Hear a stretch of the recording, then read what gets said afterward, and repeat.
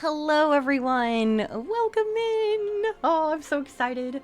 And Chaos Lily, congratulations on first today.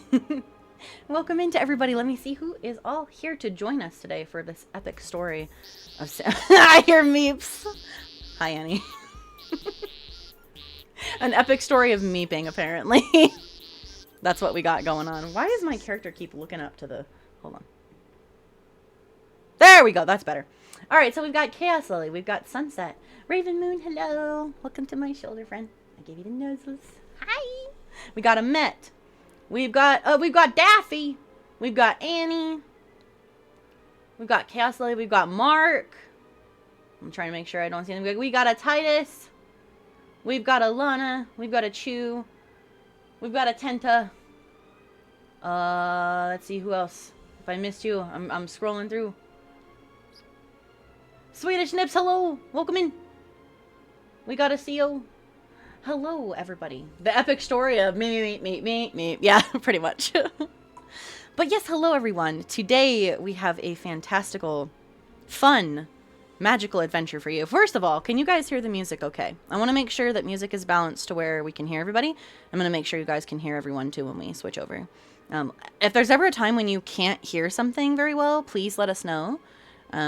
It's hard to balance everybody's voices out sometimes, but we're going to make it happen. It is a good name. But today, we are doing a fantastical D&D one-shot. It takes place in my D&D universe called the Realms of Rami Ragni. So, little disclosure, this does not have the regular, lore of D&D that you normally would be used to.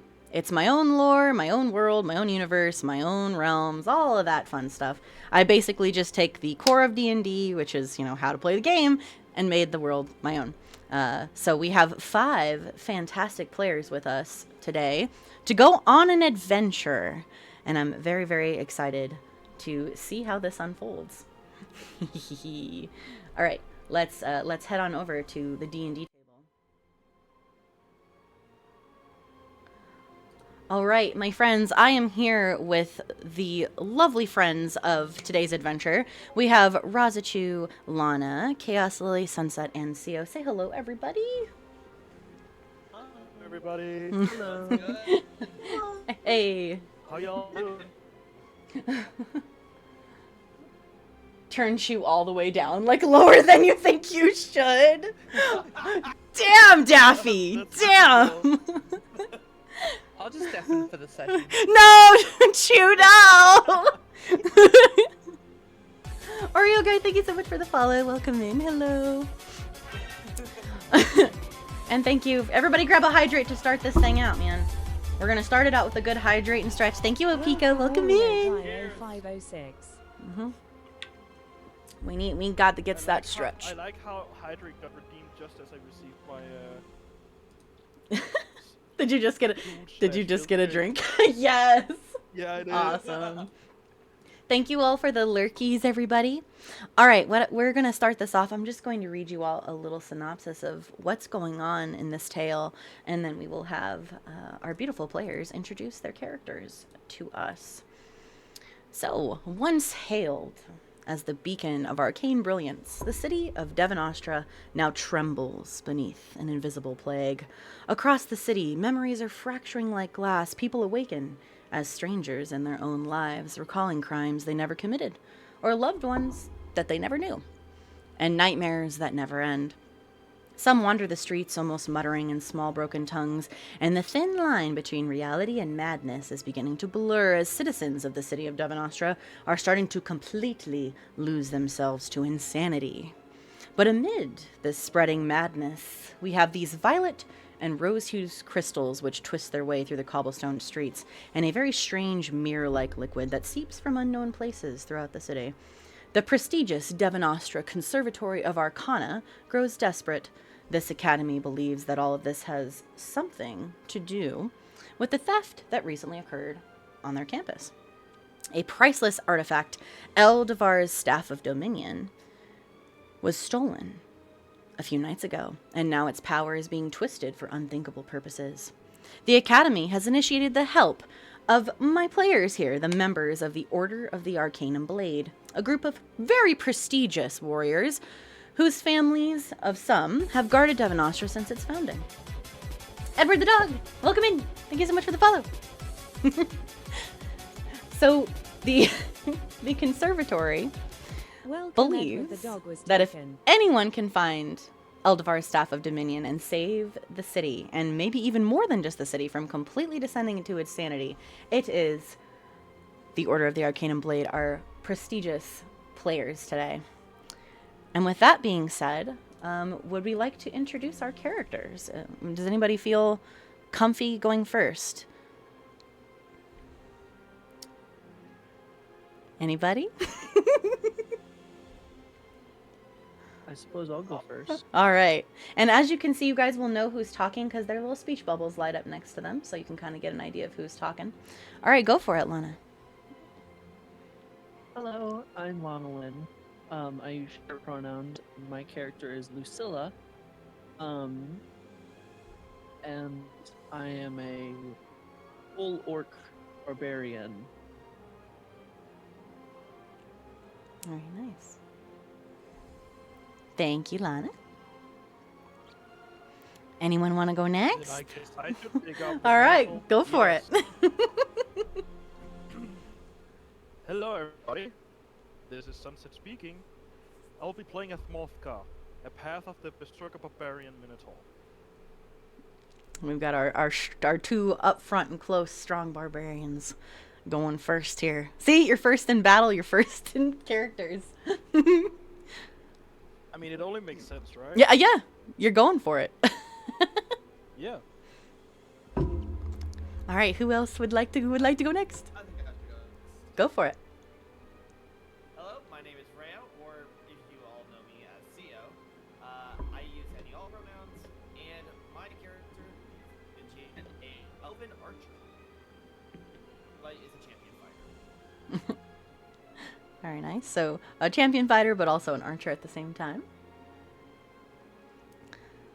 All right, Do I go next? go Chu, go for it. So I'm Chu. You probably know me from X, Y, and Z, etc. I'll be playing Celestina, a barbarian. No, not barbarian. A witch that's looking for an adventure and is new to the Order of Chaos and Arcane stuff. And yeah. There we go. Can you hear them a little bit better now? Thank you for letting me know, Daffy. Everybody say something like in... She was way too loud. Can everybody say something again really quick? Can you hear everybody all right now?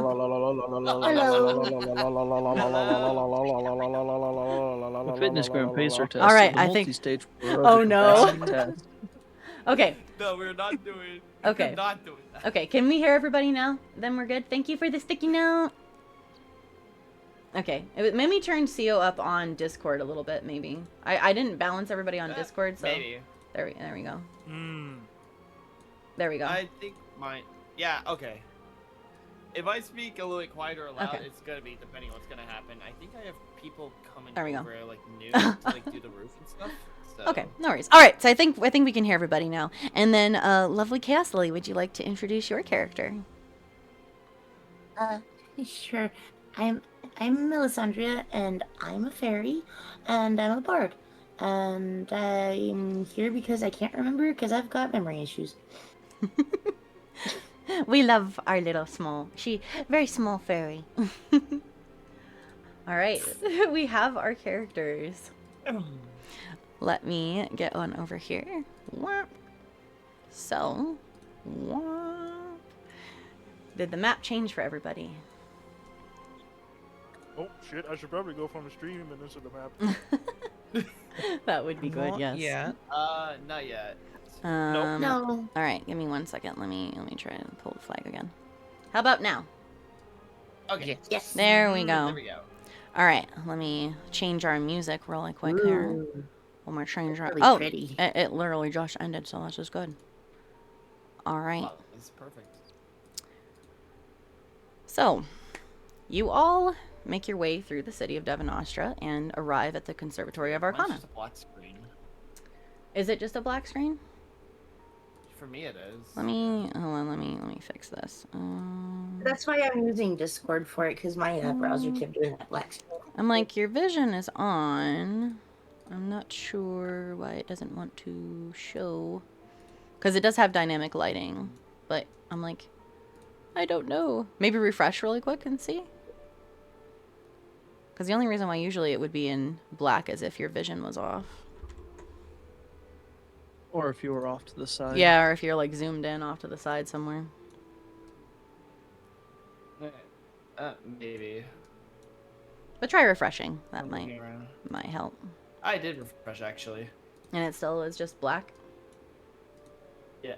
Hmm. Hold on, let me actually change the browser. It could be that. Okay. I can also re-put your token down and see if that helps. Don't worry, I'm going on There we go. to Chrome really fast. Yeah, So. like I'm I think re-put. that's why I think you're having the problem I'm having with my browser, and like that's why I'm using Discord for it, because I gave up with the browser. Yeah, I know some I gave people have issues with Roll20, and I'm sorry, y'all. I've never had an issue except for people in my server. I'm so sorry. Don't worry. I'm getting back in. It's I have fine. it. All right. I have this issue with my D&D group too. Yeah. All right. Everybody in all of my campaigns that I have that run all the time, no one ever has issues. So I'm like, what is it? All right. So again, you all have arrived right at the Devanostra Conservatory Arcana, and once you get there, you show your credentials, explain who you are, and you're greeted by an academy escort who leads you through the echoing marbled corridors of the school. Each footstep beneath you is softened kind of by this thick cerulean carpets, which are embroidered with runes that shimmer faintly under magical lamplight. And as you pass by the different classrooms, you can barely make out the sounds of chanted enchantments, boiling potions, and various lectures.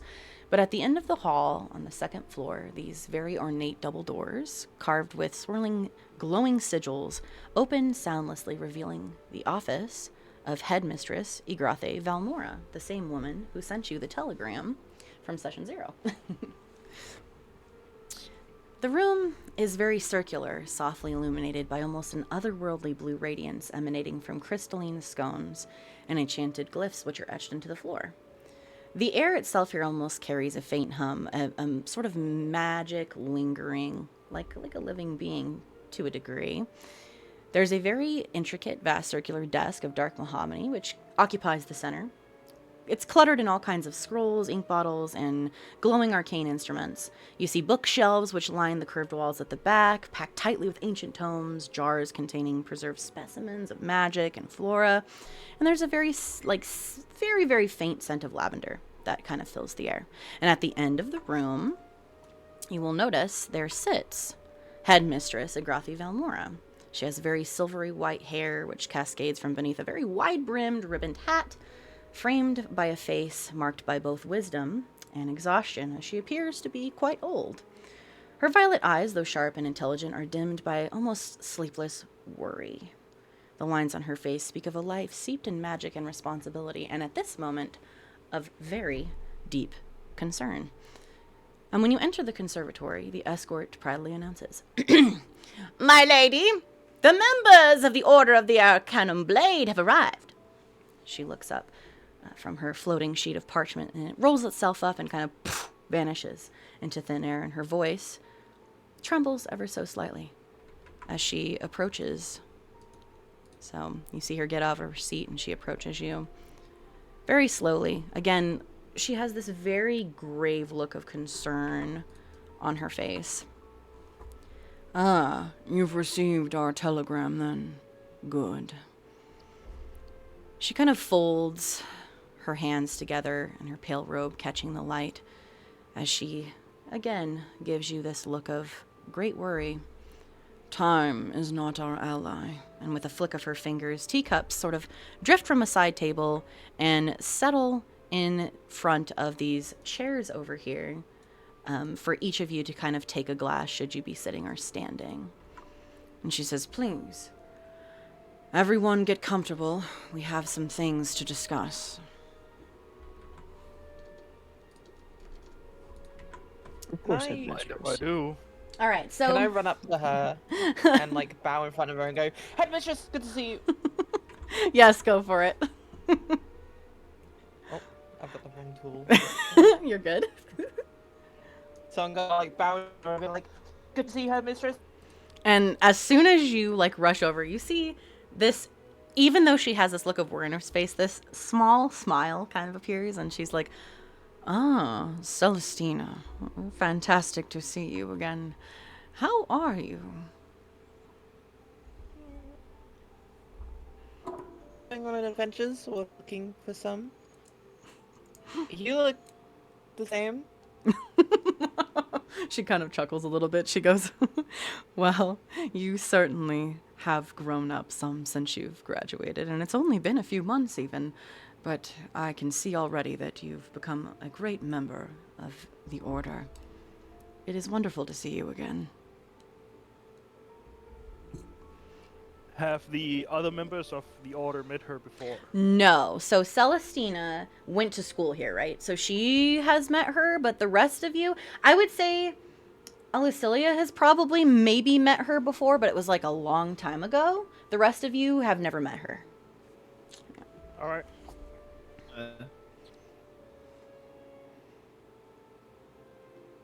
So one thing that I kind of like to do to get everybody a chance to sort of talk and stuff, I know Chi really wanted to do that for Celestina. So I do what's called out of combat initiative. It just kind of gives everybody a chance and a turn to take a turn. So in that sense, if I could, let me get you all on the turn order over here. I'll have everybody roll initiative to kind of take these out of turn initiatives. If for some reason it's your turn and you're kind of like, there's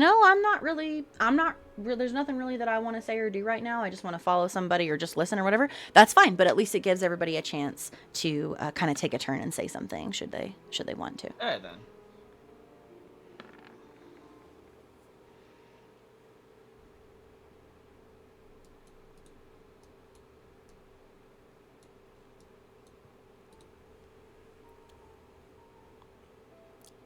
And I know, Castley, I know you're rolling physical dice, so just let me know what you roll. Apparently, Outside combat, I don't that's know good. why I had to choose now to roll a 20. Are you missing a 20? No, my dice, I literally rolled in that 20. Oh, you rolling that 20 as well. All right. No, I Why? did. I did too. Oh, wow. So did And then, Lana, are you able to roll still using the D&D Beyond? Yes, Is I it rolled a still in? 9, and I'm checking my initiative now. Okay. Yeah, so for both CO and Castley, what are your guys' what is your initiative bonus? Because we'll add that on there. Also, Ace, welcome I in. remember it was +3. +3. Initiative is 3. Oh, so you're both the same. I We got a have the same- oh, +3 as no. All right, why don't you both, we'll do this. Why don't you both just go ahead and roll again, and whoever gets the highest number will go first out of the two of Or you. you could just go first. I'm okay with that. Okay. That'll, Yeah, I'll do it. I'll be fine. okay, that'll work. Well, all right. So, again, you've never met her. This room seems very powerful, and just in a sense of like everything seems magical here. This entire school definitely is as well. But it looks like she's got tea for you. She's told you to sit. She's got some things to discuss. What does Yanjian do? I grab the cup of tea and just lean on a wall. Like in the back. All right, so kind of leaning against the wall in the back. Alrighty. Castley, do you want us to always refer to her as Melisandria, or would you prefer Mel or Melissa? What's best for you when as far as a DM perspective? How would you like me to address for name? I mean, my name. I do like my name. All right, then we'll go with your full name, Melisandria. What do you do? Our little fairy friend. I don't know.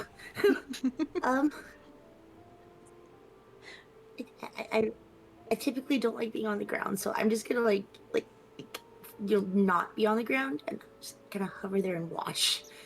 Okay. Are you against the wall, or are you gonna go up closer to her desk? I'll be a little closer because I'm curious. Okay. You can sit on Mothgar's head if need be. I'm very tempted. I mean, you can. Would you like to? Okay, you know what? I will go and I will land on his head. Oh, perfect. All right, so you all watch as Melisandre kind of does a little flutter through the air and boop, lands right on top of Morthgar's head and just kind of prepares to do some things. You'll notice that there is a small teacup that you could possibly drink some tea out of as well, should you want it. Also, puppy, welcome in. Hello. All right, Celestina, after like, whew, this is one of your idols. You know her. She's greeted you. What else do you do? I'm gonna unbow, and then I'm gonna sit on one of the armchairs, but like in a kind of like excited and rushed way. So I'm gonna be, and I'm gonna cast Mage Hand as a cantrip, and just grab a cup of tea from the desk and just pull it over with the Mage Hand.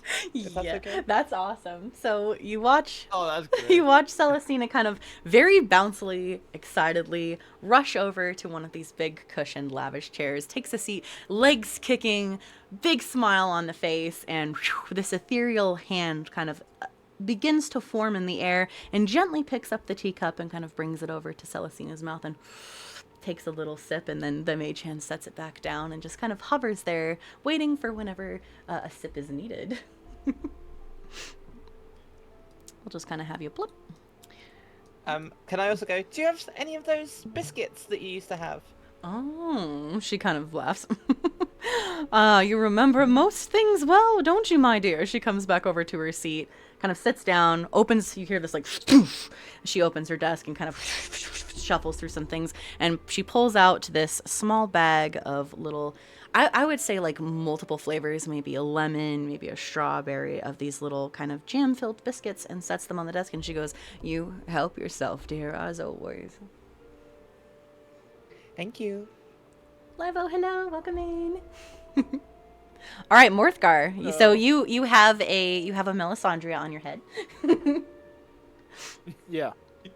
Yeah, he does. And Morthgar just kind of looks up with his eyes because he knows to be very careful when a creature sits on him. He just goes, "Want some tea?"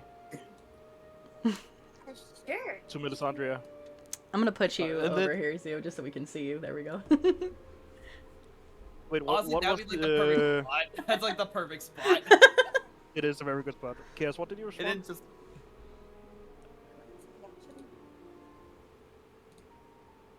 I don't know what it is. I can barely hear her. Yeah, she's cutting out a little bit. Can you say it one more time, Cassie? Sorry. I would love tea. I would love tea, actually. There you go.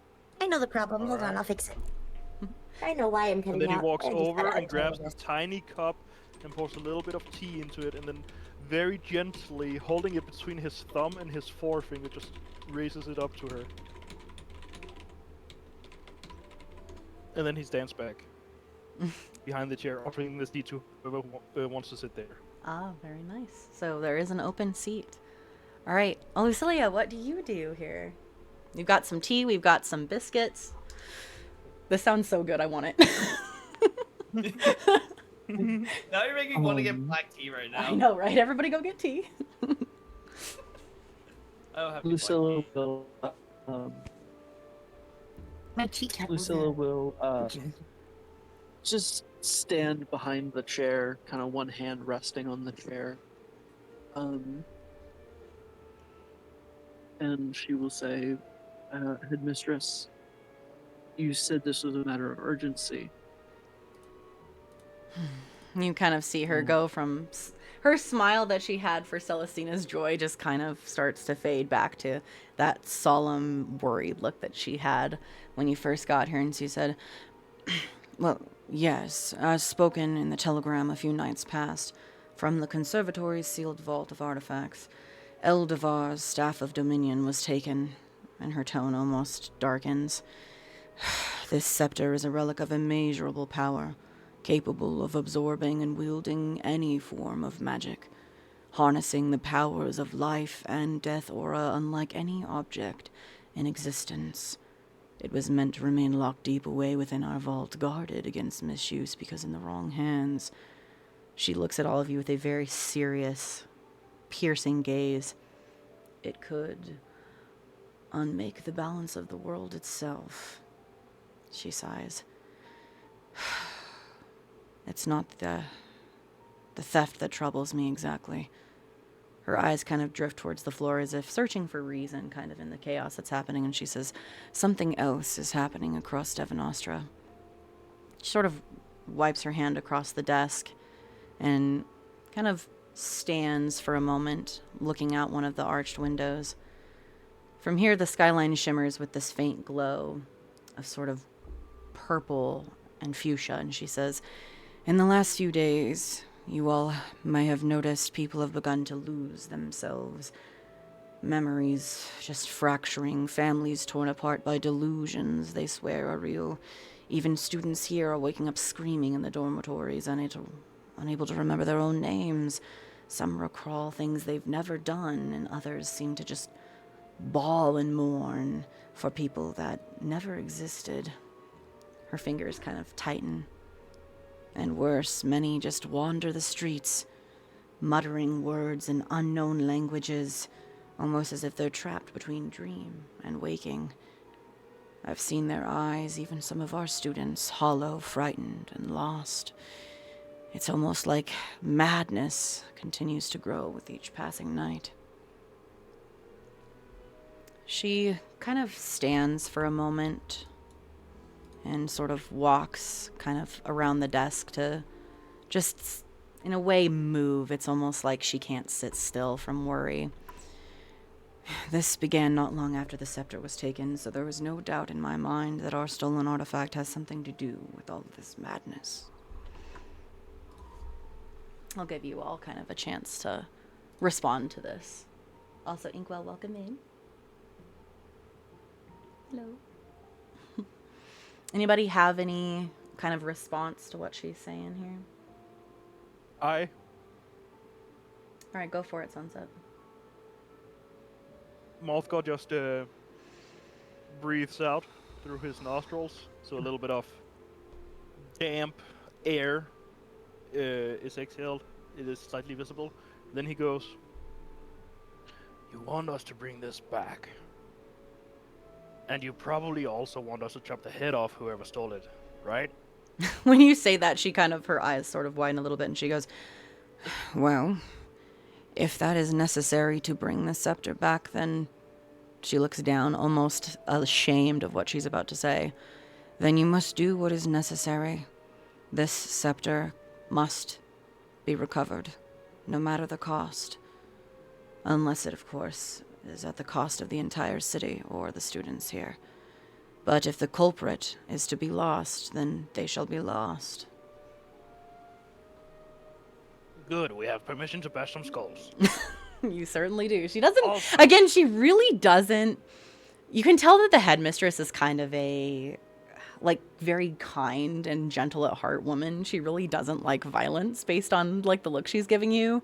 But she definitely, yes, has given you at least permission to, like, if you need to, you can use deadly force on this one, because it's that important. People disappear, but she doesn't want to know about it. She wants to know. She just definitely is like, let's maybe not kill more people than necessary. People are already sort of doing that in the streets, so yikes. Also, Yeah. Levi and Raza, welcome in. Hello. Welcome, and then he also asks, how come if this scepter is so powerful you haven't just destroyed it? She sort of turns to the side and kind of squeezes her robes. That is the problem, Morthgar. This scepter was made from otherworldly materials, and nothing, anyone, in all the years that it's been locked away here since Uldavar's death, have been able to destroy it. It is almost as if it is unbreakable. So we locked it away deep within the vault, and still, for someone to have gained access to that vault, the suspicions of her. You kind of see her hold her hand up to her face, almost like she's deep in thought about a particular something when she mentions that. I'm just gonna do an intelligence check. It shows nothing. Oh, There we go. Oh, hang on. He thinks. I gotta he change thinks- it so it doesn't always roll with advantage. Hold on. Oh, fair enough. But anyways, go ahead. Yeah, he thinks for a moment and then he goes, do think it could be an insider. Do the rest of you kind of agree with this thought, or any thoughts along with that? After more I'll kind of just like I do I've think been- that someone would not be able to just walk in there.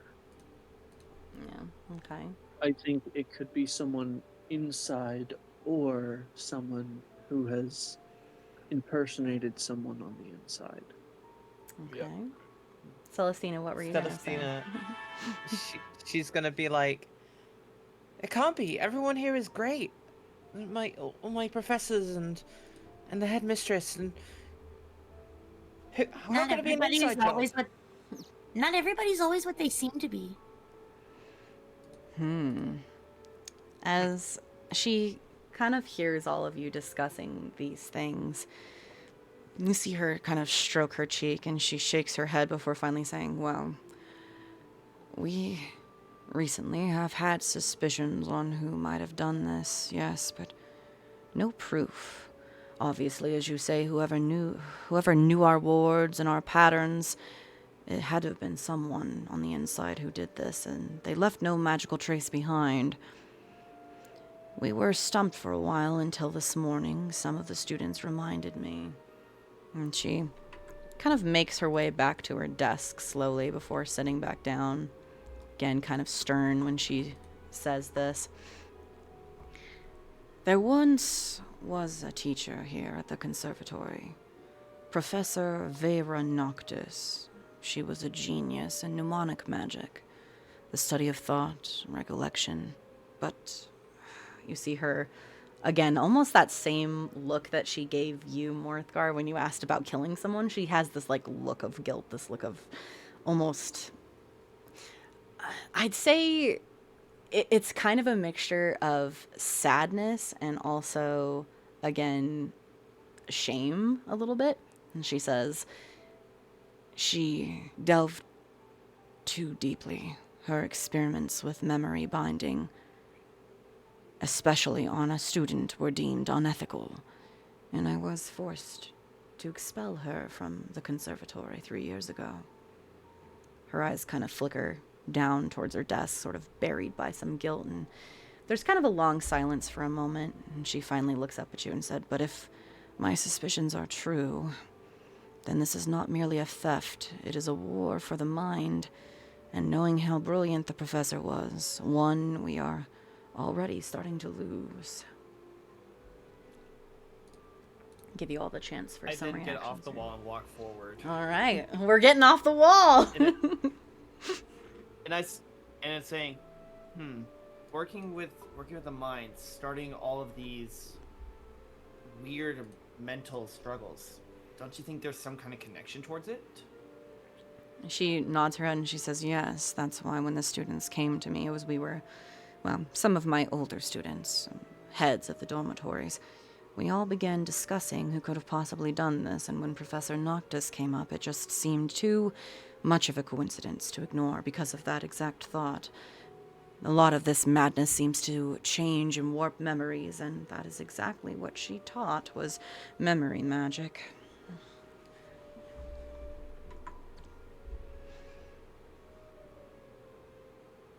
Well, it sounds like we have a lead. Indeed. And she kind of looks at the rest of you. Anybody else have any kind of like things you want to bring up? That kind of thing. Did I know this professor?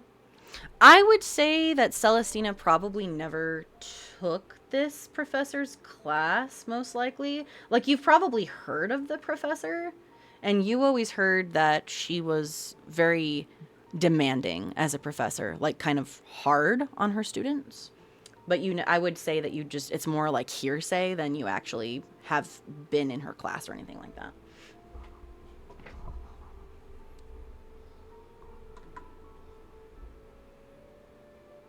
And everyone who's had all these, they seem like they're just in a state of limbo, stuck in between the dream and the reality. That is something I've never encountered before, especially how long I've been around.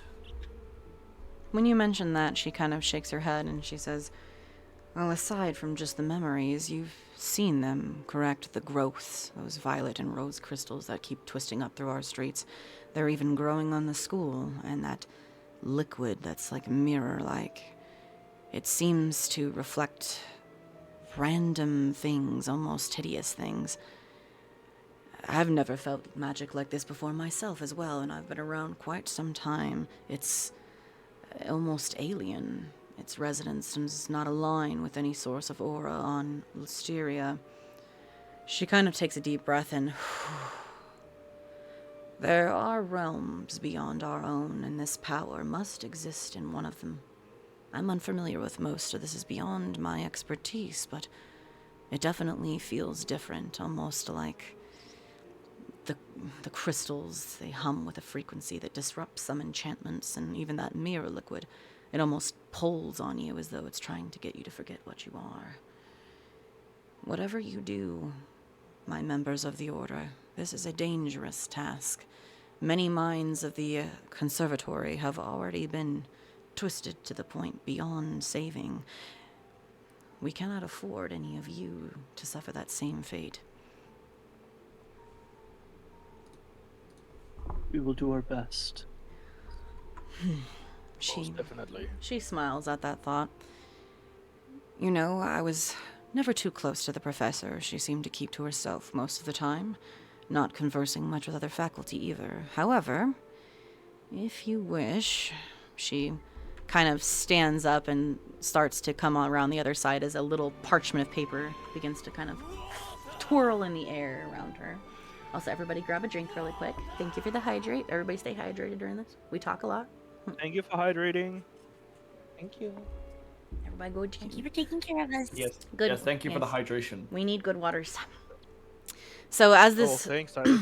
as this little scroll kind of starts to form around her, this quill picks up and begins to kind of start etching what almost looks kind of like a map and some words. Also, KK, welcome in. Hello, good to see you. And she says, Professor Noctis once taught magical cognitive psychology. It's a very rare and delicate field of study, especially for the conservatory. She explored how thought, emotion, and memory shape spellwork, and how magic, in turn, can reshape the mind. Her lectures were always brilliant. Controversial at times, but brilliant, nonetheless. There's almost like this faint, I'd call it like a tinge of like bitterness kind of in her tone. And she says, it's more of, I wouldn't say it's like angry, it's more of regretful. And she goes, if any trace of finding her or knowing more about her remains, it may be through her students, her protégés. She was quite close with some of them. And she finally waves her hand, and the little kind of sigils and map that were being drawn kind of finish, and the ink well and the quill kind of disappear, and this little piece of paper sort of floats over, and she says, you'll find the classroom in the West Scholars Wing, 3rd level. Room 3A was her room. Many of her students, now older and almost ready to graduate, but are still there. It overlooks the gardens, though I would advise avoiding the gardens, as some of those crystalline growths have sort of begun to spread there. Does anyone want to pick up this piece of paper that has kind of the map on it? I'll take it. All right. So you kind of grab this map and take a look at it, and it shows this school is like very crazy. Think kind of Harry Potter with the twisting staircases sort of look to it. So there's a lot of like ups and downs, and even though it's like the 3rd floor, this map kind of shows it's almost not even what you would consider the 3rd floor, so it's a good thing to have a map. She then, after you take this kind of map, she just ever so gently walks a little bit closer towards you and kind of stands in the front of her desk. And she says, the students may be frightened or confused. Many of our students have been under a lot of strain, many afflicted by this insanity. Whatever strange magic is seeping through our city, it's reaching them and changing them. We've even had to lock some students in their dormitories in order to stop them from hurting themselves or another. We've done our best to keep this madness under wraps, but it's become difficult as more and more of the students become affected, so please, when talking to them, be gentle, if you can. She finally kind of escorts all of you to kind of, after you finished your tea and that finished what biscuits, she gets up and kind of escorts you, towards the door, which she waves her hand and the two doors sort of magically glow again and open, and she says, "You have the conservatory's trust, my trust, and should you need anything, records, permissions, wards, this office, and of course," she points towards the back, "my restricted library is open to you. I will assist however I can."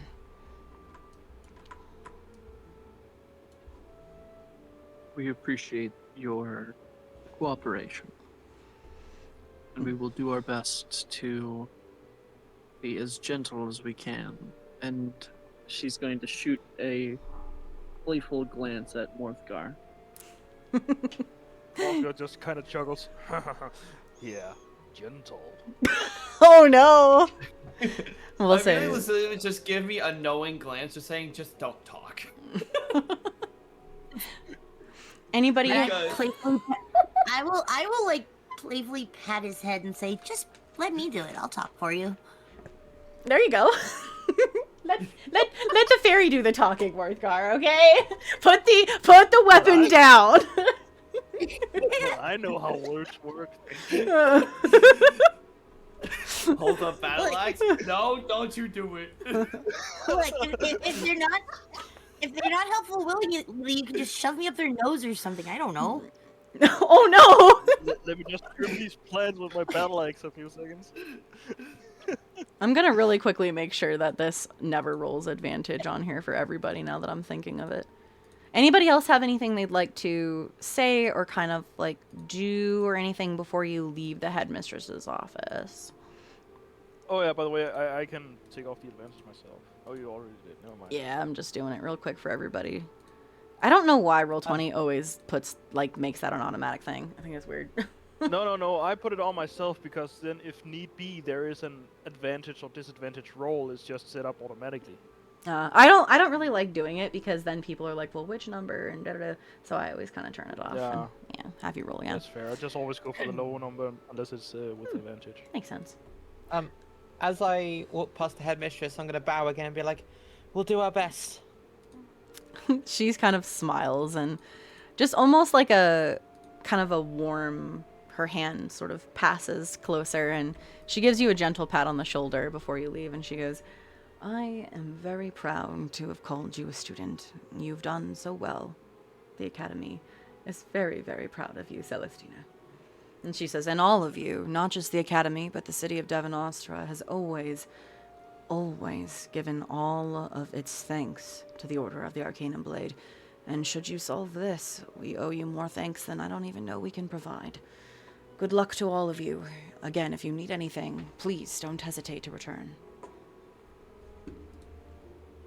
How much gold is in the bank? She kind of like, well, she's like, "As always, we will always pay any mission that the Order does for us with great honesty and a pretty penny. You will not have to worry about that, Morthgar," she says as she kind of gives you like a legitimately like, "Yeah, don't worry, you will be paid quite well. The conservatory is pretty well off. You can tell just from like how extravagant everything is. They probably have a pretty decent bank account. It's You just see it's good looking." you just see Morthgar smile and slightly drool, already thinking of the feast they're gonna have. It's time to eat. It is time to eat. It is time to eat. All right. Well, with that, let's switch on over. Let me know if you all can see this. Hopefully, Yep. I don't know if sometimes the turn order just like Oh, no, doesn't that show is up gone. again. Yeah, that's gone again. General's going to- So I'll I kind think of it's let taking a while for me. yeah, to- I'll let you guys know because whenever you change screens, it always like the turn order is different for whatever reason. So I'll let you guys know I when think it's your turn, kind of thing. I think for me, it's just taking a while for it to show up for me. I think that's what it is. Okay. Can everybody see this the classroom now though? Can everybody see the new map for the most part. Yes. Okay. Yes. I have stream pulled up so I could see it. Okay. Don't worry. Okay. I'm sorry. I don't. Do you happen to have hardware acceleration turned off on your settings? Let me check. Because I know that's one thing. You're all good, Chew. Chew needs a quick restroom break for Chew, so we'll wait and see if we can get this figured out. But yeah, I know a lot of the times with Roll20 that hardware acceleration being turned off makes things If kind it of doesn't slow. work for you, if it doesn't work for you, just use it through Discord like I've been doing. Yeah, that'll work too as well. If yeah, either one is fine. That was because that was the only way I could get it to work. I think it might be because I have auto on, maybe. Maybe. But yeah, if needed, Maybe. you can definitely go ahead and use it on Discord, like Chaos Lily's doing, if you need to. That way you can see, because I want you to be able to see what's going on, so you guys can. Don't worry, I have stream pulled up. I have stream pulled up, move so your I stuff. can see it. Okay, perfect. Okay, I'm gonna wait real quick for. Okay. Yes. I don't know what's going on, but your stream is flickering a little bit It's flickering. sometimes. Yeah. No, wait, it stopped. Oh. No, now it's doing it again. Is it flickering for anybody else? It's like the screen is moving a teeny tiny bit up and down every few milliseconds. Oh. I don't know if it's just me or if it's the entire stream. That is very weird. I will admit also is it doing it? computer Is has it doing been, it like- for you,Cio, as well? No, I have it on my Okay. phone, Oh, so okay. I should be. Maybe But I I don't have know. no Sunset. idea, I'm like like, it's. my I have computer full has been, bars, like- so I don't know. It's been weird. I will say this that like my computer has been like sometimes cutting out the audio. Sometimes I think I might just need to restart at some point. Oh, So okay. probably during like the major break I'll restart. Yeah, because we're gonna do a pretty big break in the middle. I just want Chew to come Yeah. back so we can kind of explain what's going on with this classroom. Turns out I just had to reload. Oh, well, there you go. I'm glad it worked. It happens sometimes. It's all good. Hey, Eric, welcome in. Hello. But yeah, I want to make sure that Hi, everybody's here when we continue. So if anybody ever needs a potty break, we'll just wait a little bit and then we'll go. Yeah, no, I was just thinking like I don't even know where to find the hardware acceleration actually. Oh, it's in your like settings for your internet. Like I don't know what browser you're using, but usually Chrome oh, in Chrome. now. Yeah, then you go to the ... at the top, and you go to settings. And it's under system on the left-hand side. It should say use graphics acceleration when available, and that needs to be turned on. Oh yeah, okay. I need to relaunch it really fast, so I'll be back Okay. in the game. Oh, never mind. Yeah, okay, it's turned off. Yeah, school is the true horror, definitely. Oh, hello, welcome in. We got the raid. We can say hi while we're waiting for you to come back. Oh, hi, Raider. Hello, raiders. Hello, welcome in. Let me give you a shout out. Olathegalabine raided with 8 friends. Welcome to the stream. Why didn't it? It just did S. Sorry, I also rated in with them. Hello, welcome in, raiders. Let me say hi to everybody. So we have Best friend in the whole universe. we have Olo, we have Ken, Carlos, SBG, and of course Chaos Lily. Hello, welcome in, raiders. How are you all doing? Hello. Yeah, that was definitely not the problem. It was definitely not hardware acceleration being the Okay. problem. Well, in that case, Yeah, maybe mine try wasn't Discord. either. Yeah, try Discord. Welcome in, everyone. Thank you so Yeah. much for the raid. For those of you that don't know me, my name is Starfire. I'm a Space-Time Witch Vtuber, and today I'm joined by 5 amazing players. We are playing out the story of Sanity's Descent, which is a D&D one-shot taking place in my world, the realms of Rami Ragni. And we're in the worst, most scary place possible, school. Yeah. It was It sad I is can't even truly use the Discord. horrific. I can't even use the Discord. I can't even use the Discord one. What were you guys up to in your Like- stream? How was your stream? I hope it went well. It's not allowed. Let me give you a follow. Halloween hasn't ended yet. We're still in school. That way I can come check out your stream sometime. But yes, That is welcome my in. best friend in the whole entire Aw. universe. Well, any friend of the lovely Chaos Lily is a friend of mine, so welcome in. Hello. Oh, does art, makes music, and plays games? Ooh, very cool. Yeah, she's the one who made like this. She did that one. The emotes that I like spazzing at you. Those Oh, that's she's fun! made for me. Those are fun. And I am the voice of Sunny for her. Oh, I remember you telling me about that. So now I know. We're just waiting That is on correct. one of our players to Okay. come back really quick. Oh, Ju's back. Okay, cool. Everybody's here. Yay. All right, let's continue. So, Welcome back. you make your way through the school using the map to guide you through the twists and turns of the various corridors, and finally, you arrive outside of the classroom in question. And as you push open the door, you're immediately welcomed by the warm scent of candle wax, parchment, and brewed potions, and even more tea. And it greets you as you proceed to walk inside. Golden light floods the room, kind of spilling across these very smooth stone floors and just barely catching on the rims of glass vials and brass instruments that are kind of scattered about. You can tell this is probably a classroom that has a bunch of different classes. Most likely, maybe students were moved here because of everything going on in the school. But you do see there are 6 wooden tables that fill the space, and they're, kind of almost intricate. Some have open books and quills and stacks of parchment covered in neat swirling script. And even this table that's over kind of to the side. Let me get the ruler here. So this is also a table itself. And then you've got the 5 tables here. And then, let me see. So there's sort of a low murmur of conversation and the faint kind of scratch of pen against paper until, of course, the door just kind of creaks open even more, and everyone's gaze just shifts to all of you. At the center of the room, of course, stands the professor. He's a very elderly high elf wearing these elegant master robes of shimmering white and gold, the same colors as the headmistress. And he has this very long ginger hair that's kind of tied back with a very precise, almost ceremonial looking bow. He stands beside his desk and kind of adjusts his spectacles, and his very sharp green eyes sort of meet yours, and he goes, "Ah, guests. How unexpected."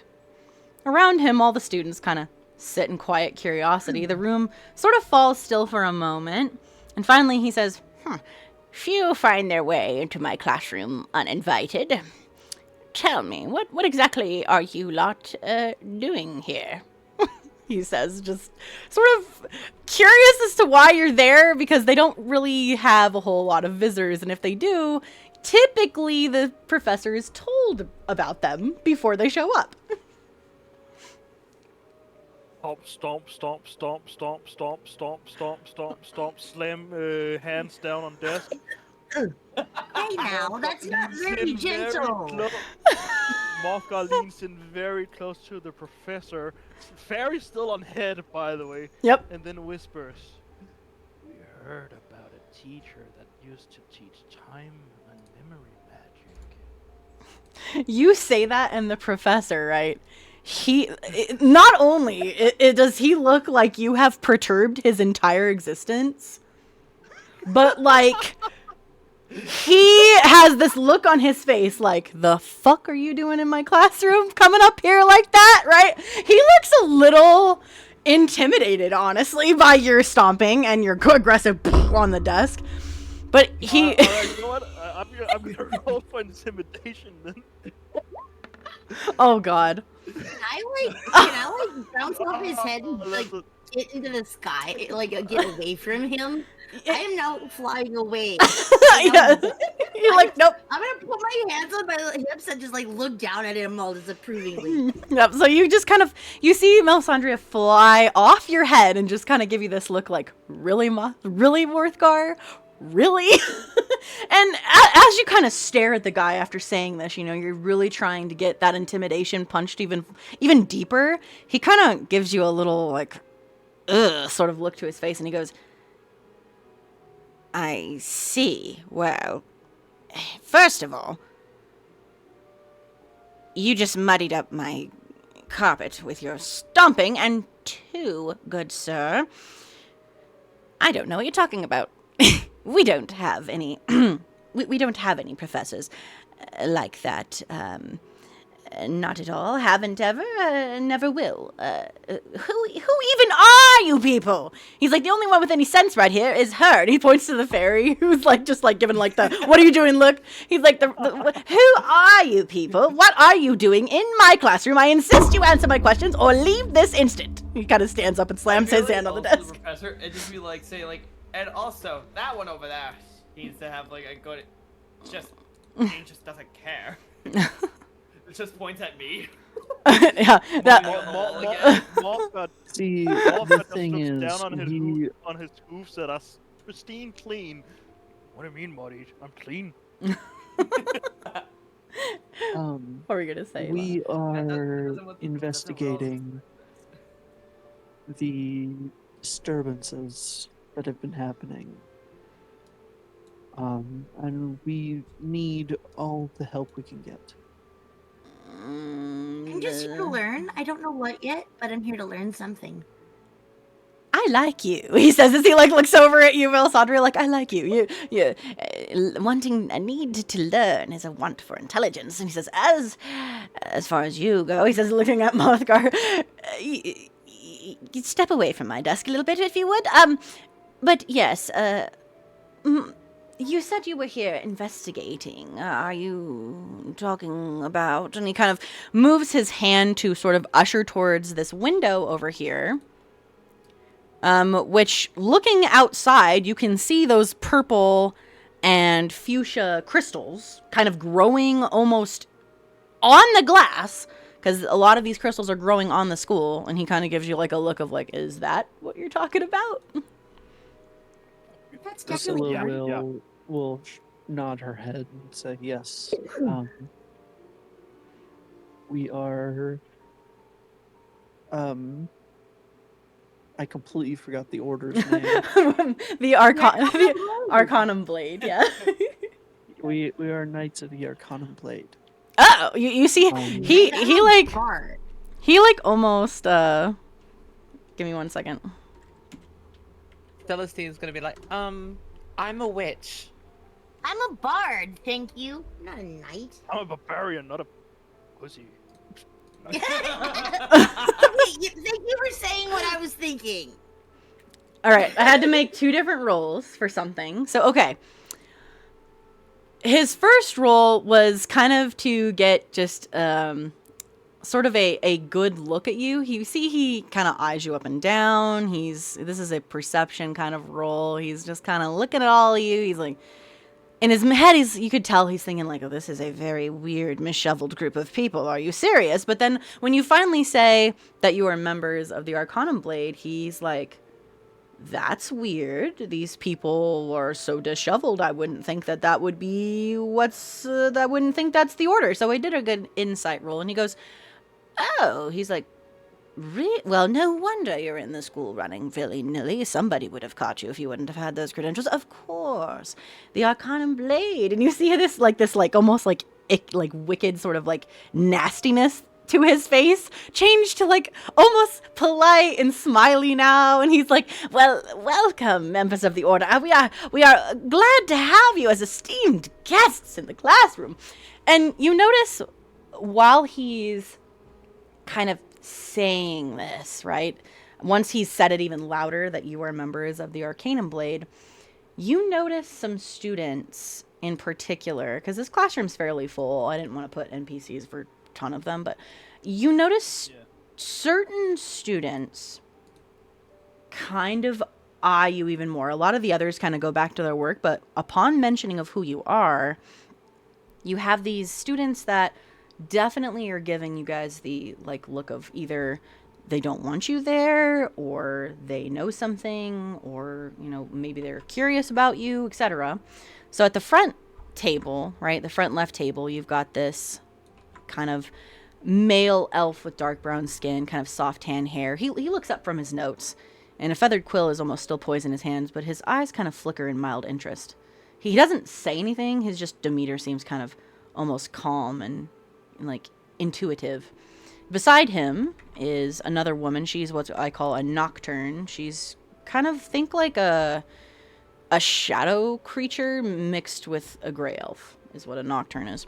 And she has this very deep gray skin. She sits with almost perfect posture, and her eyes kind of watch you all very carefully. Her expression is neutral but alert, almost like weighing your intent of why you're there. Then you've got at the table kind of near the window over here, this human boy, shaggy blonde hair, he kind of leans back in his chair, almost chewing something absentmindedly, probably the end of his quill. And he like definitely perks up and kind of exchanges a look with some of the other students as though your arrival has like just made his day like way more interesting. This looks like one of those dudes who's like totally a slacker and is like, yeah, man, whatever, Like, professor doesn't. Yeah, you know, he's definitely like, oh, this is going to be interesting.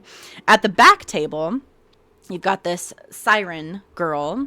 She has vivid blue hair, these shimmering scales that are all along her neck and her hands, and she kind of was quietly humming a melodic tune under her breath until the mention of your order, and then suddenly the hum kind of ceases up and she just like looks up at you and just kind of stares at you. And then of course the last one by the bookshelf over here is a furbolg gentleman. He's got pale blue fur, long black hair. He kind of adjusts his glasses on his nose when he turns around and looks at you. And he's balancing like an armful of books nearly as tall as he is. Each is like labeled with all kinds of stuff. His ears twitch though at the sound of them saying the Arcanum Blade. And he nearly almost drops the books before he kind of is like, and makes his way back and like kind of puts all the books onto the table really quick before he does actually drop them. Still, the entire time, looking at all of you. So I'm going to start with the out of turn initiative again here now that you've kind of all gotten a chance to say some stuff at the beginning. So Yin Jian, what do they do? Other than just like intimidate from the back.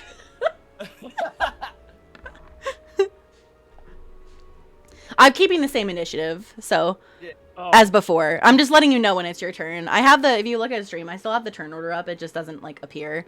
So it's Yin Jian, then Melisandria, Morthgar, Celestina, and Aelisilla again. So Then disregard mine. oh yeah, let me You go. don't have to say the A at the beginning. It's just Lucilla. It was just a way to categorize my character. Oh, okay. So Lucilla. Seriously, Okay. I would say like a small gust just appeared out of nowhere, showing one of my ears, and the teacher's just getting surprised to see another elf. No, I would say Order. he's probably not, because there a lot of people in Devon Astra are elves.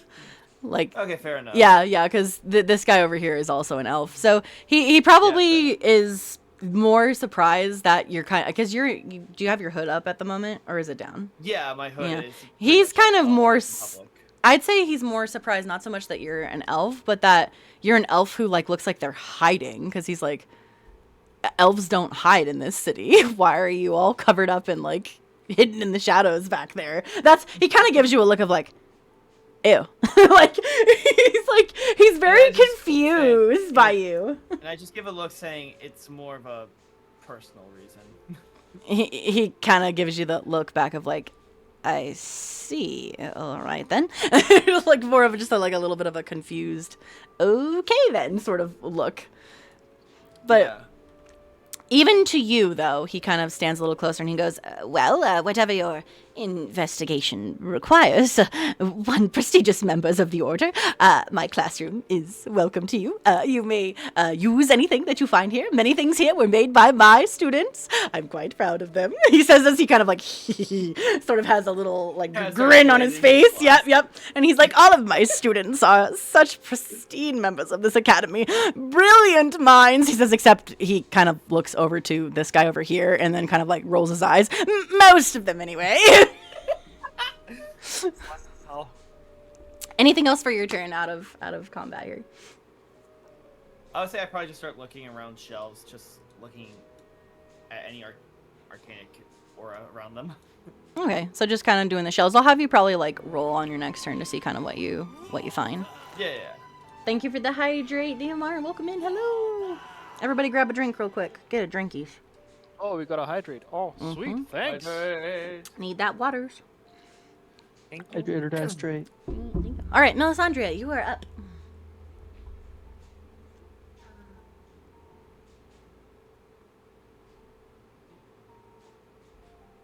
I don't know. Impulsively, I just want to go hum at the siren and like see if she'll sing with me. Okay. I like music. Okay. I'm very distracted by the music lady. Okay. So you kind of gently just almost go and flutter over to this siren girl who's sitting at the desk here. Her eyes kind of perk up. And at first she's kind of almost just ignoring you now because her eyes kind of left after you all started moving, and she was just looking out the window. But then when you kind of fly in front of her face and you start kind of doing a little hum, she kind of, hello there. And she kind of starts humming with you a little bit. She's like, oh, somebody that likes singing. It's not just me anymore. You can see she definitely has like a little bit of some blush on her face. Like she's definitely a little nervous to do this because she kind of eyes back to the professor, but the professor just is looking at her with his eyes. He's just got this huge fake smile like, yes, my classroom was perfect. And she's like, oh, he's not saying anything. So yeah, she continues to just kind of sing with you, and she's kind of smiles and she goes, what is your name? Alessandria. And I thought you had a really pretty voice. I was listening, so I decided to sing with you. Your teacher's weird, but that's okay. I think you're pretty. She like literally kind of like covers her mouth. This blush lines her face, right? When you said that you liked her singing, this blush kind of like lined her face, and then she kind of covers her mouth. It's like when you say that about her teacher, and she very quietly kind of leans in and she goes, well, he is a very weird professor. Kind of full of himself. She says, it's nice to meet you, Melisandria. My name is Priscilla. And thanks. I really like your voice too. A lot of people she kind of looks down. A lot of people kind of avoid me because, we sirens sort of get a bad rap sometimes, but you seem very friendly, so I'm happy to meet a fellow singer. Mel spins like excitedly in a circle because she never like still land on the ground unless she has to. So she just kind of spins in circles because she's pretty much like she's an adult, but she's got the mind of a child most of the time. So she just kind of wee in the air. Yeah, it's very happily spinning around. All right. So the two of you are kind of singing, chatting. So if you would like, she seems to, you don't even need to roll anything. She's on your next turn. She seems to very much like you. So she would be open to probably answering questions or doing whatever you want. She seems very friendly towards you at the moment. So Celestina, what are you up to? Well, we've got looking at shelves. We've got some singing going on. What are you up to? I think Celestina would be quite interested in the magic and the learning, so she's gonna idly walk around and she might end up over here and just look over the work and be like, ooh, what are you guys learning? You looking like really, really excited about learning kind of alerts these two as you ask that. I would say even they kind of jump a little bit when you first say that. They turn, and we'll do them one at a time here. So this gentleman here, he kind of turns, looks at you, and let me see if I can find where his name is. I'm trying to find him. Where you at, my dude? Where you at? Oh, he just kind of gives you a look, and he's like, well, my work is... In this classroom, we do all kinds of things here, sort of a mixed study. We're all former classmates from various classes, but we're working on our final projects right now, we're close to the second graduation of the year, meaning, there's always, multiple graduations. You were part of the first graduation. And he says, we're just preparing to get ready for that. As you can see, he kind of folds out this very, almost crazy looking globe that sort of spins. And he goes, I'm working on channeling wavelengths of magic to be able to cause movement and forces almost with our minds, Sort of think of it as a kinetic kind of magic. Oh. And Nerd. nerd, yeah. And he kind of smiles, and he's like, the name is Hanlon, Bryson Hanlon. You look familiar. Did you used to go here? You look very familiar. Celestina. Oh, his eyebrow kind of raises. He's like, the Celestina, as in the one who graduated a few months ago. Yeah. Ah, I've heard your work is quite excellent. It's nice to have another fellow scholar. And wait, you're a member of the Arcanum Blade? His eyes kind of like widen, like, whoa. Like, hey, you know But- what? Yeah, but don't worry about that. I want to hear more about your thing. Well, my thing's not not that interesting. He says, he kind of like, his mustache kind of bounces. He's like, I'm just older and decided to come to the academy to, well, harness a craft that I felt I had, and well now I do, of course. And he's like, oh, where are my manners? He's like, I'm so sorry, Tovia. He says as he looks at the other woman, and she goes, it's fine, Bryson, really. And she kind of looks over, Tovia Grell, look, I'm not really in the mood to talk about my project personally. Things are just, this whole place is going to heck, and don't worry about it. It's not even finished yet. And she kind of sort of starts gathering all her papers. And you hear the other guy, he goes, she's been a bit upset recently. One of her friends is kind of, he kind of leans in, disappeared. I'll be your friend. She just kind of like eyes you. I don't need any more friends, but sure. She says that she kind of starts writing something, and she's kind of at this point where she's like, I don't really want to talk to anybody. And I might take that in slightly the wrong way, and I think that she might be looking down on me a little bit. And be like, Perhaps, okay. maybe, I don't know. You can, if you would like, you can roll insight and see. Okay. Okay. With the Ooh, you got a 22. Okay. You can tell it's not really that she's looking down on you. It's more she seems like she legitimately has a serious problem that is really, really making her sad and upset. And the fact that no one else seems to be worried about it kind of pisses her off. Even though you're new here, you know, she's like, oh, well, you used to go to the academy. Obviously, he knows you. He cares about you, but doesn't care about my friend. You know, kind of that's more what it is. Not really looking down on you, more just there's definitely something going on with her. Something strange. I might ask if she's okay. Hey, you doing okay over there? She kind of just no. And we're gonna kind of leave it at that, and we'll come back to it on your next turn. All right. So she's like, she sort of like, you could see she was about to say yes, but then she finally kind of hesitated and no. All right, Morthgar, what are you up to? Ofgar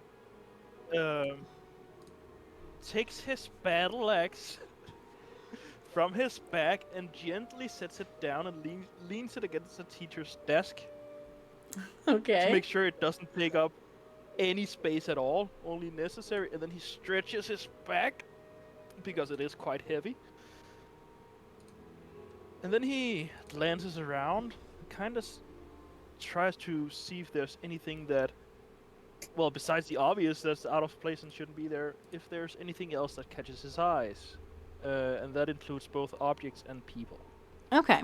So I would say for people, that guy who's like leaning over here, who's like leaning back in his chair, he's like eyeing you like, yeah, look at that tough guy. Look at that guy. He's like, that guy's buff. Maybe, you know, kind of like me. Kind of, like, he's definitely really giving you like the eyes. As far as objects, since we've got, I should ask you, Sia, which shelves are you kind of looking at? Are you wanting to be more on like the left side of the room, over here, or did you want to go more towards the windows where like the books and things are? More towards the windows. More towards the windows. Okay, I'll have you go over there. So Morthgar, you then would see that the shelves over here. I know on the screen it's like food, but I was just trying to use some shelves. But over here are a lot of different, there's books, but there's also like different arcane objects. There's even some like potions that look like they were probably freshly brewed. So those are kind of shiny and like, ooh, there's some stuff over there that could be kind of interesting. But nothing that particularly looks like it doesn't belong, or something used to belong but isn't there. I would say no, not really. Like, there's nothing that is like hidden or anything like that. There is something kind of shimmering over here in a, almost like it was like stuffed into the books. That looks like it may not belong there, but other than that, everything else kind of looks like, yeah, it's probably something that would belong in this classroom. Is that a perception or investigation? That's going to be investigation for you. Ooh. I am not proficient in that. Let's go. What did I roll? 12. 12. Okay. Nice. So you kind of start looking through some of these books. Most of these books are textbooks, extra, journals, things like that that were maybe made by professors here, etc. You do though spot that kind of shimmer again as you're looking over here, and you kind of move kind of back and forth with your body, very carefully looking between the books. You're like, what is that shimmering thing? You see the sunlight from the window over here kind of bounce off it, and finally you just kind of like, let's see what it is. So you big and strong, you kind of take your arm, you move some of the books out of the way, and you reach towards the back, and you feel something, and kind of you feel something prick your finger. Like doesn't hurt. It's just like a little sharp, little tiny, almost like a needle, pricks your finger as you reach back towards this object. Do you still pull it out? Yes. All right. So after you kind of prick your fingers, like, whoa, you grab a hold of it and pull it out, and you see it is this very beautiful looking crystal brooch. The crystal on it is kind of a violet in color. It's very almost enchantingly shiny. It looks like something that a student here probably would have worn. It's got these big swirling sort of silvery little almost butterfly looking bits to the top of it. But it looks very, very pretty. And it's almost like somebody shoved it in here out of nowhere, because it definitely does not belong. This belongs to someone. Morthgar just turns around and looks at Celestina, and his hand is closed around the brooch, but he points at his hand like, this is urgent, you should check this out. Blake just points at the hand. Points at his hand, okay. Yeah. Celestina, do you see Morthgar, or are you too busy with the students talking to them? If you're not sure, you can always make a perception roll to see if you would notice. Because you're not saying anything, right, Morthgar? You're just kind of pointing at your hand. I'm very wide-eyed. Serious, found something look on his face. Fist in front of him, closed around the brooch, and just aggressively pointing at it like, this is very fucking important. You better get over here now because you know this place. All right, Chew, what does Celestina do here? I'm gonna look over the person's work here and see if I can figure anything out. Like if there's something missing I could provide, like an answer or something. Okay. Do you see Morthgar though? Do you with the hand at all, or are you too busy with the students' work to even notice he's there? I'm kind of interested in this work here, so I think I'll be. And also, she seems a bit sad, so I'm trying to be a friend right now. Okay, so Morthgar, you're giving this yo, check this out. Hey, look at this! And Celestina's just going and talking to these two people. It's like you don't even though you are big dude, it's like you don't even exist. Celestina is very much very into what's going on at this table. Because of his excitement that he found something, he doesn't even think twice about going over there. He just goes, Celestina!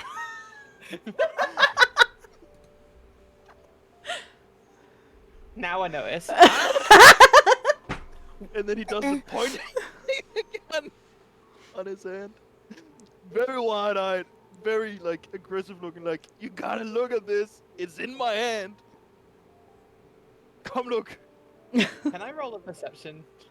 And the NPC Yeah. behind him Do I is hear? Do just I sneaking hear away. where we're singing and stuff? Do you hear what? Do I hear him like yell at her? Oh yeah. Oh, everyone would. I think yeah. everyone would have heard this. Yeah, I'm pretty sure everybody heard it. Then because I've been like spinning around and dancing in the air while we're singing, I'm just gonna like unintentionally, fly right into the wall because he startled me. Oh no! I'm sorry, So I'm you just sorry, hit no. this, and when you fly into the wall, the siren girl definitely gets up, and on your turn we'll have this interaction. But she runs over to you because she's like, "Whoa, what just happened?" It's okay. I'm a klutz. It's fine. Trust me. I'll be But fine. Mothka also just in that moment goes, "Oh, Mel, I'm sorry. I'm so sorry." And immediately, I just turn around I give like a death glare, but at the same time, I'm like, what the? Like, also just shocked, like a shocked death glare. Like, what's going on? I was like, Okay. what the hell are you doing? Like, in a very, like, without even saying, it's like, what the hell are you doing, you idiot? Yeah, does Mothka see this? I need to know. Oh yeah, he definitely sees one eye. Alright, One since eye he sees with a this, death glare. Everybody get a good since he posture check. sees, Stretch. I can't. Oh, posture, nice. Yep, stretch. Everybody stretch. So most eyes are on you now. Is what it sounds like. He But also looks mine at was like a genuine death glare. He also looks at the. Who is he? How do you pronounce that? Yin Jian. Or you can just do Yin Ye- if you want. He I feel looks like at you just go Yin into Yin. and does the same exact gesture to his hand, just wanting the party to converge on his spot so they can see what he found. All right, we will see if on the next turns if anybody comes and does that after you yell. So, Lucilla, what are you up to during this? you'll hear the yelling kind of towards the end of whatever it is that you're doing.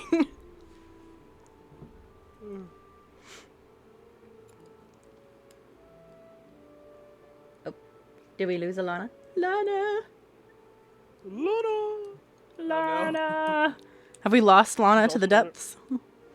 She's also not in roll 20. This could be an issue. Lana. Okay, that's odd. I can't access my character sheet now. Oh.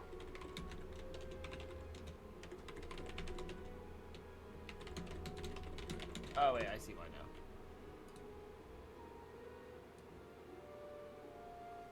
I don't know what happened to Lana. Lana. Lana, no, no, no, no, no, no, no. Lana, no, no, no, no. I'll send her. I'll send her a DM. Like, Lana, are you okay? Come back to us. Lana, no, no, no, no, no, no, no. Lana, no, no, no.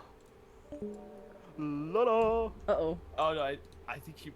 Oh no, Lana! Oh no, we lost Lana. Oh no. Well, okay. What we'll do is until we get Lana back, we'll let her go kind of twice on her turn. Yeah, no, sure thing. Yeah. But Chaos Lily, did you find your sheet? If you go, let me see if I can show you on stream. If I'm you more distracted by Alana being.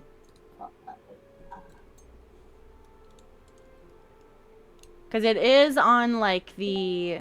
If you click on the little book icon... There we go, Oh. Lana's back. Okay, Hey, Lana. I'm so sorry. My Alright, you found it? Cool. glitching out. No! Oh my god. Are you... But I'm good now. You're good? Okay. It is your turn. What is Lucilla doing? Well, and you would have heard Mothgar's scream, like, at the end of kind of what you're doing here.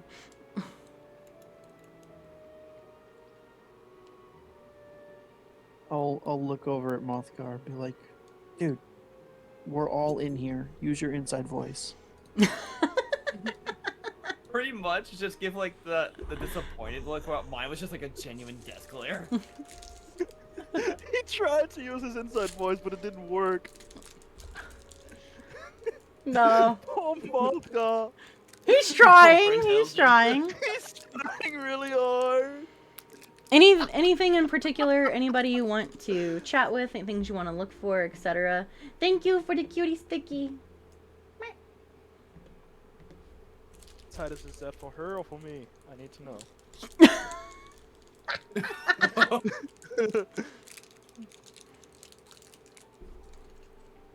Did we lose Lana again? Lana. Oh, No, there you are. I'm Okay. still here. I wanted to make sure. I was like, no, Lana. Okay, thank God. I'm gonna go to the teacher, the professor, Okay. and I will ask, do you know anything about Professor Noctis? And you see his eyes kind of widen in shock.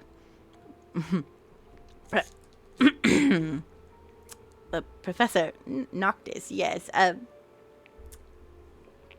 He's like gulping. He looks very nervous. He's like, she no longer is a part of the faculty here. She was let go, unfortunately. I didn't really get to know her very well. She always thought that I was some sort of pompous prick. Oh, so she told me to my face. Excuse me? He says as he like looks like aghasted, like what? Yeah. Excuse me.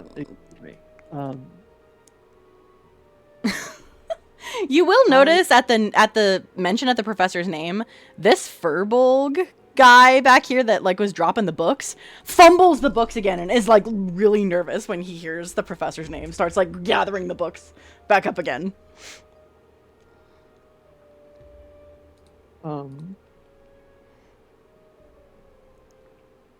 I will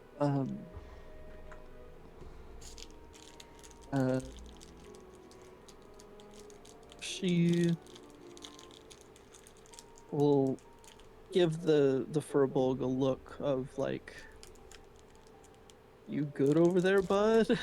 You look at him and he like immediately like puts up his glasses and like turns away like, oh god, she saw me. And out of nowhere, I just start picking up books without even thinking. Yeah, because some of the books fell all over the floor, so he just turns around, starts picking up the books, and like is like, oh, you could tell the look on his face was like, oh god, I've been noticed. Silvermoon high. I will like give Eugene a look and be like, you need to talk to this guy, like get some information. When you do that, the professor then is kind of like, don't mind Thalin, he's a bit clumsy. You were talking, what exactly do you want to know about the professor?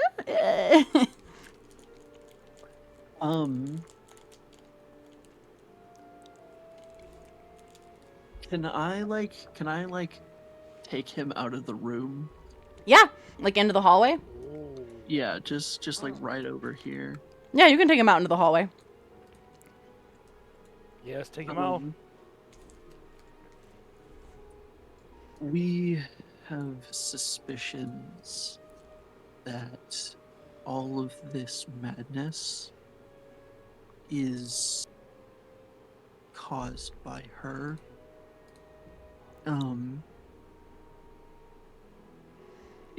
If you do not know, which I'm sure you do, being a staff member at this school, the artifact that was taken from the vault.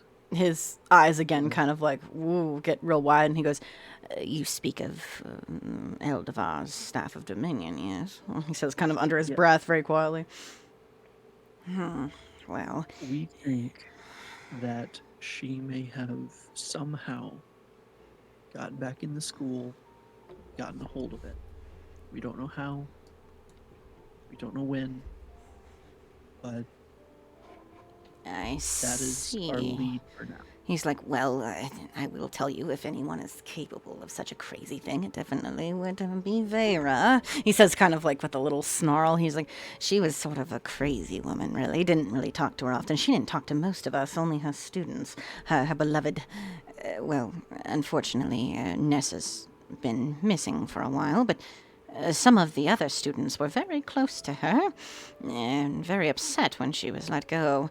As far as I'm concerned with her, well, she always was a bit nutty, always talking about wanting to be a sorcière diable, you know, getting the title D in the middle of their name, like Eldevar and such. Such a crazy woman, very crazed, very rude, too, honestly. Some of these students, I think, were Do you have traumatized. names of some of the students that worked under her? Well, like I said, Nessa Gull, right? But she's not here. He kind of like gazes back into the room a little bit, like comes like around you, gazes into the room, and he goes, "Well, out of all of the students in my room, the closest to her were Tovia Grell." He says, he kind of points. And, well, she may not be very useful to you anymore, but dear Priscilla over there as well. In fact, most of the students worked with her somewhat. Well, maybe not all of them. And then he kind of like points to the ones in particular that are actually students.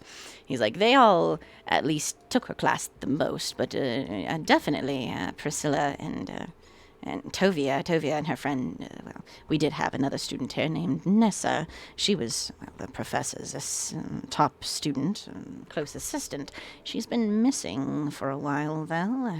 Tovia hasn't been the same since then.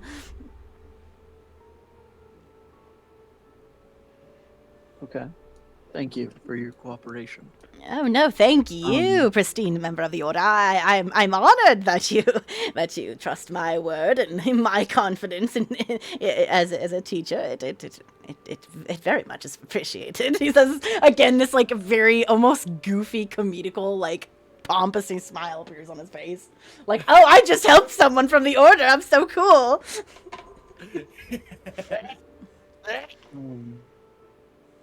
Part of me really wants to just be like, it's not that deep, but I mean, you can if you wanna. It's like she's trying to. She's trying to be professional. She's doing a good job because yeah, this guy is so pompous. Morphgod just absolutely hates it. Like, you can literally feel it all the way from where you're standing.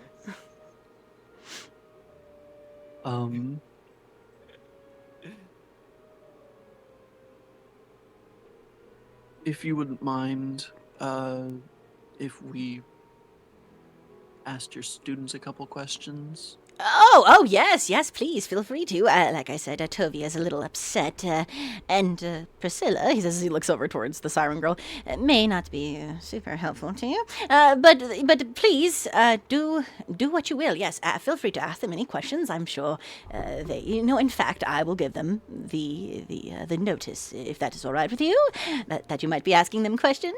That way they're ready. Yes. Oh, That would be helpful. excellent. So he kind of like escorts you back in the room. He goes, students, I have been informed that these prestigious members of the Arcanum Blade are here for our help, our knowledge. So if they come to ask you questions, of course, do the conservatory a justice and answer them to the best of your ability. You're all so... He kind of looks towards the guy down here. And he's like, well, most of you are very, very well versed in your mannerisms. So, of course, be polite to them, please. The headmistress, of course, has invited them here to investigate some things. So just do what you need. He says, and he's kind of like almost oversharing. You're just kind of like, stop, my dude. Like, dude, chill. It's not that big. Shut up, dude. All right, so the students all kind of raise their heads and are like, they seem to be like okay with this. Some of them are giving you the like rule of like, I don't want to talk to you, but for the most part, they all seem to have acknowledged the fact that they are going to be questioned. Okay. All right. All right, guidance, fair. Okay. We're back to Yin Jian. What are we? You still want to try and kind of like look for? I can tell you what books you found if you want maybe a couple of the books. Yeah. Okay. So while you're kind of looking, I would say some of the books and that could be of use to you is one that's called The Ancient Magics of the Ancestors. And this book, when you kind of read it, could be very helpful to some people here. It teaches you how to, the very first chapter teaches how people who use weapons can also empower them with magic, and it allows you to cast the spell Booming Blade. should anyone want that. If you think that could be helpful to you, I'm going to post a link to Booming Blade in Tin cough cough. I our- hear you. I hear you. I'm going to post that to anybody who might be interested in that maybe you could share that book with them. And then the other one that you found is a herbology book. I'm getting there, Titus. A herbology book called Healing the Hearts of Man, and it describes all sorts of herbs and remedies that are used for like healing potions or just healing in general. And as you're kind of flipping through the pages, there are a few herbs that seem to kind of been left in the book in different places. And there's 2 different ones that are in little bags, almost like they were placed there to kind of keep for later. Would you like to take those with you and maybe figure out what they are at some point? Yes, I would. Okay, perfect. And then one other book of note that you acquired 1 bag of weed. you bag of weed, a bag of weed. I was not gonna make that joke, but thank you for someone who actually did. And then the one of the books that you found here looked very interesting because the cover was all about different kinds of bow techniques. But when you when you tried to like change and kind of turn into the book, you noticed that this particular cover was put on a different sort of book. As you read the title of the book, An Erotic Exploration, Volume 20, How to Use Magic in the Bedroom by Alphonse, Wizard of Whiteridge. Do you take this book with you? I feel like for my own sanity, no. So you're just like, man, I really wanted to learn okay about bow then. techniques. Okay then. So you gently put the fake cover back on and put it right back on this shelf. That I to Titus knew it was coming. Anytime there's freaking bookshelves, you've got to have something, all right? You've got to. But those are the books of note that you kind of find throughout all the bookshelves. There are a lot of the books are, like I said, textbooks and that kind of thing. But that's what you had from your last turn. I just needed to collect the stuff because I didn't. Yeah. So so after you've kind of looked at the bookshelves and you found these books, you've took the herbs, you took the book about the booming blade stuff, and you're just, what are you doing now? I feel like while I'm picking up books, I look at the one who, and I was thinking, don't worry, I'm not gonna hurt you. And I mutter under my mouth, possibly. You say that, and he's like, he kind of stutters for a moment, and he's like, yes, well, thank you for helping me pick up my books. He says, he like grabs some of the books that you had picked up for him and like proceeds to kind of like set them back on the table. He looks very, very nervous. He looks very Yes, he's a very nervous man. His fur is kind of standing on end. His ears are sort of awry. He looks very nervous, like very, very perturbed about something. Yeah. You're making it obvious that he's important, but we're just gonna act like he's not. Yeah. So, anyways, this professor. Do you know anything about her? Professor,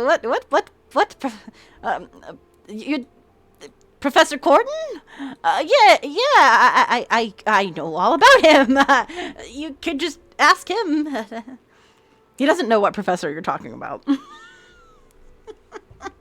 I just saw. I was like, of course, this is gonna be a nightmare.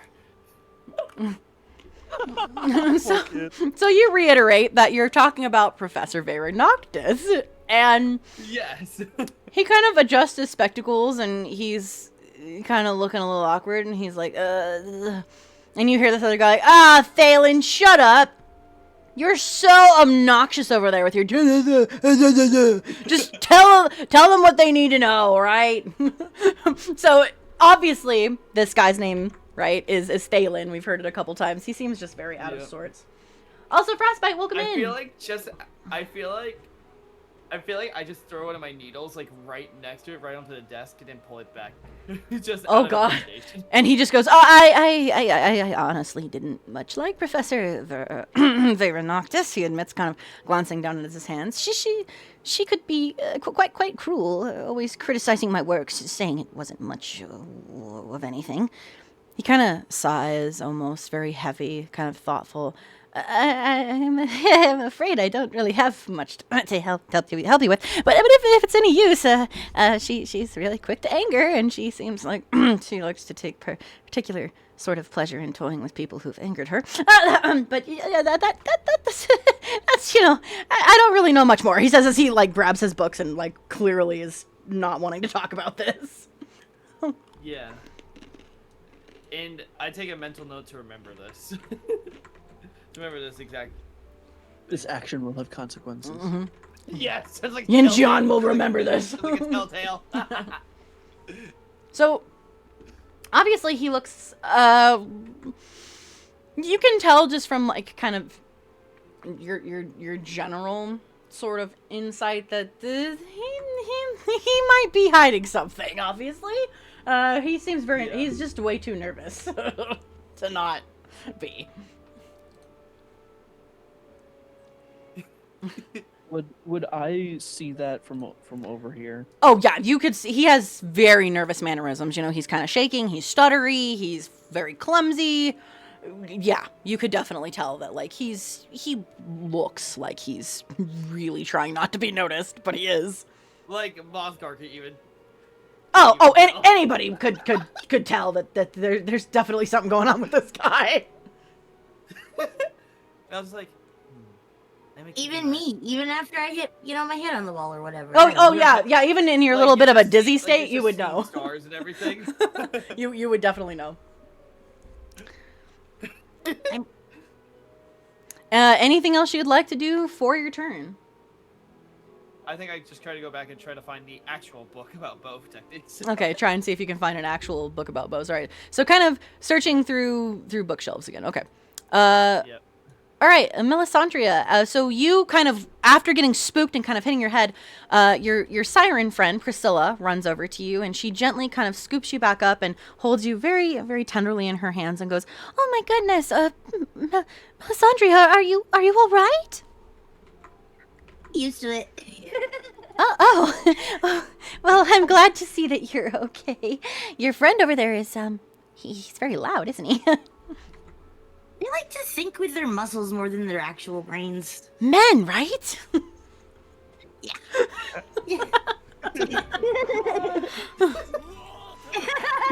Thank you for the hydrate. Everybody grab a drink real quick. Water. I think even after hearing that, I give like a small smirk just knowing.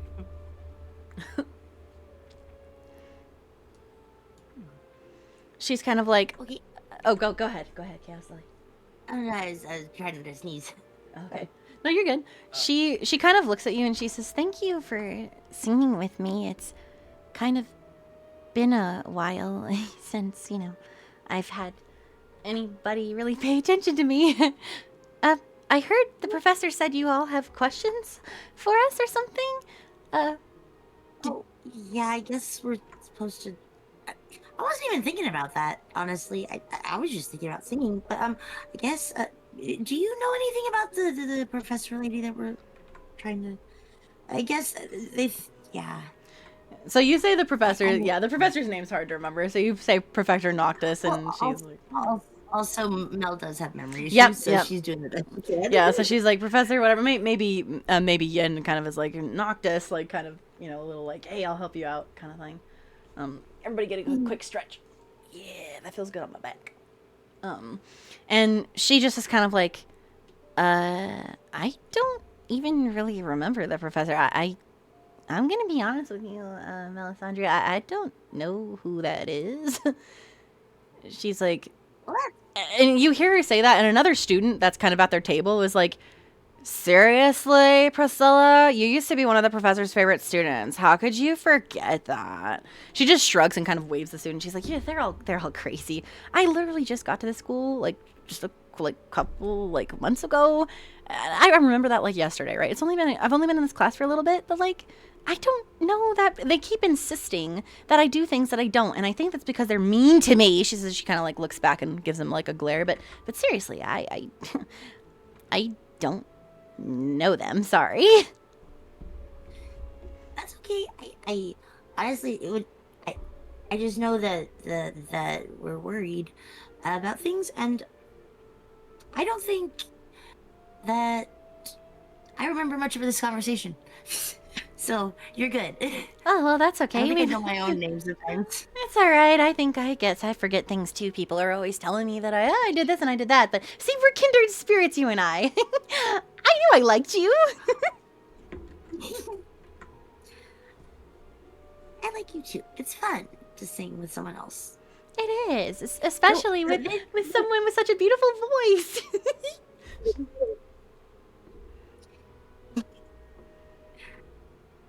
She seems I wonder, very much like do you you. know? Yes. Do you think you might know somebody who would know though? Because that would be very helpful. Well, a lot of people always talked about how, well, yeah, she kind of looks around the room. She's like, I know some people that didn't really like her. He points towards these two. Tobrick always said that he heard stuff about the professor that was weird. That's him right there. The guy who thinks he knows everything. She kind of says that under her breath.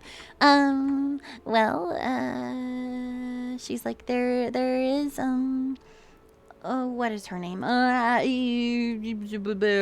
She says that she like points. She's like, I think her name is like Miss Grell or something. I don't know. People said that we used to be friends, but I don't remember being her friend. Okay, thank you. No, thank you. Thank you for singing with me. She's like very, very excited about that. You can tell you have like made this girl's day. When we're not so busy and things aren't so dire, maybe I'll have to come back and sing with you again. I would love that, actually. Nobody really wants to sing with me ever, and we have such perfect harmony. So yes, please. But don't let that stop you from doing your work for the order and everything. That's really exciting. So if you need to go talk to people, that's fine. I'll bring my flute next time. Ooh, I would love that. So she's kind of introduced you to some people who may know a little bit more. But she definitely is a kind of kindred spirit with you. It seems like she also has very vivid memory problems too. So that's interesting that you found the one character in here that's like your soul sister. She was singing. I noticed her singing, and I am drawn to music. It's good singing. Anything else you would like to talk to her about or do on your turn before we go to Celestina? I don't know. I think I'm okay. Okay. Perfect. Thank you. All right, Celestina, you are up. We're back over here. You were discussing the work of these two people when Morthgar is like, Celestina! Like literally alerting the entire room that apparently there's something that he has that he very much wants to. Titus brought me food. Titus, thank you! Thanks, Titus. Titus a king! Thank you. You're wonderful. I love you. Thank you. That's nice of you. Mwah. Thank you. Okay. Anyway, so I'm like, ooh, food. But do you go see what Morthgar is trying to show you? I'm just gonna like see that he's just pointing at his hand, and I'll be like, okay, cool. Morthgar, you gotta try harder, my man. Yelling to the room wasn't enough. All right, so you're like, okay. Look, I'm bleeding. I'm gonna walk up to and cast mending and just a cantrip mending and just touch the hand and be like, not anymore. So the little prick on your finger that was kind of bleeding is just whoop, sort of mended up. No. No. What? Oh yeah. And then he slowly opens his hand in front of her.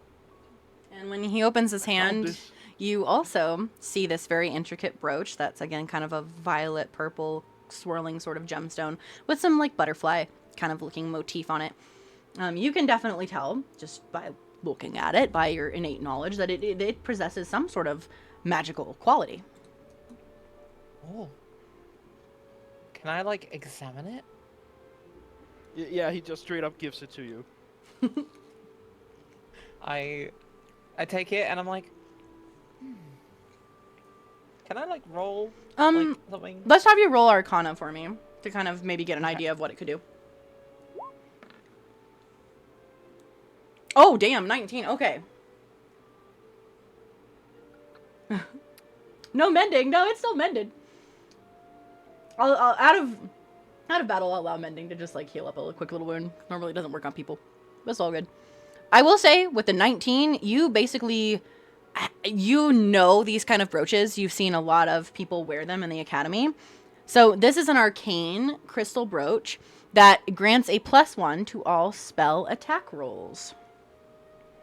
So it could be very useful in helping you kind of harness and focus your magic. Kind of allows you to...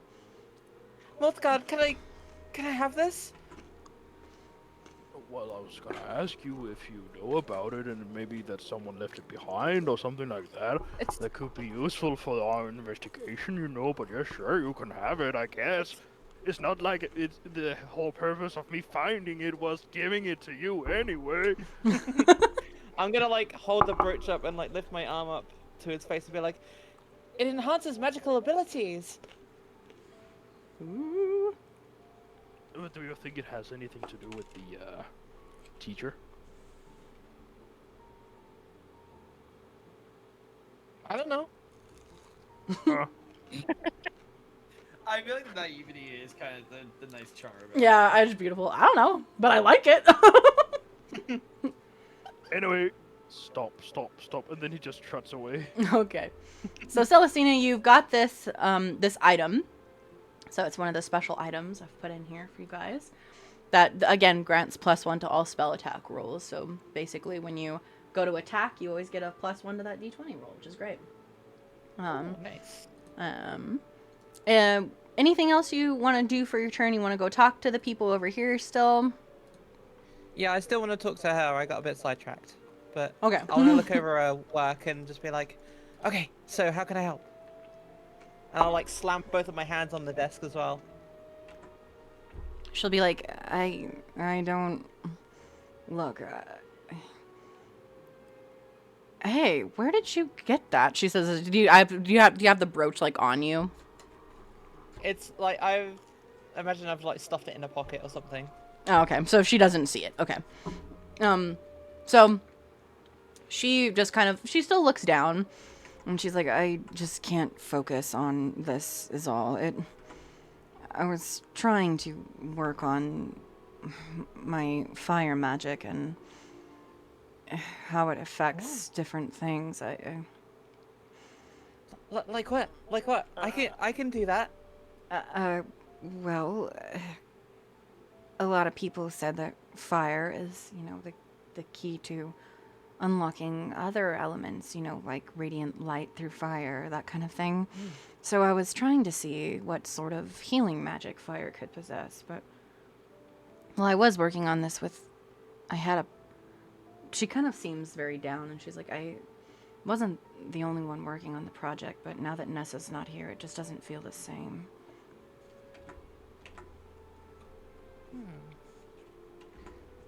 Can I, like, cast control flames on, like, a nearby candle and just, like, make a little person, like, dance on it or something? Like, turn the flames into a little dancing person? Oh, to kind of, like, cheer her up a little bit? Yeah. Yeah, I'm gonna have you, because you're doing it specifically to cheer her up, I'm gonna have you roll persuasion. Okay.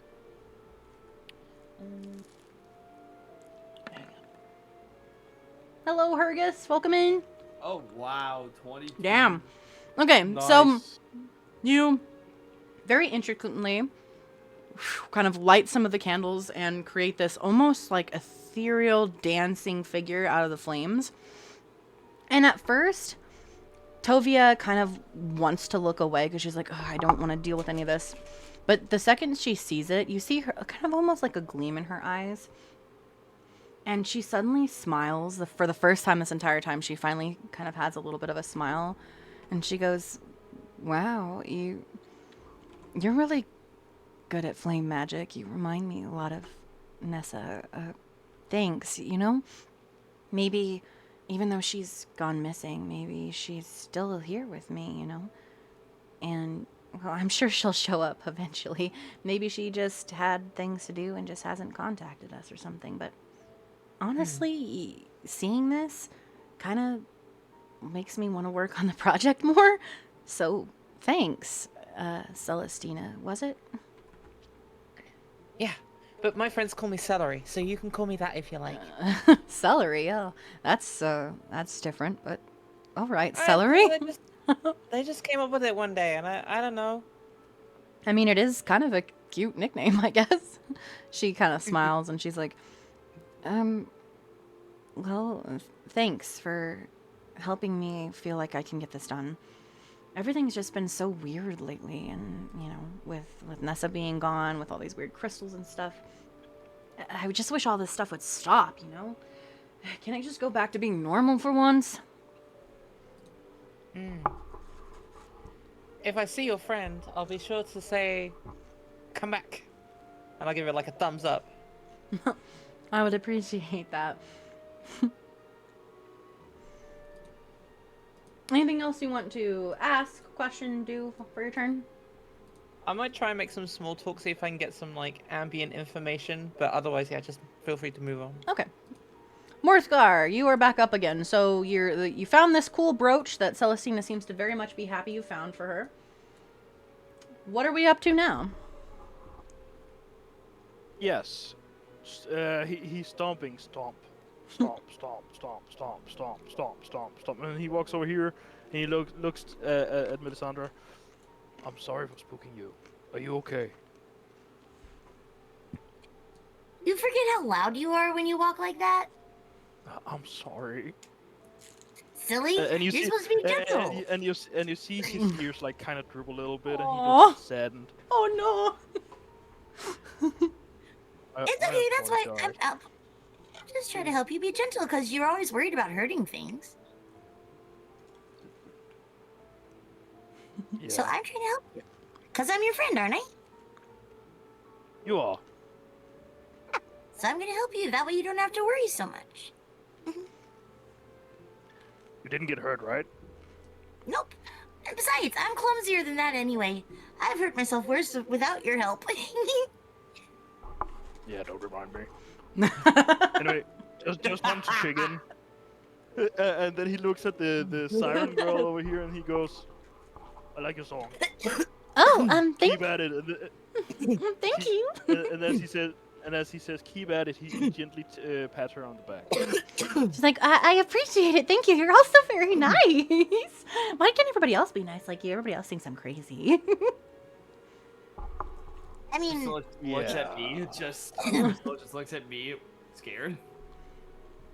Yeah. even if you are crazy, why does crazy have to be a bad thing per se? Well, I guess that's true. Maybe crazy's good, actually.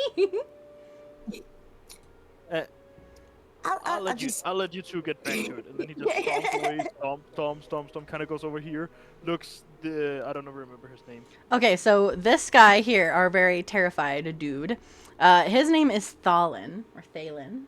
Yeah, he looks him straight in the eye, and he goes, with his big beefy finger, points at him. You know something. What do you know? All right, roll intimidation for me. He's not even trying to intimidate. He's just making it clear that he knows that. Yeah, he. All right. At first, he's just kind of like, I honestly, He's just being blunt. I honestly, I don't know anything. That's why I'm having you roll intimidation, because he's like, okay. So he finally kind of looks at you, and you can see him start to like shake. It almost looks like he might pee himself. Like he looks very nervous, and he's like, Oh, okay. I guess I can tell you something. Come with me. He like takes your hand and do you walk with him? No, he just kind of looks at his small hand and then grabs his shoulder, lifts him up, Oh God. and then sits him down on a stool. He's like, yeah. You see his ears like perk up and his whole fur is like standing on it. And he's like, I don't. I don't like. Oh, I don't. I don't. This guy next to him he's like, I don't want to. I don't want to say anything in front of him. He says as he like looks over. He always is making fun of me. Can we, Mr. Big Minotaur Man? Can we go over there? Maybe you know. I would very much like to go over there to talk to you. Wolfgard looks at the other guy and just goes, "Would you be so kind as to give us some privacy?" Yeah, man. Buff guys like us. You're gonna beat up the wimp. Felon, good luck, man. He says as he like walks away. He's like, oh, thank you. Okay. Mothguard rolls his eyes and sits down across from him, and then leans in and whispers, "I don't like guys who act tough or kiss ass." He goes, oh, me. Don't worry. Me neither. They're so No, rude. Not you. Your teacher. He annoys me. Well, yes, he is quite annoying, but he's at least better than the professor. Professor Noctis. Okay, maybe I know more than I told your friend there. Look, the professor, she used to criticize people a lot. I mean, she'd almost belittle your excitement. Even when you were excited about learning something new, she just kind of he takes his hand and kind of like puts it into his other hand and goes, he just kind of crush it. Anyways, she thought that no one could ever be as good as magic as Archmage Eldevar. Even the most talented students in their class were all seen as unworthy, or at least most of us were, aside from her proteges, of course. And how did that make you feel? Well, around me in particular, she never stopped talking about how great Archmage Eldevar was, like all the time. His skills, his knowledge, how his memories must be full of magic. It was almost kind of like, angry, and it is kind of creepy, if I'm honest. I don't like it. Creepy? Yeah, creepy. Yeah. It's like she wanted to, like, he kind of leans in a little closer. It's like, she wanted to, like, steal his memories and, use them for herself, like become him or something. She always kept talking about wanting to become a sorcerer diablerie, and then when she was finally expelled, I finally felt, like, safe again, like I wasn't gonna be belittled. She was so odd, so mean.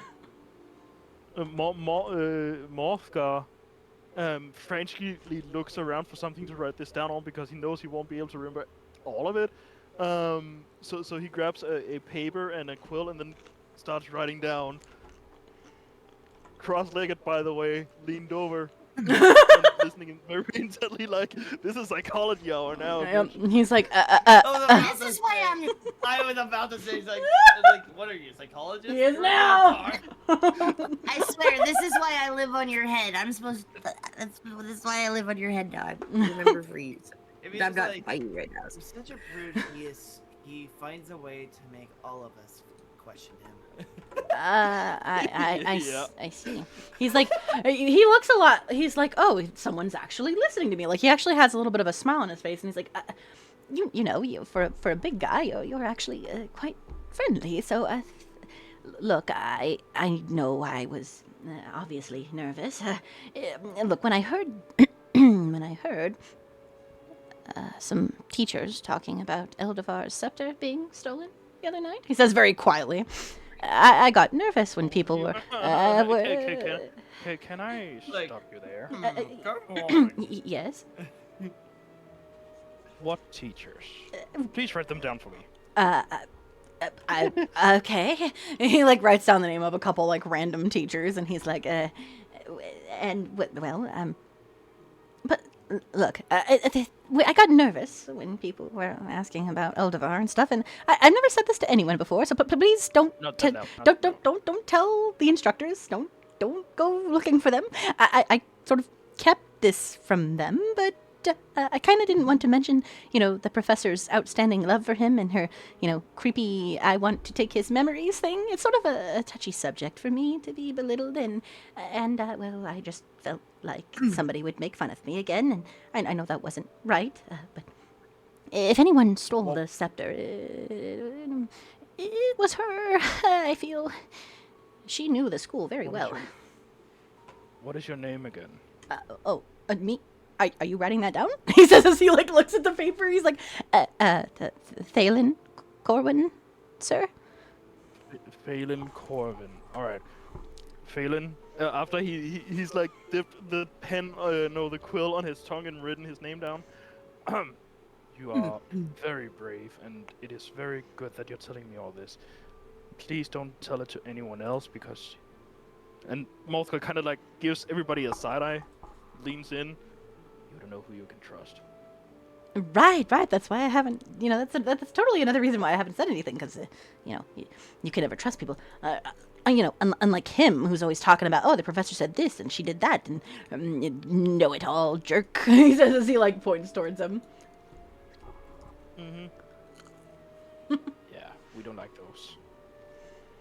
Although, you may want to question him because he does seem to be very good at eavesdropping on people, much to my discretion. I will. All right. Morthgar, you've gotten a decent amount of information from this particular fellow. We'll see what, Lucilla, what are you up to? You've kind of talked to the professor, learned a little bit more. People are being questioned. Seeing everyone kind of take their own kind of person and talk to them. Lucilla's gonna look really proud. And seeing this guy kind of get up and walk away after Mothcar told him to leave, she's gonna go interrogate him. Okay. Go talk to this dude down here. Yeah. He just turns, he's like, hey, what's going on? Alright. Do you know anything? Do I know? And I know you looking fine. He says, he kind of has a look of his eyebrow raises. I'm 3 times your age. Please do not. Oh, my bad. He says he puts up a hand. This guy is such an ass. Why do you think I threw the needle earlier? Yeah. He goes, I heard people, may have overheard Thalen over there talking about Professor Noctis. Is that what you're asking about? Do I know anything? Huh? Alright, cut the shit. Fine, you're no fun. Everybody's so boring. Look, right before the professor left, I remember hearing her talking to someone in her office, right? I was waiting outside to talk to her about my grade because, she kept failing me, and it was obvious that I didn't deserve it. But whatever. She mentioned, he kind of leans in, a portal. Like a portal to somewhere, a realm where she could harness memories or something like that. He kind of glances down. He's like, yeah, the person was a girl, I think. I'm not sure who. All those girls sound the same. They all hate me. They said. I can see why. He's like, she's got 2 fingers on the bridge of her nose, her eyes closed, just listening. He just kind of was like, My goodness. He's like, well, look. They said something about opening the portal would require some kind of immense amount of dormant magical energy or something. They said there was a place like that in the old quarter of the city, but look, I didn't hear where, okay? I had to leave, right? My next class was started. Hell, maybe somebody else in here knows about it, all right? And go ask the girls. He says as he kind of shrugs you off.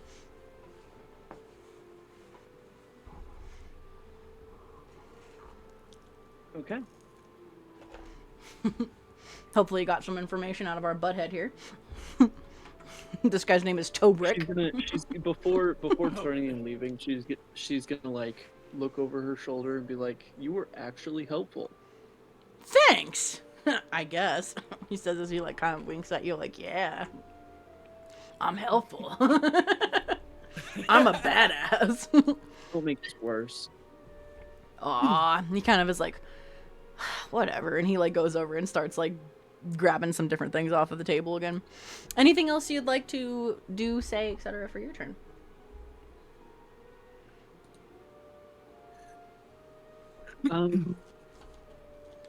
I'm going to make my way over to this guy Okay. and just kind of, maybe not that close. Let me get right in your face. Like, What do you know? oh, wait a What do you know? minute. Yeah. All right. Where is she? Kind of making your way over to this next guy to chat with him. Alrighty. All right. Yunjion, we're back to you. The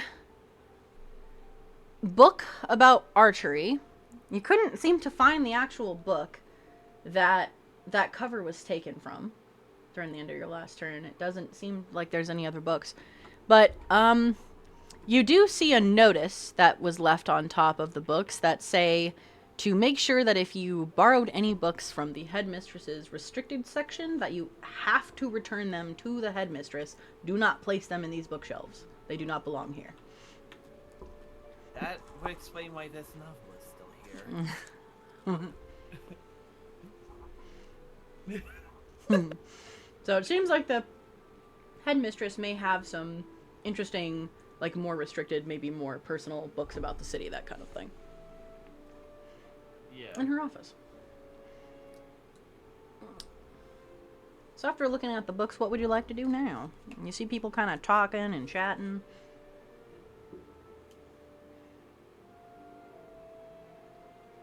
I still can't fully see the map, so it's okay if I just can get a look on it on stream really Oh, fast. yeah, here. I'll just do this.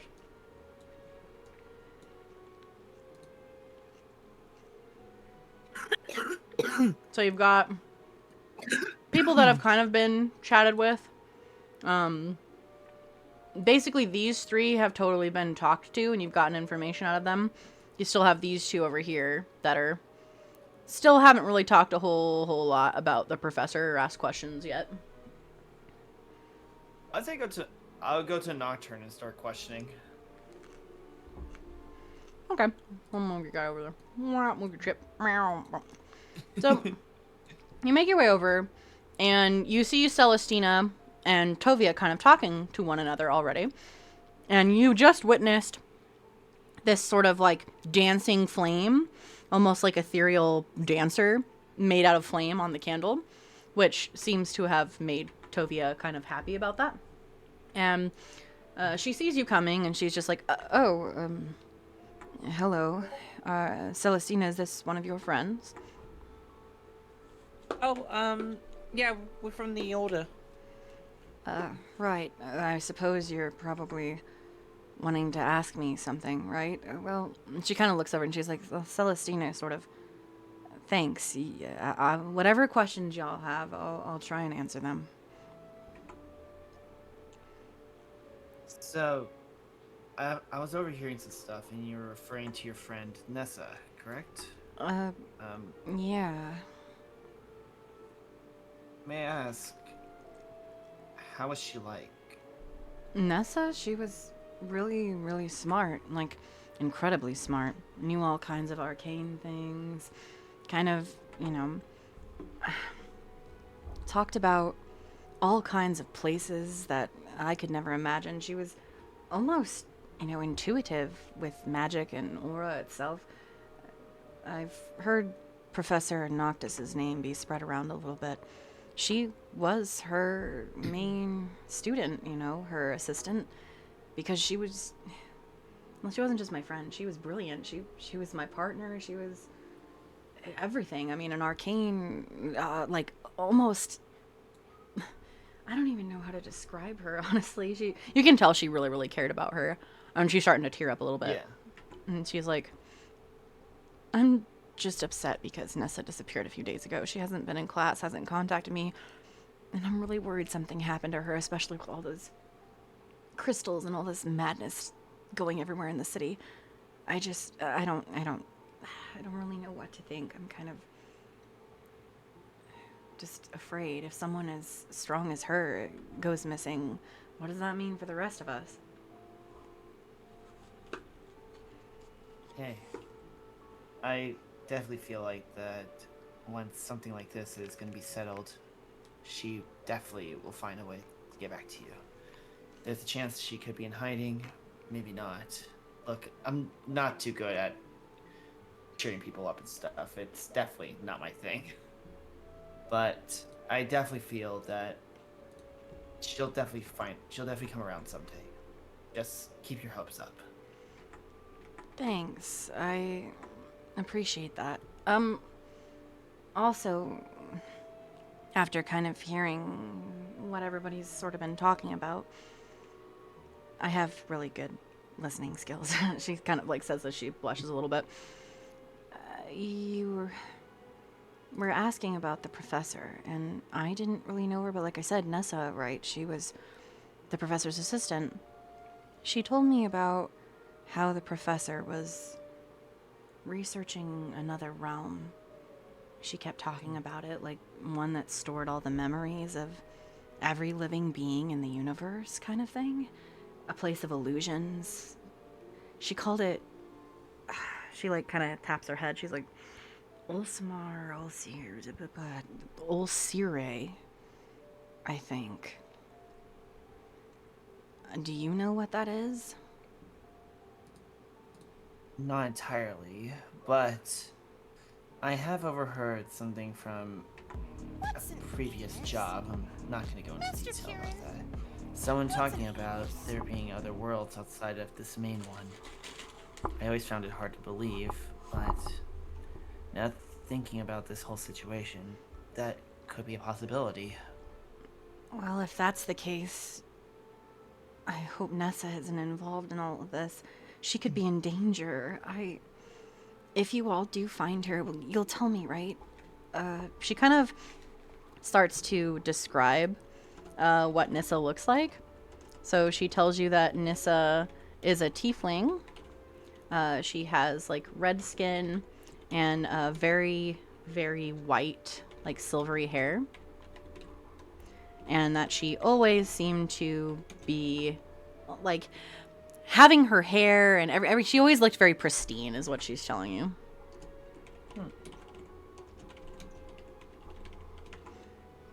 Good to know. I'll keep that in mind. I have a pretty sharp mind up here. Unlike some people I know. I just like glance at Melisandre. Oh no. Poor Mel. Oh, the poor We fairy. love Melisandre. She's a sweetheart. But like Yes, I you wasn't doing it like maliciously. I was just like doing it as just like saying like unlike some people, you know? She's like, I get it. She's like, Priscilla is kind of that way too. She says as she kind of like glances over there. If you ask her the right questions, Priscilla has all kinds of knowledge, but look, Nessa was also friends with her, and don't tell anyone I told you to this. Celestina will probably say you come a little bit closer. She's like, look, Nessa and Priscilla were really good friends, and I heard from Nessa that Priscilla volunteered as a subject for this memory magic stuff, and now she doesn't even realize she knows the professor, that she was even in our class. She doesn't remember, like, anything. It's almost like the magic that the professor did just, like, twisted her memories. That's kind of why the professor was expelled. It was because of her, he says as he looks over towards Priscilla. And she kind of just sighs and she's like, I remember Nessa talking about a portal. No matter what, she would help the professor find a way to enter that place, you know, that Ulsiri realm.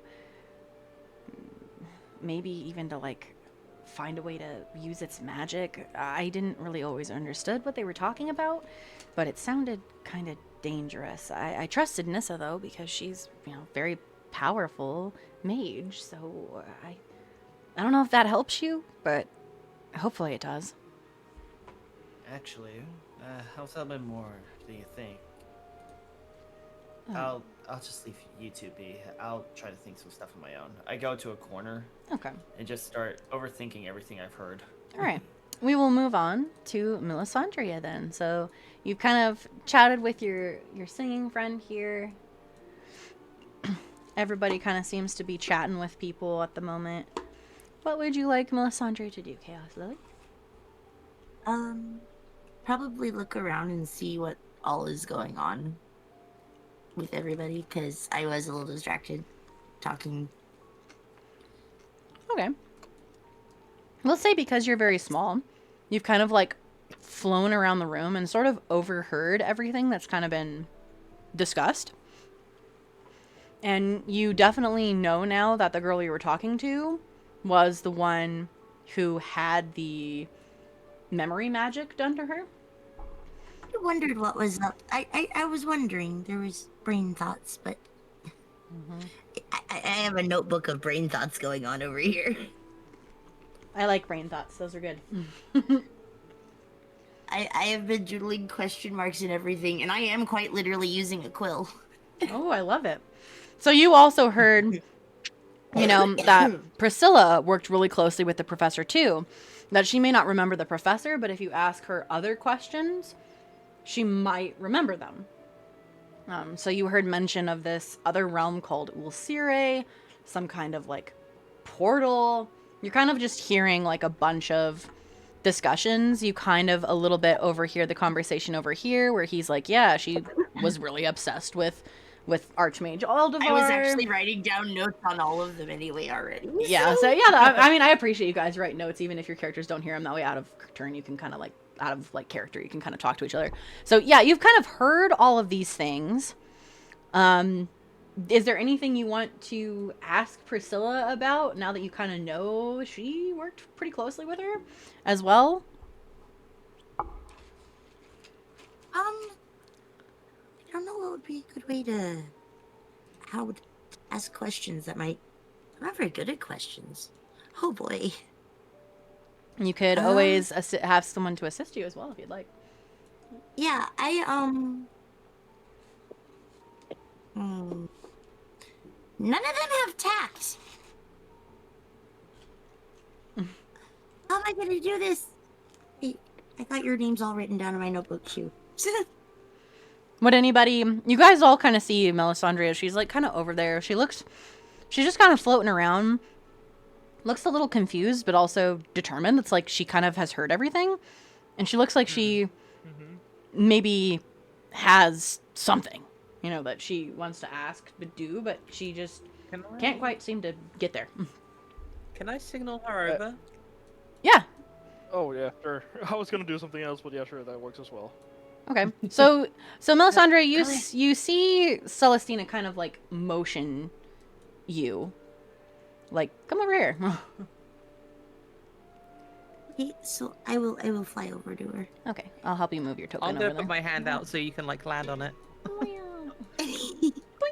So you kind of land over there. You hit a little of her wings, and she lands in your hand. And I'm gonna I guess I rapid fire give Celestina the summary of all that. And I'm like, so how do I ask her the questions that are gonna get the answers we're looking for without hurting her brain or anything? Because I like her, she's nice. I think she should sing more. Oh, you could persuade her to talk to you, and be open with you. Well, I don't think she has a problem with talking to me. It's more, I don't know the right questions to ask. She's more than willing to answer questions from me. I need to remember to bring my flute next time we come here. Oh, sorry. Can I message, just secretly and just ask, what do you want to ask specifically? Yeah, that's fine. Who are you messaging? Chaos Lily. Yeah. Melisandre. Okay. So if Just in case she doesn't want to say it out loud. Well, no, it's I'm really bad at words. That's the problem. So I'm trying to figure out how to find out the information that we're going trying to find out, and I'm pretty sure she's got some more information than we can get out of her right now. But I don't know the right questions to ask, or even how to ask you the right questions to ask. Because she, her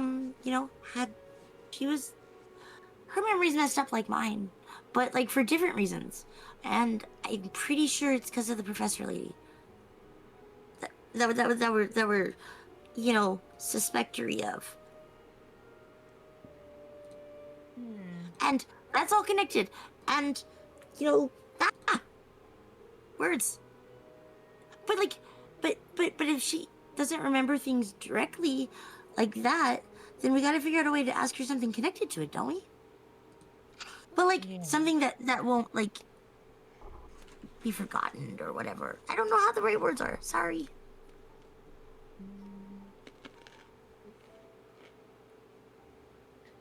Because I was gonna be like, oh, cast guidance.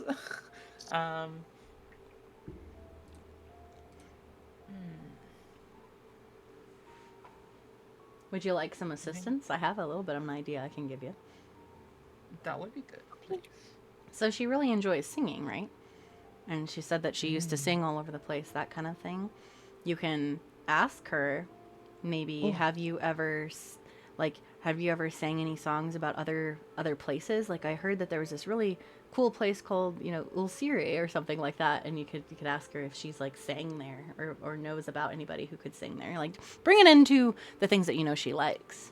Maybe she would talk about it. That's useful. Maybe ask about her singing, or some of her friends, or her studies here. Yeah, something like that. Wait, she does have a pretty singing voice. Hey.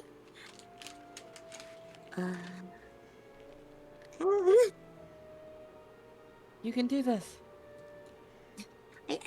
Okay, I guess I go and I do that. That's All right. probably. Okay. All right, so you go over and you kind of ask her, about her singing, and then you mention Ulcire. And she kind of goes, Ulcire? Yeah, I know about it. It's this totally different realm in the universe, right? It's like right next to Listeria. It's a place of illusion and all kinds of things. So I bet there's lots of sounds there that I've never heard that maybe I could use in my music. It's a place where perception's always changing, reality, kind of folds in on itself. It's nothing ever stays the same or anything like that. And she's like, it's made of these crystal mirrors and rivers of crazy mercury things. And it's alive. There's floating structures sort of melting and reshaping, shimmering domes of colors. And the coolest part, right? I heard you can alter or restore memories just by looking at illusions and chromatic stuff in that realm. Siri stores all the memories of everybody everywhere, right? Isn't that incredible? She's like, who wouldn't want to go to that place? I kind of want to go there because maybe it would help with my memory problems. We could sing there together. I wonder what would happen if that place came here. It did look kind of like that. She says as she points outside, and you see the garden, right? Because the gardens are around this room, and you see the colors and everything. Yep. Based on our description, this reminds me of the crystals and stuff. Yeah. I remember somebody saying something about wanting to go there, but I who was it? I don't remember. Somebody wanted to go there, and they said that it was a really cool place. That's kind of how I learned about it, but I don't remember who it was. I just know that to get there, you have to have a very immense amount of magic. And Devon Ostra is really, really powerful and magical, and it's got a great history. And I'm sure we could find a way to get there together, my friend. We just have to find a place that has a lot of magic, and then we would be good to go. Thank you. Sure. I hope you sing there with me. It's kind of pretty. It's sort of like that stuff. She says as she points out the window towards the crystals and stuff. But even more beautiful. I'd sing with you, yeah. All right. So Melisandre, you kind of have some answers there. Melissa has kind of like she's trying not to let her see it kind of thought going on in her head, but Melissa's brain is not necessarily in its childlike mode right now. She's very she's gone very curious mode, because she's putting dots together in her head. Dot the dots. Do you, since it's Celestina's turn next, would you want to fly over and tell her what you learned? That way you can kind of go into each other's turns. If Celestina wants me to. How does that sound like to you, Chew? That way you get information. Since you were kind of talking to each other. I imagine that Celestina would have been watching Melisandre fly over and chat and stuff. So I'm interested. Okay. All right. So Melisandre flies back over, kind of explains to you everything that she just heard. So, like, this world looks a lot like that place right now. Hello. All right, there we go. So we are back, and Melisandre was just explaining to Celestina, you know, that she was talking about how this Ulcire place looks a lot like what our realm, because you guys are in the realm of Listeria, that's the mortal realm. It looks a lot like how Priscilla was describing this Ulcire realm. And then when Melisandre mentions the Old Quarter and there being a place that might have like super immense magic, Celestina, I want you to just do like a wisdom roll for me. Just like a general wisdom roll. So like a d20 plus your wisdom, or just wisdom on there. Yep. No! No, not one. Oh no, no. Not that one. No. Well, at least it's out of combat, right? Yeah.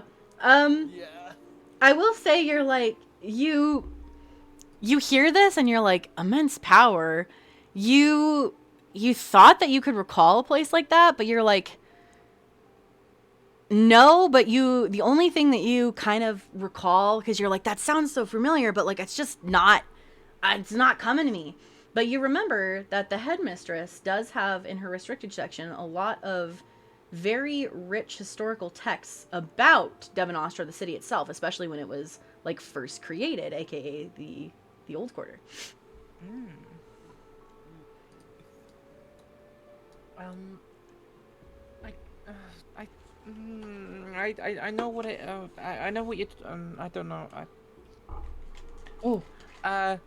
Headmistress, she'll know. She's got loads of stuff about the city. Maybe we could ask her. Maybe we can go into our archives. Thank you for the stretch and the hydrate. Everybody stretch. Everybody grab a drink now that we're back.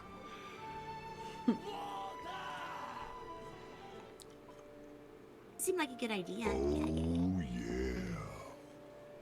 Can I boop Melisandre? You're so cute and boopable. Are you okay with boops? I'll just like flutter there and stick my nose forward, like I accept the boop.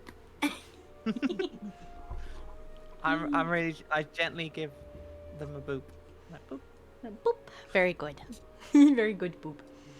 All right.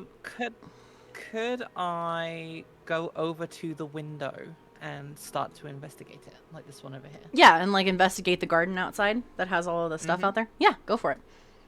All right. I'm gonna like wander on over, definitely nonchalantly, Like, and then I'm gonna like press my face up near the glass and just like take a look. okay, I'm gonna have you roll investigation just to see exactly how much you're getting here. Yes. Ooh, 19. Okay. So you look outside, and everything that's kind of been described, you are definitely seeing it. You know, the big, tall, purple and fuchsia crystals, that very, very small little amounts of that, like, liquid mercury sort of looking reflective stuff. But when you're really, really looking now, after you've been told that this is coming from the realm of memories and illusions, you look at the crystals, and you see something really weird. Your reflection of you're like happy, yes, but all of a sudden you see you hold up your hand in the reflection, and instead of your wand, there's like a dagger, and you see your smile just get like bigger and bigger and almost kind of twisted. And then behind you, in again this like reflective illusion, you see your fellow party members, and they're all kind of giggling and like hee hee hee, and look like they're giving you kind of snarky looks. And your eyes in the reflection again look back at them almost with like a very intense anger.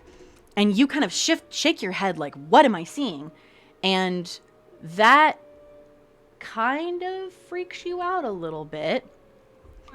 It's almost like a little bit of yourself was just like lost in that image.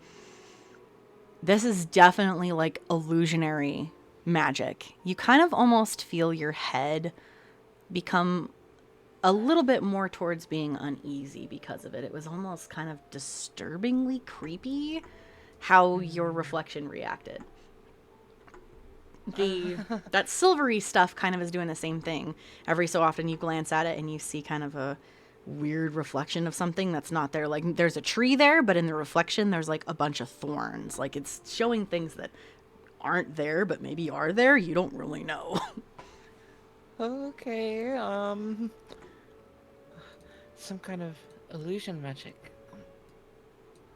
It looks a bit too real though. Can I detect magic on it? If you'd like, yeah. Yeah, I think that would be good. Oh, I'm not seeing on my sheet. You don't have it, but I know what it does. It basically like can tell you like the magical properties of something, essentially. Okay. So you cast detect magic on it, and you can feel that the main energy that's like coming off of this is what. This is something unique to my world, but it's what's called death aura. So it's the aura of death is kind of like composed of different types of magic, like different elements and that kind of thing. So when you're feeling this, it's giving away like necrosis, blood magic, fire, earth, psychic, thunder and lightning, like really powerful, really intense magical forces coming from this, that this realm is probably one of the realms of death in like the universe. So that's why it's so eerie. And it's definitely giving you a like, I have to think twice about what I'm looking at, and I'm right here. Like I haven't moved, but I feel very weird kind of. Is the magic you're getting from it. Otherwise, there isn't really much else you can tell, which, because of all of your studies, suggests that, yeah, 100% this magic has to be from another realm. Like, there's no way it's from Listeria. It's so foreign to you. And you've studied so much magic, you should be able to figure it out. Guys, don't look at the crystals. All right, so it's Morthgar's turn next. So we'll say, so you hear Celestina kind of peek up pretty loudly in the classroom. Hey, come and look at these crystals. Like, sounds a little worried about it. So we'll have that be Chew's turn. Morthgar, what are we doing? You hear Celestina say this. I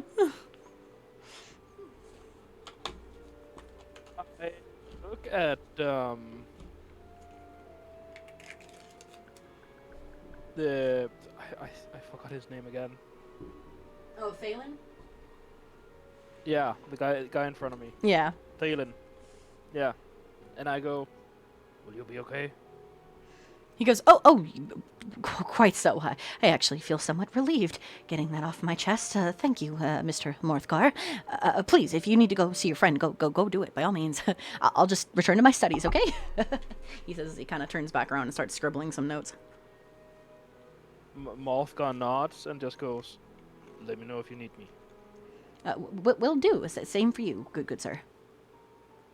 Thank you. And then he gets up and pockets the paper and leaves the quill on the table and then walks over to Celestina. All right. Good. Stomp, stomp, stomp. Stomp. You good? You good? This this isn't from here. Oh, the crystals? Yeah, they're nothing I've seen. I studied here for quite a few years. Yeah, it's... even I could figure that out. Do you, You okay? Morthgar, are you looking out are you still looking out the window a little bit, Celestina? Have you continued to look at these crystals for a little bit? I'm like trying to look at them, but not like look into them, if that makes sense. Yeah, so kind of look at them a little bit. Yeah. Okay. So, looking at them and I'm kind glad- of being shaken by them, Morthgar, you see Celestina looks a little uneased, like very uneased about all of this. And I am going to send you something, Chew, on a DM.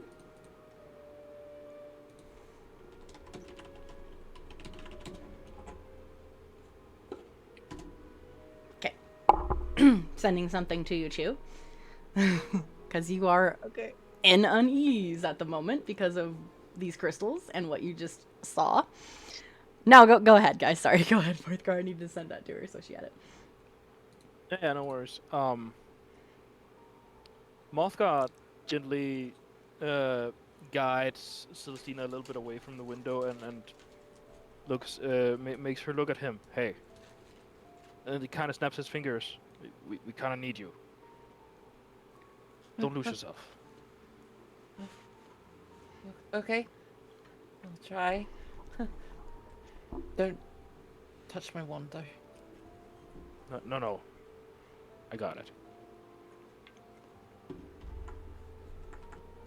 Maybe don't look outside. No. Okay. All right. So I'm just Morthgar, gonna you kind of like sit down on a nearby stool and just like look down at the floor, like. Yeah, you definitely are getting the feeling that like you're gonna lose something. Like you're like, where's my wand? Where's my hat? Where's like you feel like you're like, what's here and what's not here? I'm so confused. Yeah, I'll keep like patting myself down, making sure I've got everything. Yep, you definitely feel very uneased. Morthgar, what do you do? So we'll say the student kind of moves and kind of sit. You see Celestina kind of just go sit and just kind of, kind of calm down. Maybe bring the temperament down a little bit. Get relaxed again, hopefully. Mothgar will. He if. Well. Yes, good question. If you'd like, we can kind of go. I know Lana was saying Lucilla kind of wanted to bring everybody together to sort of discuss all the information. Do we want to just kind of go into that if you're not really sure what else? Yeah, I'm sure. I'm fine with that. Okay, so we'll go to you, Lana. So, what does Lucilla do to kind of like get everybody together here? Because everybody has a little bit of information. Some of you have the whole picture. Some of you don't quite yet. Seeing everyone kind of doing their own thing at the moment, she'll kind of whistle, a specific kind of whistle, to get everyone's attention. And she'll just be like, "All right, let's get together and let's figure something out." We'll say that, you know, maybe this guy kind of clears this table and you all sort of, we'll just move everybody's tokens, kind of make your way to this back table. Where Celestina's kind of sitting already, and the other students are just kind of leaving you be, doing their own thing. There we go. So you've all kind of gathered around this back table.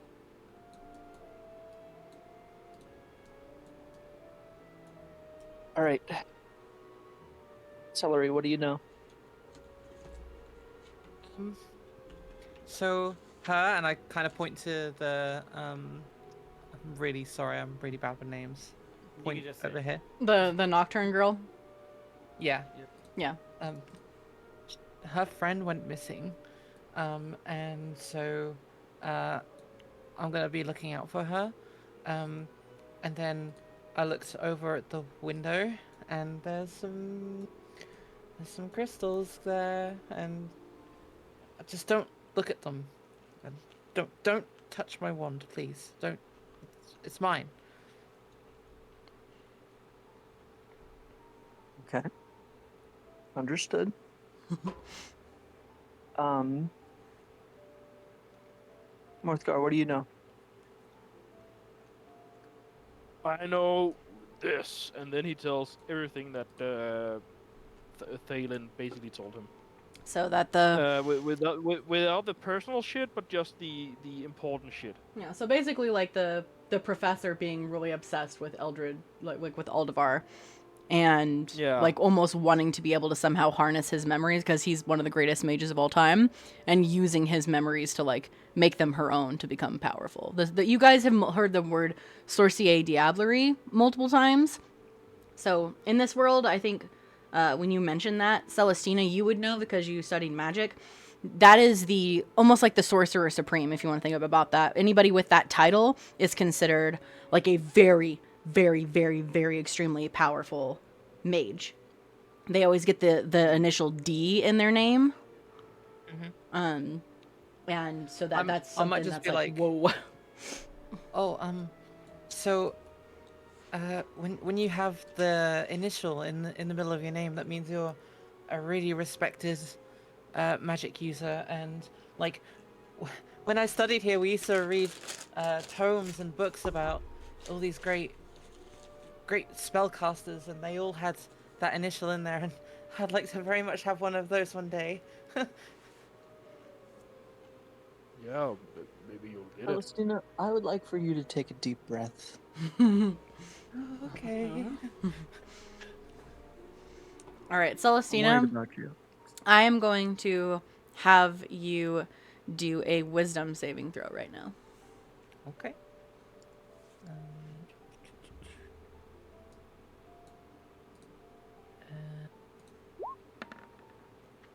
You're telling Celestina to take a deep breath.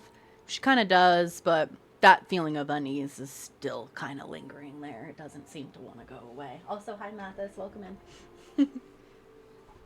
Hey, Mathis, welcome. Memphis. Alrighty. Eugene, what do you know? I'd rather let Nostalgia say it first. I have a theory of what might be going on, but I want to wait till everyone's confirmed information. Okay. Melly, what do you know? Seeing as I kind of did a whole puzzle in my head, I'm just gonna rapid fire explain it to you. Bless you. Yeah, so I point to Priscilla. I'm like, she was part of, I guess, like a memory experiment. So something about all of this world, these crystals are like from another place, and we need to go to the old district area too, because I'm bad at words and I can't even remember how to explain it. I kind of what the heck? I explained it to her, but I point to Celestina to some degree, but I guess Oh, we need to go. We need to see the headmistress. She has some archives we can look in. Books. Yeah, books. Gotcha. So continue to explain that the headmistress has books about the old quarter because there's something there that has like immense amount of magic possibly that could be where this whole thing is, or this portal that's been talked about. Is that? Nope. Yes. There are portals and things and the memories and this is worrisome. This is a lot of bad. Okay. What I know is that what Melly said, there's something in the old quarter that's very powerful. And that's the extent of my knowledge.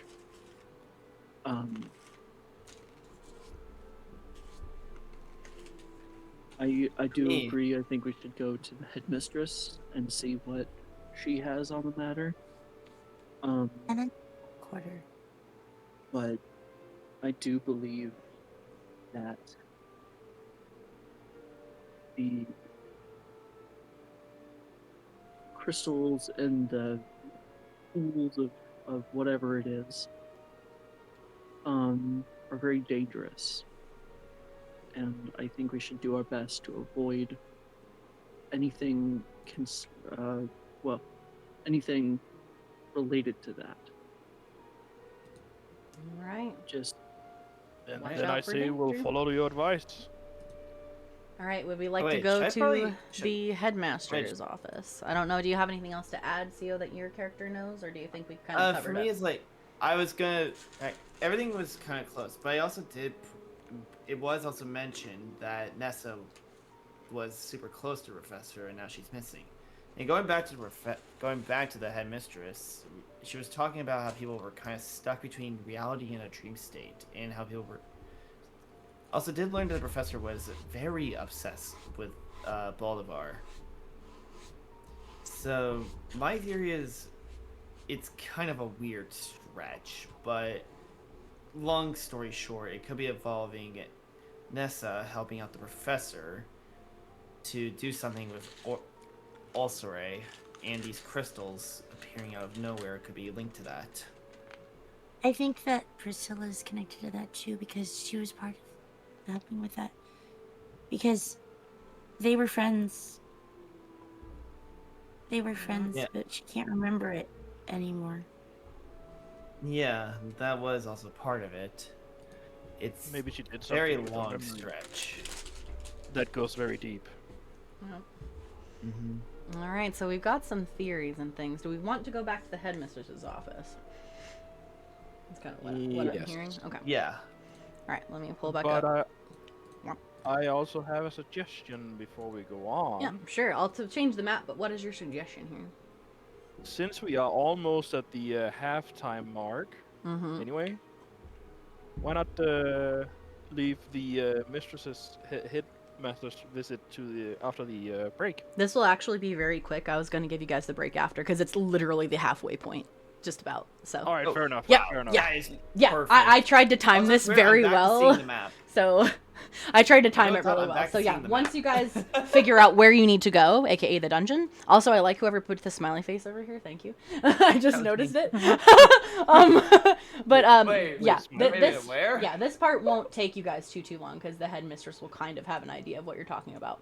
So you all make your way back into the headmistress's office, and when you open back up the doors, you hear her, welcome back, everyone. I take it you are needing some more assistance. Please, come in. And you'll kind of make your way in. You can kind of, wherever you think your character kind of would go. Who would like to take the forefront to kind of explain what it is that you're looking for knowledge about? Not it. I could. I could fly in and be like, we need books! All right, so you fly in and you're like, we need books! And she's just like, oh, books. What kind of books and knowledge are you looking for exactly? I need to know about the old quarter and things about when, I guess, older parts, portals and stuff. I don't know. So you're like, that's good. Celestina, do you want to add on to that? So we may need to access the archives. We might have a lead on what's been going on here, and basically, when this town was established, it might have also we need information about on how the town was established. Oh, so books about the old quarter. Yes, I do yes. have those in my archives. Follow me. So I'm just gonna kind of move everybody's character, just so you kind of can go as a unit here, with the professor. So she takes you to this back room, and you see there are bookshelves sort of lining the entire wall. She says, "This is the restricted section of the library here. I keep these books here for safekeeping." And she's kind of like, This section here, in particular, is going to be about books regarding the creation of Devon Astra, and especially the Old Quarter. There are quite a few here, but if you work together to read through them, I'm sure something will come up for whatever it is that you're needing, of course. And now I'm just going to see who finds the information in what book. I want everybody to roll let's do just a general, we'll go with book smart. So we'll do just an intelligence roll from everybody just to see what you got. 17. Holy damn, 17?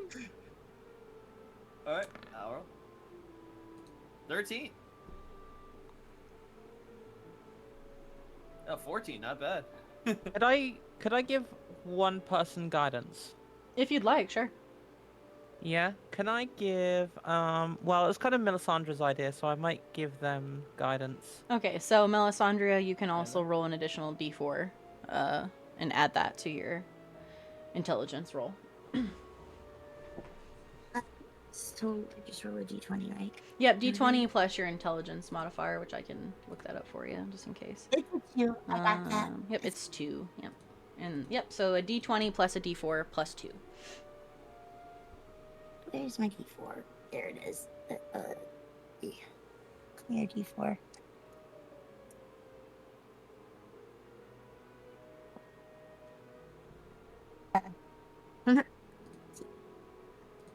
I don't think I knowed very much because I rolled a 3 on the dice. So Okay. and then a 4. So 7, 8, 9. Yeah, 9 total. 9. Okay.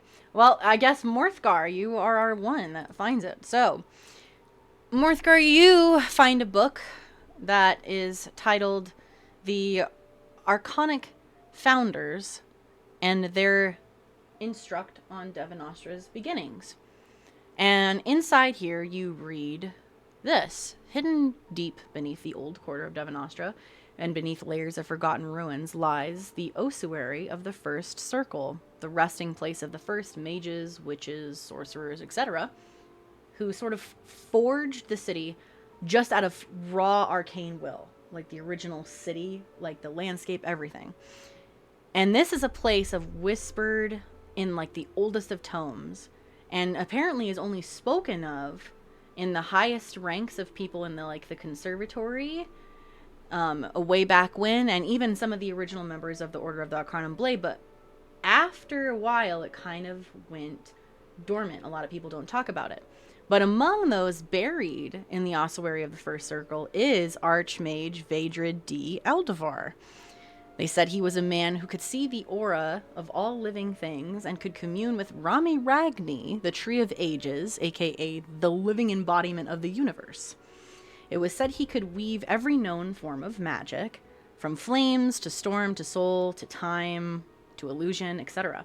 And some believe that even in death, he couldn't be silenced, right? That his spirit and his body, along with the founders, were locked away within the ossuary to contain their residual aura and their magic. This ossuary was turned invisible to mortal eyes, only opening to an ancient chant. Also, is it Simonic? Welcome in. Hello. I'm going to put something in your journal here, Morthgar. So this is going to go to Sunset. Save. And in this book, Morthgar, you find what looks like a map of the old quarter and some very interesting words written in a strange script that you do not understand. Like, you can still read the words, but you don't know what the language is. And you just hear Celestina be like, oh, the 50 Shades of Mage, that one is definitely forbidden, puts it back in the shelf. Yeah, I do not understand any of this. Yeah, so you see this map and this incantation, and that the place that you most likely need to go to has to probably be this ossuary of the First Circle, this crypt, where even Eldevar himself is buried. Do you share this map and information with the group here? Yes. All right, so when you share it, Because I have played D&D long enough that I'm not stupid enough to not do that. I have learned my lessons many moons ago. all right, so I'm gonna put this in all players, so all of you have this like under items in your journal now, this map with this text. And when you kind of turn it and show it to everybody, you hear the professor kind of talk to you a little bit that this language is kind of a type of like old dialect of aura speak, which is something from one of the most ancient realms, the core of the tree of Rami Ragni. It's from the place called the Everbright, which Melisandre would be familiar of because that's my equivalent to the Feywild. It's the like the world of light. It's where like all of the like very like fairy folk and like very powerful mages and things come from. It's one of the core realms. There's light and darkness, and then Listeria as the mortal realm in the middle. So it's a very, very old dialect that even the headmistress is like, I don't speak it, but if you can at least attempt to read these words, like, she's like, I would assume that you can still sound these out as best you can. It looks like if you say this chant, it should actually make the ossuary appear. It's been something that we haven't spoken about in years. That wouldn't have even dawned on me, but your research, well, obviously this is leading you to the place where Eldavar was buried, and it was his scepter that was stolen. It has to be connected somehow. Not to mention, Professor Noctis was crazy about him. Oh. So it would make sense for her to want to go Yeah, where she his energy is. She says, She wanted his remembrance. What was that, I think Castle? now's the time I should probably say the whole I said- theory I have. I said she wanted his remembrance. One in his memory. She goes, you've done quite a lot of investigating with the students. I figured they would be a good outlet to figure out what the professor was up to. As I said, she didn't talk much among the staff.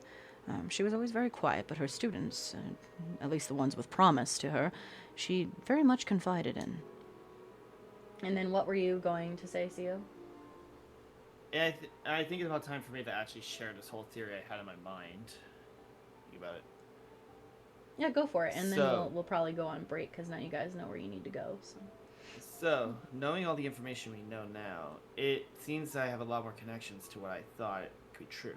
With the professor using Nessa to help with this magic with the mind and time magic, and potentially using this status as Nessa being the favorite student, could use this as a form of extra credit. And as a result, use Nessa as a subject to get potential insight on Ulsure and also more on the old quarter, and result in her having the memory issues. So, from what I could think of, the professor might be the one who stole the staff, potentially, and got to the memories to where the full quarter, and also might have found it in this book as well. But then the possibility that a portal to Ulsure was created using a high magic stat, using an area with high static magic. Again, as I said, Sid, but something went wrong, and it seems that the two worlds might be seeping into each other, causing all the hallucinations and limbo states that we've been seeing. And definitely from what Celestina's been feeling, there's a chance it could be affecting us right now. Okay. Interesting theory. We will see where that theory goes as we will make our way to the ossuary of the First Circle, the tomb of the founders of Devon Ostra, when we return from our break. So, we are going to take about a 15-minute break. When you are back, I'd say everybody just kind of mute on Discord, and when you're like deafen, and when you're back undeafen, that'll kind of say, when everybody is back. So if everybody's back before 15 minutes, we'll start again, and if not, we'll just do the 15 minutes, and once everybody's I'm just gonna have back, my then- earphones on and be muted. What was that, Castle? I'm gonna have my headset on and be muted because I can hear you regardless of where I am connected to the computer. So Okay, yeah, that's Okay. fine. Whatever Yeah. works for everybody. We'll just let each other know that we're back.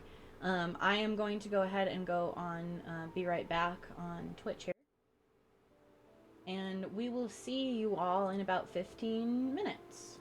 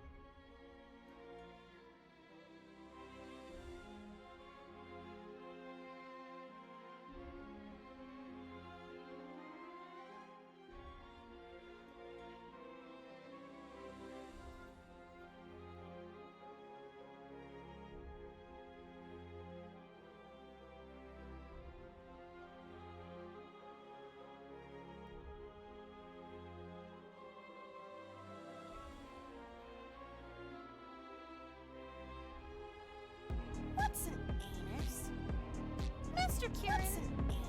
What's an anus? Master Kieran. What's an anus? Master Kieran. What's an anus? Master Kieran. What's an anus? Master Kieran. What's an anus?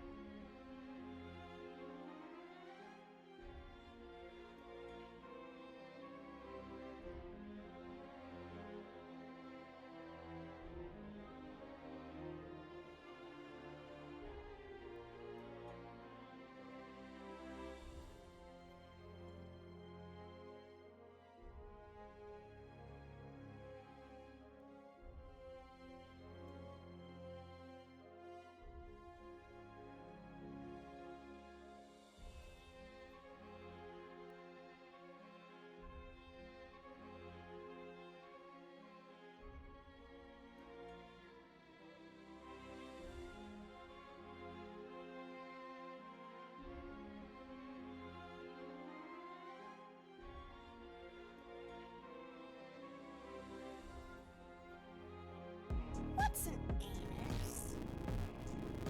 Master Kieran. What's an anus? What's Master Kieran? What's an Master Kieran? What's an anus?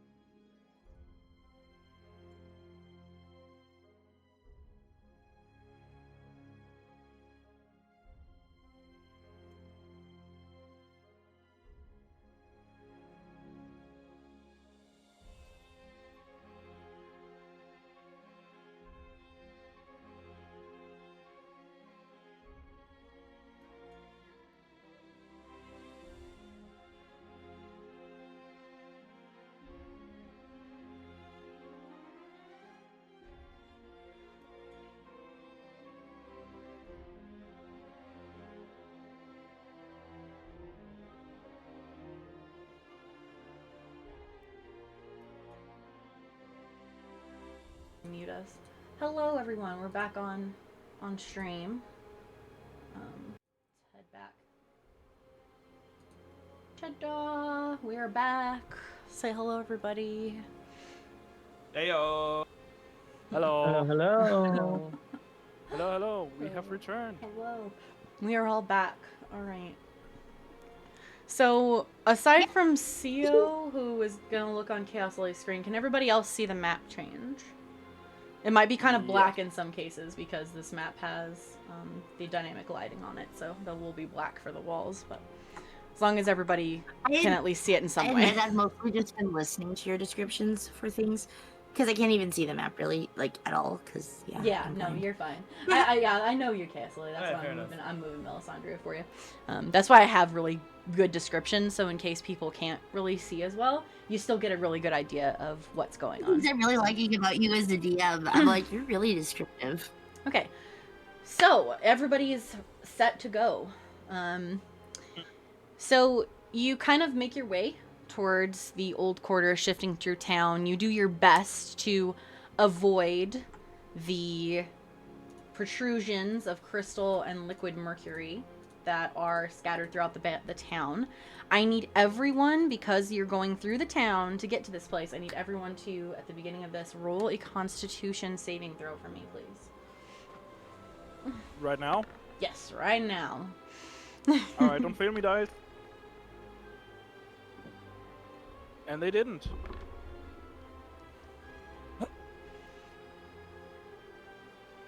Aw, thank you guys for the cuddles. Cuddles for the chaos lily. Super Cake Girl, hello. Thank you for the scream. That scream. Oh wait, I rolled the wrong one. I rolled the wrong one for Constitution. Yeah, make sure it's a Constitution save. This one's Constitution save. This one's. There you go. Oh my god! And then Chaos Lily, let me know what you get as well. I'm looking for the number that goes with it. Let me see. I can try and help you with that. It's gonna be 0. The modifier is 0 for Oh, Constitution. nice. Save. Natural 20 on a Constitution saving throw. Nice. You know, see, I failed. I rolled a 2. You rolled a 2? Okay. So, so in this case, we have both Lucilla and Melisandria failing that. So, you two, I'm going to send you guys something. Give me just a second.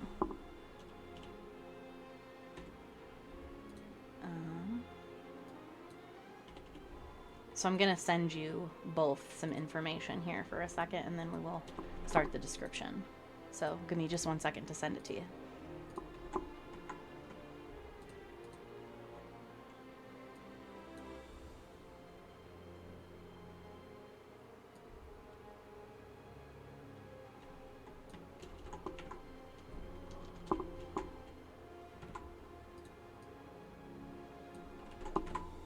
Sorry, I'm typing this out really quick.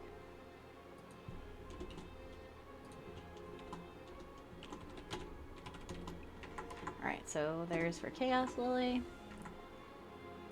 And then I will send this one to Anna.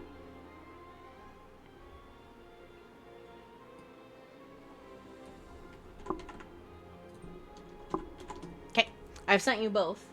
What is going on with you?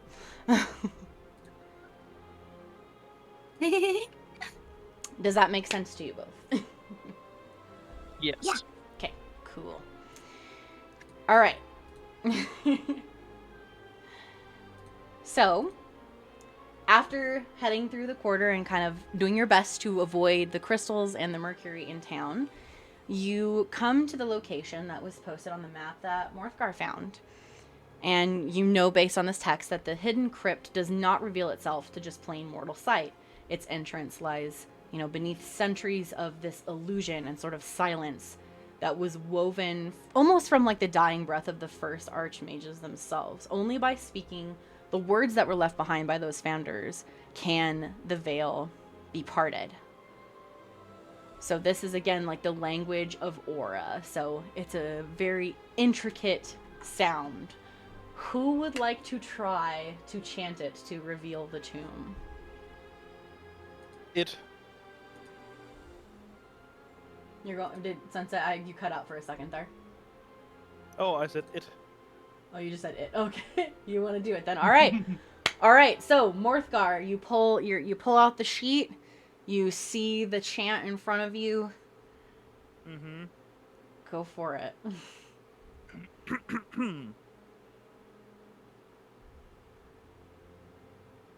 Inra Shol Vethalan Mori, Suren Vael Renath Toren, Arovin Seelen Toral, Veshral Lumen Oral Shin, Kelruvan Sai Emir, Tararen Veshya Inrakir. Ooh. So this chant of yours, spoken in this low, almost steady tone, every syllable kind of almost seems to vibrate faintly in the air as if echoing through some sort of unseen stone.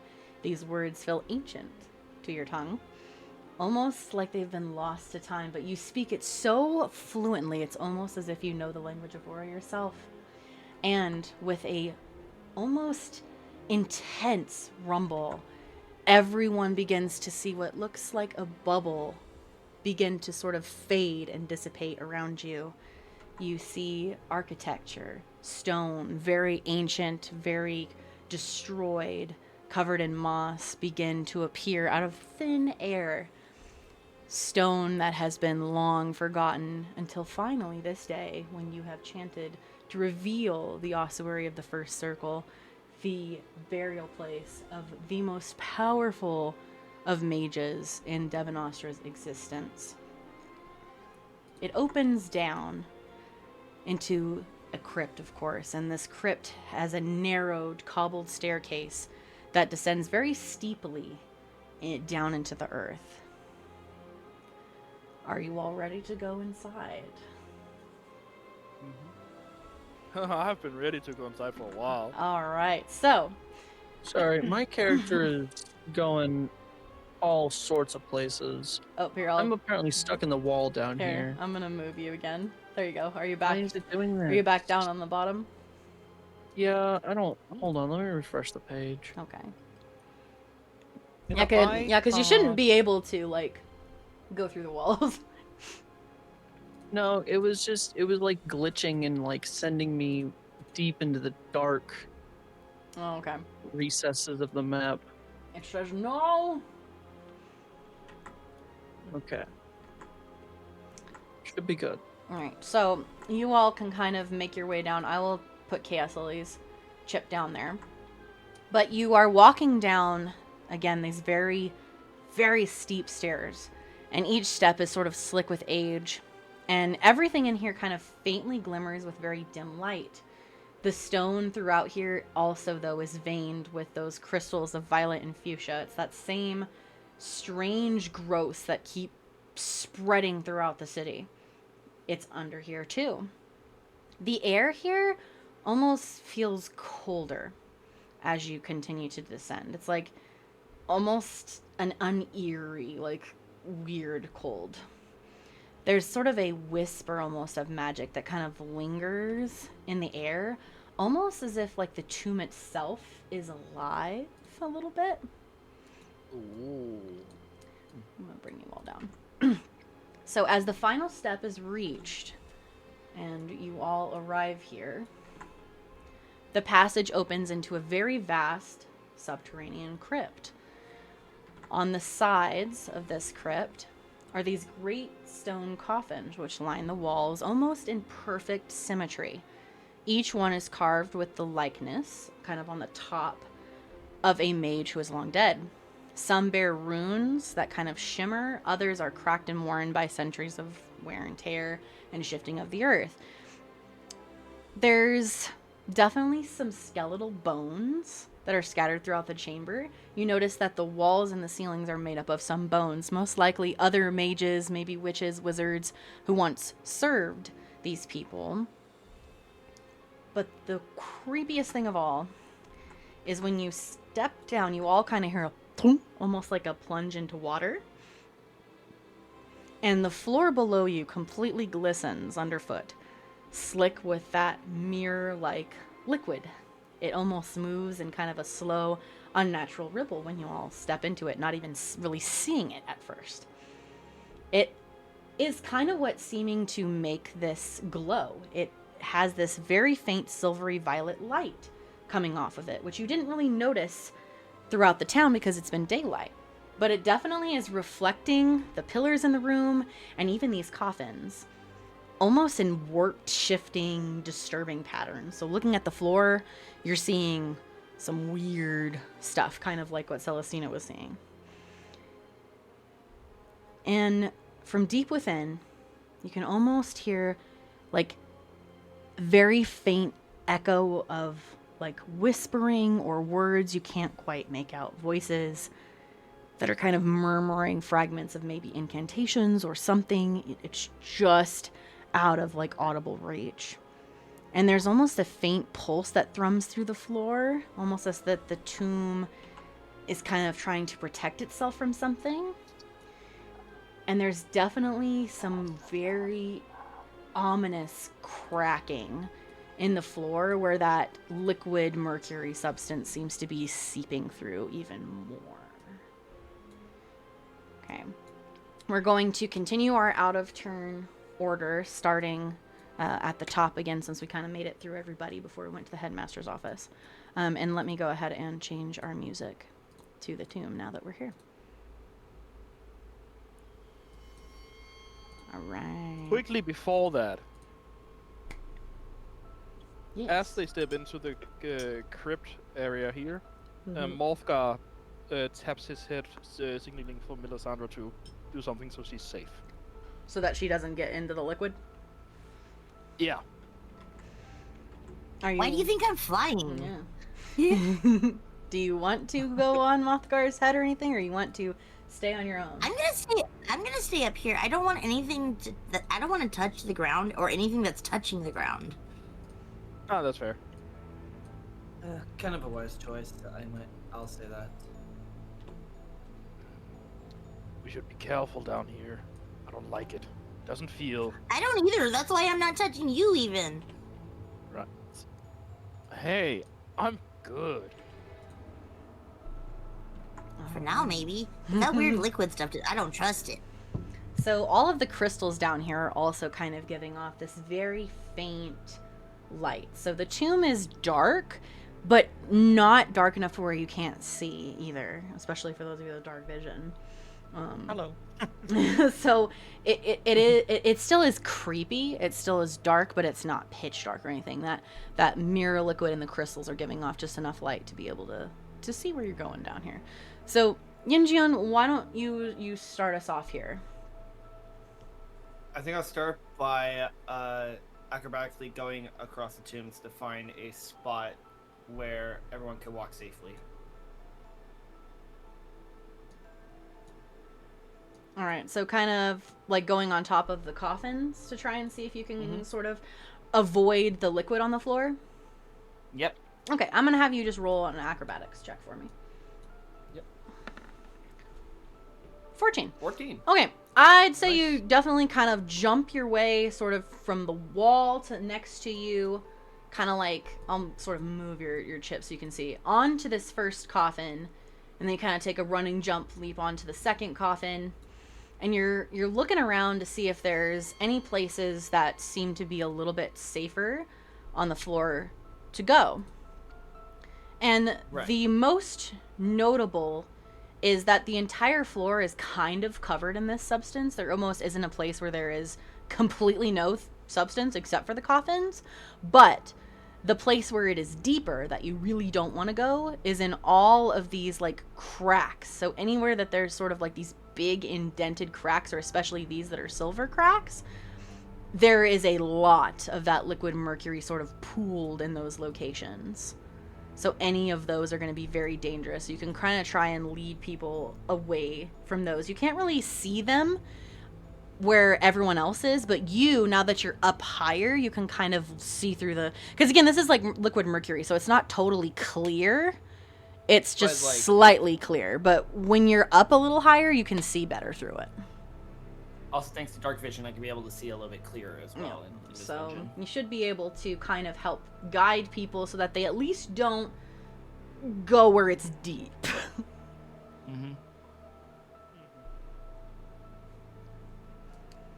All right, so you kind of are taking a look, trying to see if you can help people to get an idea of what's going on here. And yeah, you can't see. I'll give you this too. You can't really see any place where this liquid is coming from. It's just kind of it's everywhere. There isn't like a source that you can see. It's just sort of all over the floor. Right, it just seems to be seeping in multiple places. Yeah. All right. Melisandria, it is your turn. You, of course, are flying, so you don't touch the floor unless you specifically tell me you touch the floor, crystals, or anything. You don't have to worry about it. You can fly over it. General rule of thumb, I never land unless I have to. Yep. So you're safe in that aspect. Wouldn't I be able to help guide the people across too, though? You could. If I'm up in the air, I can see through the stuffs. Yep, you very much could. Well, I want to try to help with that so that everybody's safe. Okay. Do you want to kind of like move maybe a little bit further down the tomb than Yinjun did? That way you can kind of have like Sio will guide them through part of it. You'll guide them through the others. I shouldn't say Sio. I should say Yinjun. Sorry, I'm so bad about that. It's like, they can guide them through the first part. You can guide them through like the second half. Yeah. Okay. So you kind of flutter over and sort of just flutter even higher up above one of the coffins to kind of help direct everybody through this stuff. I keep an eye out for any dangers. Okay. Celestina, you are up. If you're wanting to kind of proceed through this thing, you can roll for survival with advantage since they're helping you figure out how to get through it. Or you can roll acrobatics to try and jump on top of the coffins to go across. Whichever you're feeling.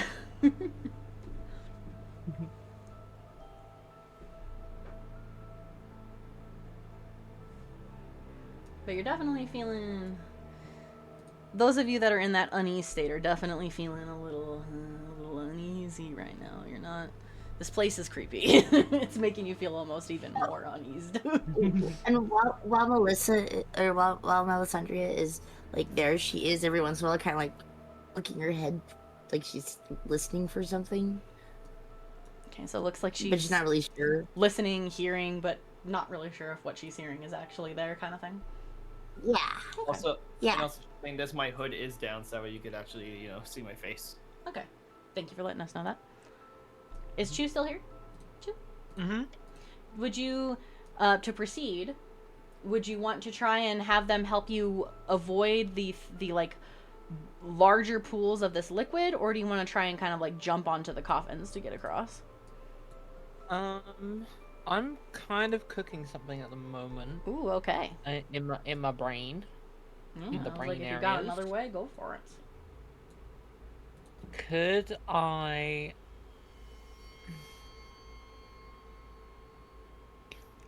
know like an easy way out I can get across this, but like I don't know if I want to spend that much magic, I get you, because yeah, you don't know what's down here.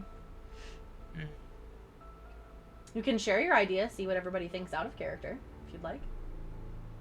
I'm thinking I cast fly on myself, and then I'll hop in my like spear that's fashioned like a broom and just like float across, but that is like a level 3 spell. What Yeah, are we I would thinking? suggest that you save your spell slots for into combat.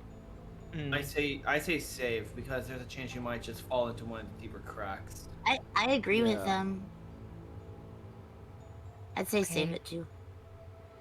But you could climb on one of the barbarians' backs and have them carry you. Oh, good idea. Morgoth. Yes. I was gonna say coin flip for it.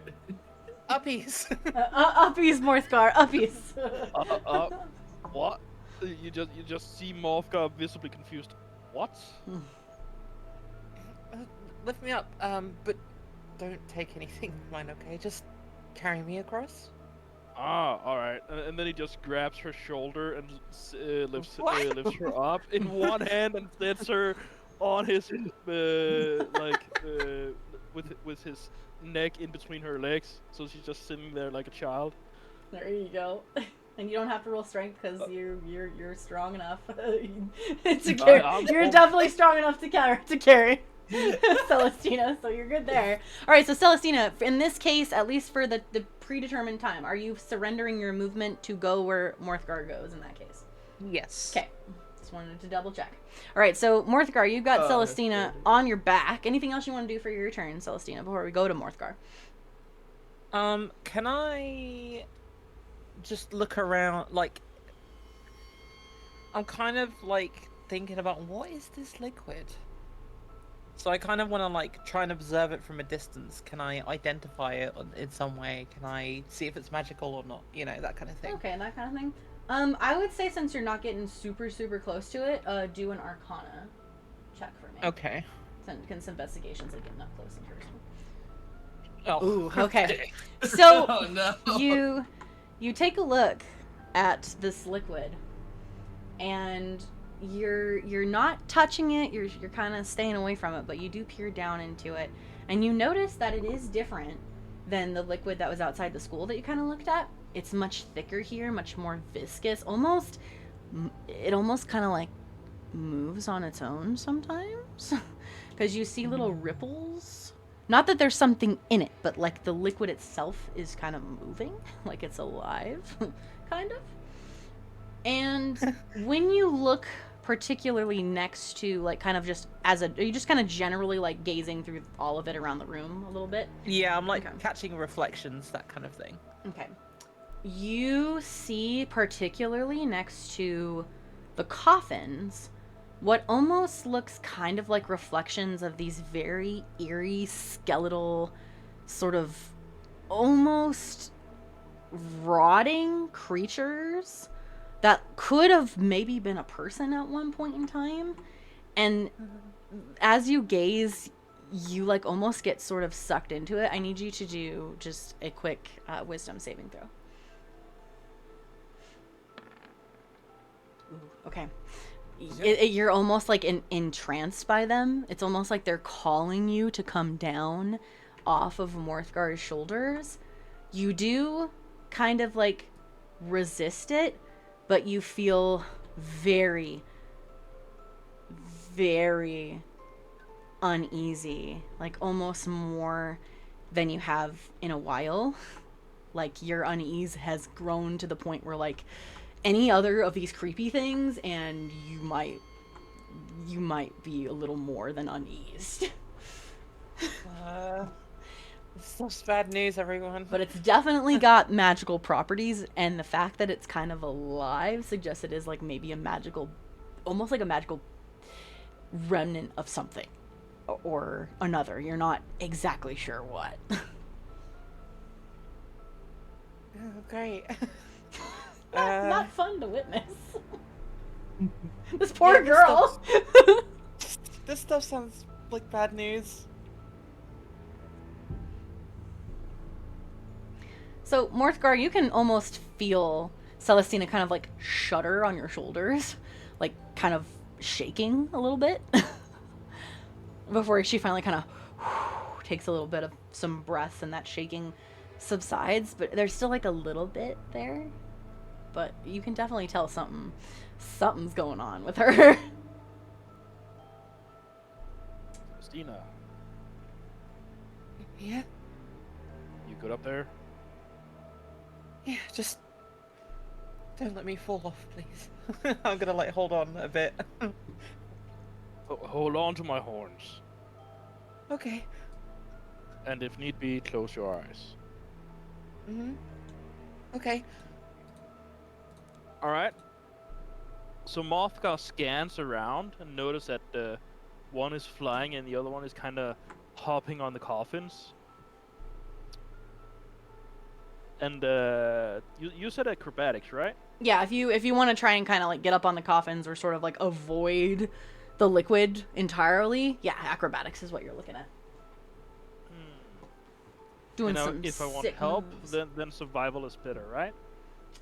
Yeah, if you're wanting to just get help from them, then you're gonna roll survival with advantage, yeah, because they're kind of helping people figure out the way through. All right, survival with advantage. That's 2 rolls, right? Yes. Yep, just click on survival Got it. twice. Yep. Take the bigger roll there. And We got a more. 19 and a fucking net 1! Alright! Well. Well, I'm glad we rolled that with advantage. That could have ended very badly for you and Celestina. God damn. Whew. Okay. Oh my god! So, Yinjian, you're closer to Morthgar. What do you kind of like yell out to help get through at least halfway through the room, like to where, you know, to at least get them closer to like where Melisandre is at? In the center with 2 feet to the right.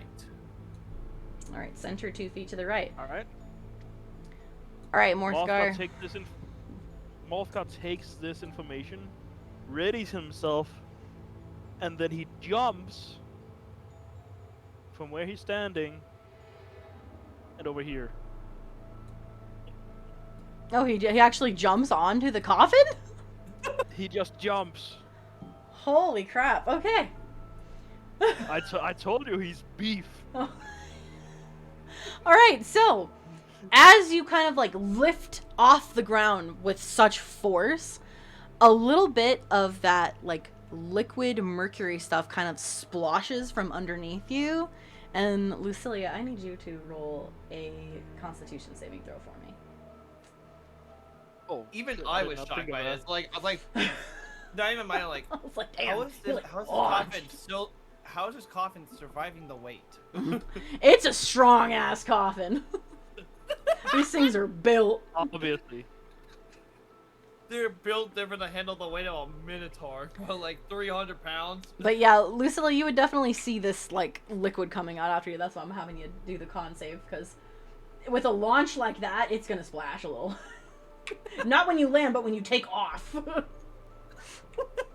You do successfully land on the coffin though, and you kind of hear this like this like almost studded like crack a little bit of stone, but you can tell that these coffins were built specifically to in a way prevent like robbers and things from getting into them. So this sucker is sturdy. It is holding yours and Celestina's weight, that luckily.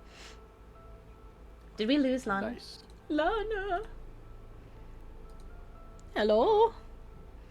Lana is muted. I'm not sure. Lana, hello. I'm here. Oh, Sorry. there we go. No, you're good. Can you do a Constitution saving throw for me? That is true, Ken. Is it built to keep something out or keep something in? Who knows? Yes. They're built sturdy, I can tell you that. Morthgar is thick. He's big. He's pure beef.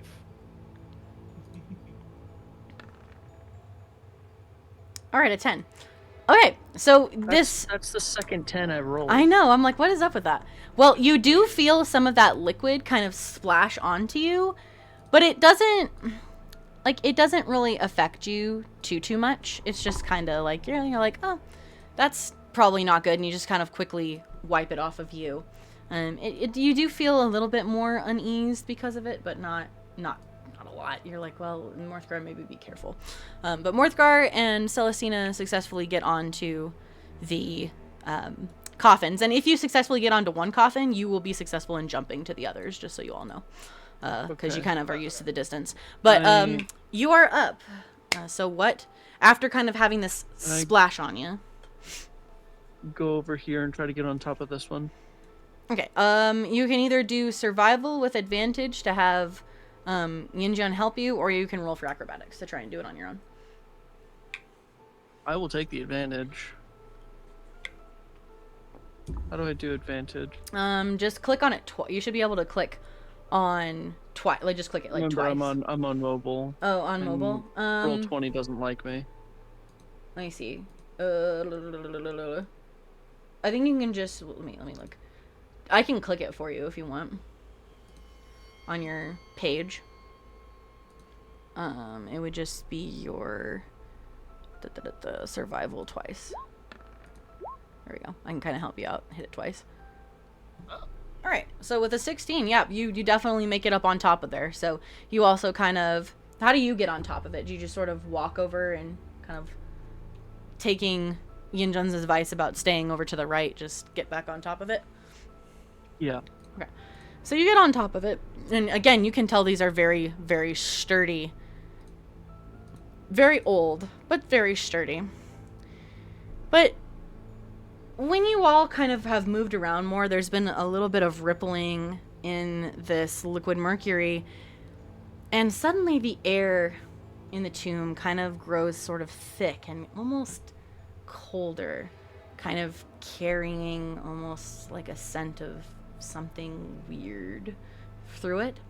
And you notice that in the liquid mercury and even the walls, some shadows almost begin to kind of stretch unnaturally across the walls as sort of a low whispered echo from further down inside the crypt, so like somewhere just further this direction, starts to kind of mutter some things like a like really, really briefed whispers. Lucilla is immediately going to pull out her great sword. Okay. So you're at the ready because something seems a little funky. Anybody else gonna do anything when you're hearing these sort of like shadows are sort of twisting? There's a weird echo whisper coming from further in the crypt. I think instinctively, Celestina, when she hears the whispers, she's gonna like clutch her wand with both of her hands. Okay. Anybody else kind of have like a this is what we're doing? For me, I'm ready to go, just be safe. Mothgar puts his hand on his battle axe and kind of gets ready for anything that might happen. Yeah, exactly, Ken. That this is fine. There's nothing creepy happening here. This is fine. Just for anything. Just prepare with our weapons. All right, so one by one, these shapes sort of begin to emerge from these carved stone coffins. Celestina, it's almost like a nightmare kind of come true. I'm gonna pause that. You see what almost looks like the reflections that you saw of the like really creepy skeletal things begin to kind of emerge from the coffins and kind of float throughout the room. There's sort of a few of them that are coming out from the coffins as if almost like the memory of the people entombed within are being released upon you. And you all watch as these three very decrepit looking, almost specter-like ghosts appear in front of you. This cold, unnatural wind sort of seeps through the chamber as these specters fully rise up from their resting places. Some of them kind of reach out with these very strange skeletal hands, and others sort of glide across the room, sort of rippling through that liquid mercury, as again those whispers from the shadows start to send sort of chills down everyone's spine. Their forms sort of shimmer and waver. Each one is kind of warped. Imagine like an echo of a memory itself, right? Like all of these guys are like the sort of they're alive, but they're not. It's definitely the mages that are buried here. And then without warning, they let out these almost enormous sort of like screeches. Hopefully that came through. Almost like a banshee. Claws out, ghostly strikes, almost like that psychic sort of shrieking, lashing out. And everybody is going to be rolling initiative. So give me just a second to get everybody on the turn order again now. All right, give me 1 second. I have no idea what is going on. All right. I know what's going on. We're gonna have to fight. Yep. All right, so I need everybody to roll initiative again, please. And then let me pop out my... Yes, as you wish, milady.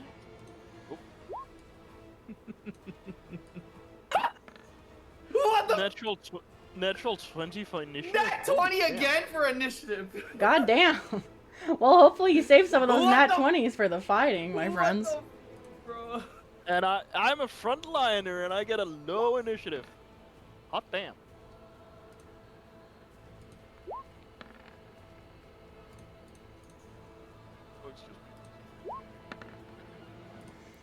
What? Okie no. dokie. Give me 1 second to... I don't know why it keeps, like, not taking your token for some reason. There we go. Let me type that in. So, 23. Oh, I don't know why it... And then Melisandre gets an 18. Oh. And then, This were reminds you me of able my to weakest roll as actions. well, Lana? No. Does I don't know how like the D&D Beyond and Roll20 thing happens. I know there's a way to like down next to the send button if you have the whatever it is. I know there's a button you can hit to like roll, but I'm sorry. 16. It's whatever. All right, we have our turn order I got a here. 16. Yep, got you for the 16. So we have our turn order. So Yin Jian, you are first up here with our Spectre friends. I will use my bow to attack the specter closest to Cel's. Here's what I'm Celestina gonna do. I'm gonna put a dot by them so you can tell me what color. Will that help? All right. Yeah. I'll attack specter blue. Okay. So yeah, we'll have the blue Spectre, purple, and red. Yeah. I'll use my bow to attack blue. All right, let's roll to see if you hit. 16. That'll hit. Nice.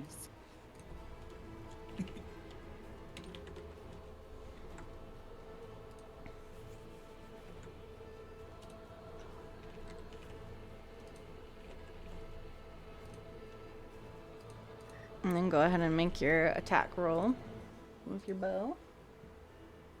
I think I already. Oh, I thought. Like your make your damage roll. Sorry. Yeah, I know you made to roll to hit, but what was your? You gotta click it for damage. Yeah, I think I did roll ahead actually. Yeah, we got that. So now you did hit. So now you have And to then- calculate the damage. Yeah. And then also my archery style multiplier too, +2. Okay. Is that a multiplier to the damage or to the No, it's just attack? +2. Okay. Like +2 to the. Yeah, to the longbow attack. Okay, so to the attack roll. All right, go ahead and roll for damage though, because you did hit. With 18 in that case, you definitely would hit. Yeah, I have to attack with dexterity because it's a bow. Yeah, you should be able to in your thing, like be able to go to if you look on stream, if you go here and you click on longbow right here, it will actually do the damage of your longbow. Yeah, I already did. It actually it already did too. It's at 100. It's at 150. Oh, man, it should. Yeah, if you look on the chat log, it did. Oh, maybe you have to click on the damage. That's what it is. You click here to do the actual. That's the actual damaging roll. Yeah. All right. I'll take yours because mine wasn't the actual thing. So 9 piercing. Yeah. All right. So you all watch. Yin Jian, you have your longbow is equipped. You carefully and swiftly grab an arrow, kind of stabilize yourself on the coffin, draw back your bow, and release an arrow which strikes through the specter. And you can see that your arrows, while they do deal damage, it's almost like there's some sort of force about these things that makes it to where they kind of are almost a little bit resistant to piercing. But they do take 5 piercing damage. They're definitely kind of like apparitions. So they're there, but there's not. Okay. Is there a majestic hair wave? I don't know. Do you wave your short hair majestically as this happens? All right. I went ahead and got the damage calculated. All right. That was your first attack. I think you believe you can do a second attack with your class. So if you would like.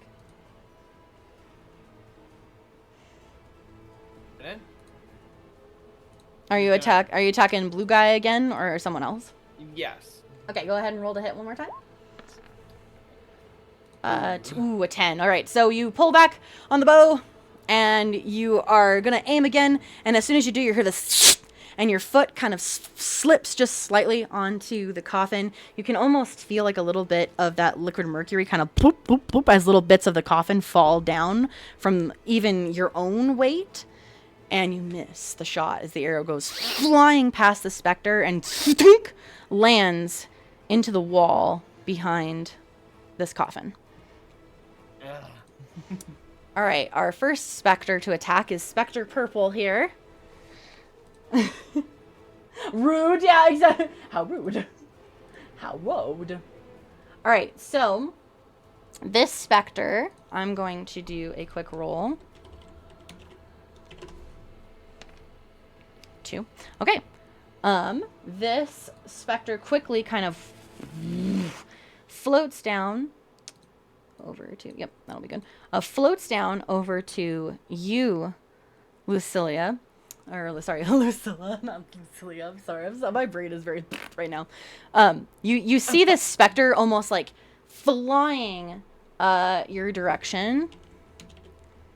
And let me see if they hit. Oh, hold on. I have to add their modifier.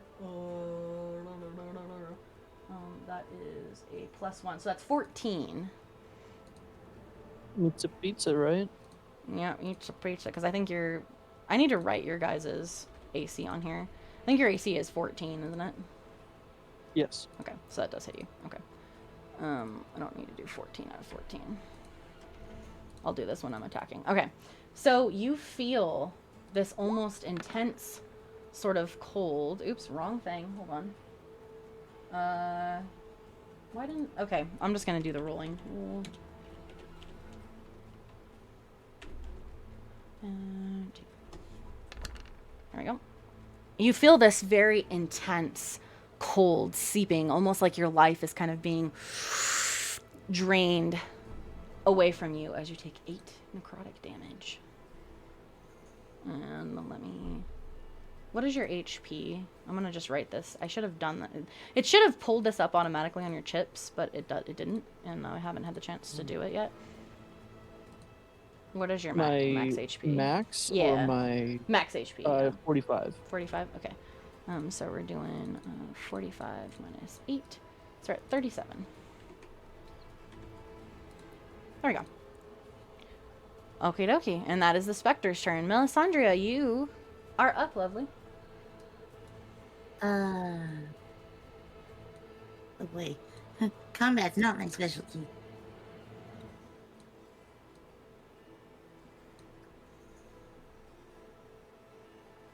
Are you able to see your sheet? I'm lucky. Maybe I just searched her.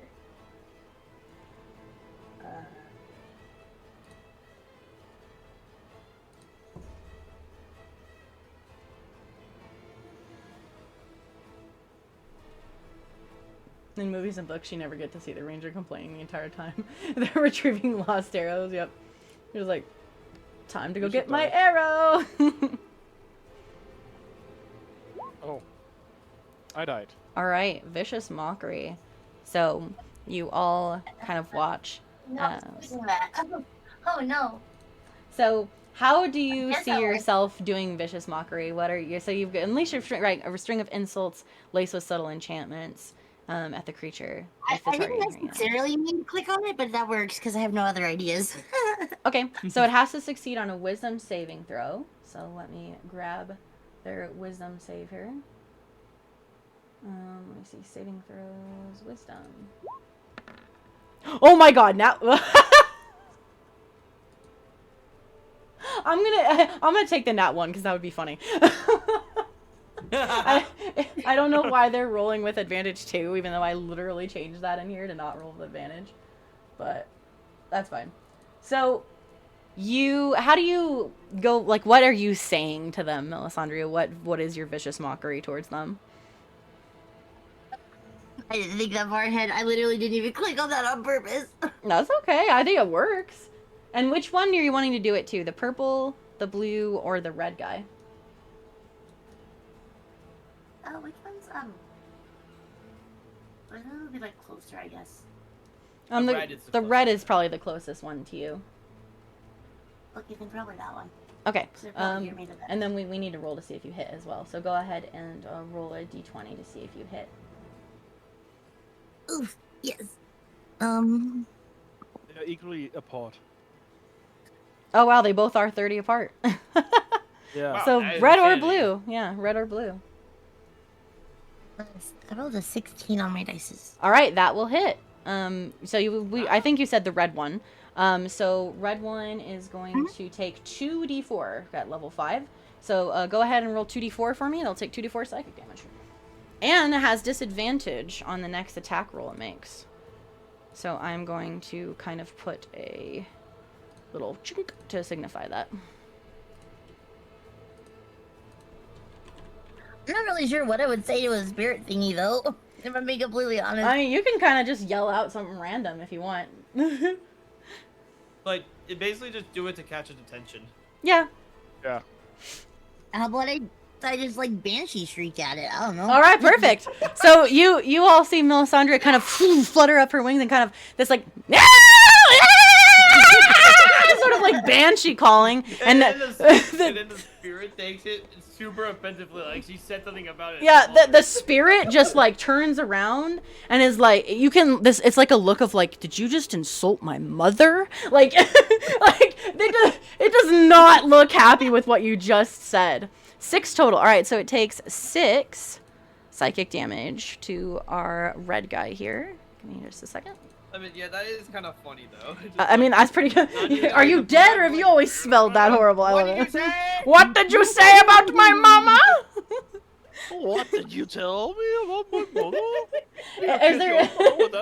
Is there anything else you would like to say, or do you want to move, or anything else for your turn, Melisandre? I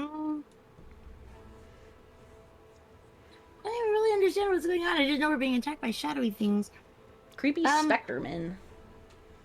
Can I like do an Arcana roll to try to understand them? Yeah. I usually have checks instead of taking a full action, take a bonus action. So yeah, that's fine. It just makes more sense to me to do them as a bonus action. Same with taking potions. Yeah, that's fair. Yeah. What? My dice said 18. 18. Okay. So, Melisandre, after you do this like vicious mockery and this thing kind of turns to look at you, you almost like mind meld with it, right? And you can feel like magically this almost anguishing feel. This very, very anguishing, like, why have you disturbed my peace? Like, who am I? What am I? What is my name? Do you know my name? Do they know my name? Like, it seems like this spirit and this memory of who they were is so angry and confused. They don't know who they are or what they're doing here. Like, almost like they're asking a question that you all can't hear of, like, who am I? What am I doing here?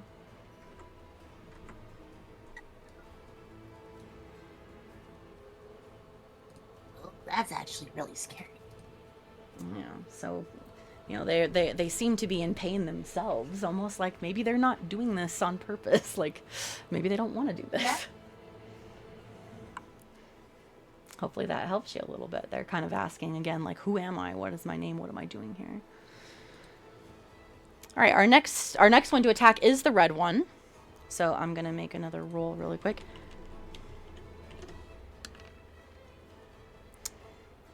Okay. All right. This one, let me do this, and I'm gonna make another. Hold on. Yeah, I got disadvantage. Yep, I know. This is a personal roll to see who they're attacking.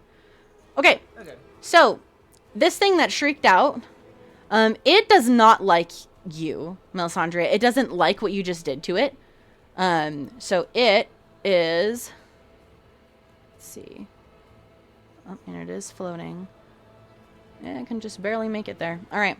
It kind of, almost like it's phasing, kind of phases right in front of you, Celestina. I think you meant me, right? Yeah, no, it's going for Wait. Celestina. It does not want to be near you. Yeah, it does not Oh, want it to does. be Oh, near it does. you. Okay, it's running away from me. Yeah, Okay. yep. I see. Okay. All right, That so makes it rolls a 7. So it pops up again, Celestina. This thing like phases almost like it's out of existence and then phases back into existence right in front of you. Like right in front of you, right in front of Morthgar, but particularly like right in front of your face. Like it's hovering. So Morthgar, you can just see this thing's like crouched down from where you are because it's like hovering slightly above you and like above Celestina. Any reactions to this, Chew? What? Can I cast anything or? It's not your turn yet. I don't know if you have any reactions at all. The only reaction I have is not like anything I can do right now. If that makes sense. Okay. Yeah, and in that case, probably wouldn't be able to cast anything. It's more just like your response to it. You do see it, and when it appears, it almost starts to slash at you. And Morthgar, you very quickly kind of like lean to the right, and Celestina, you kind of bend back as this claw just sort of like grazes above the air above you. I assume she is still on Mothgar's shoulders. She right? is. That's why you're kind of moving her out of the way. Yeah, and she you move to the right, she bends down, and that claw just right over Celestina's head, and you avoid the attack. Lucilla, you are up. Keep your nails to yourself, girl. I was reading the Vicious Mockery song by Tom Cardi. Girl, you keep your nails and your face to yourself. All right, Lana, what is Lucilla doing? You just got hit by this one very nasty spirit.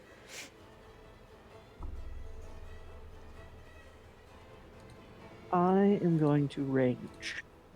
Ooh.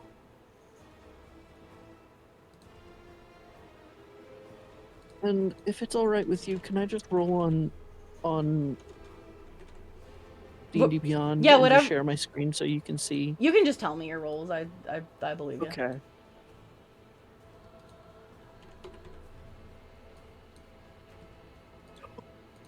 That's a natural 20.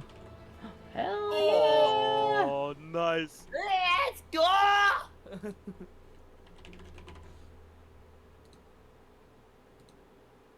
All right, that'll definitely hit.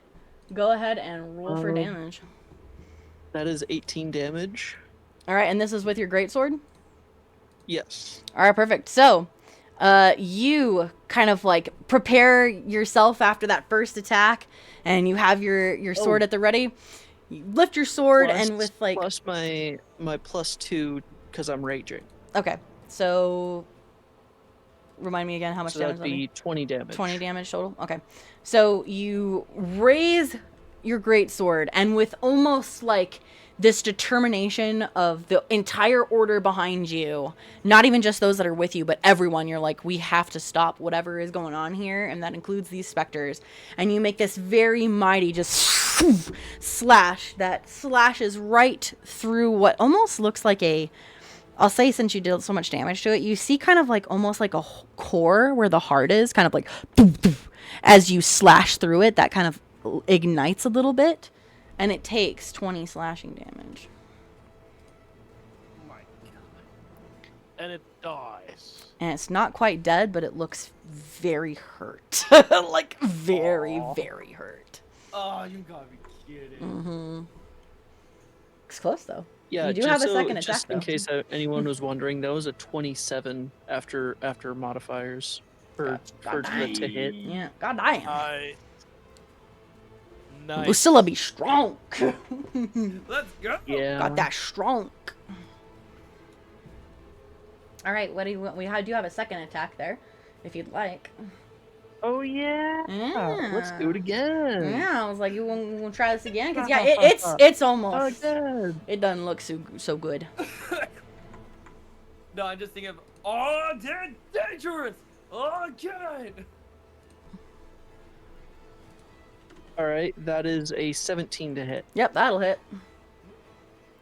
Hey, Kelly, welcome in. Hi. We been insulting people's mothers by screeching at them? Yeah, we are. It's very rude.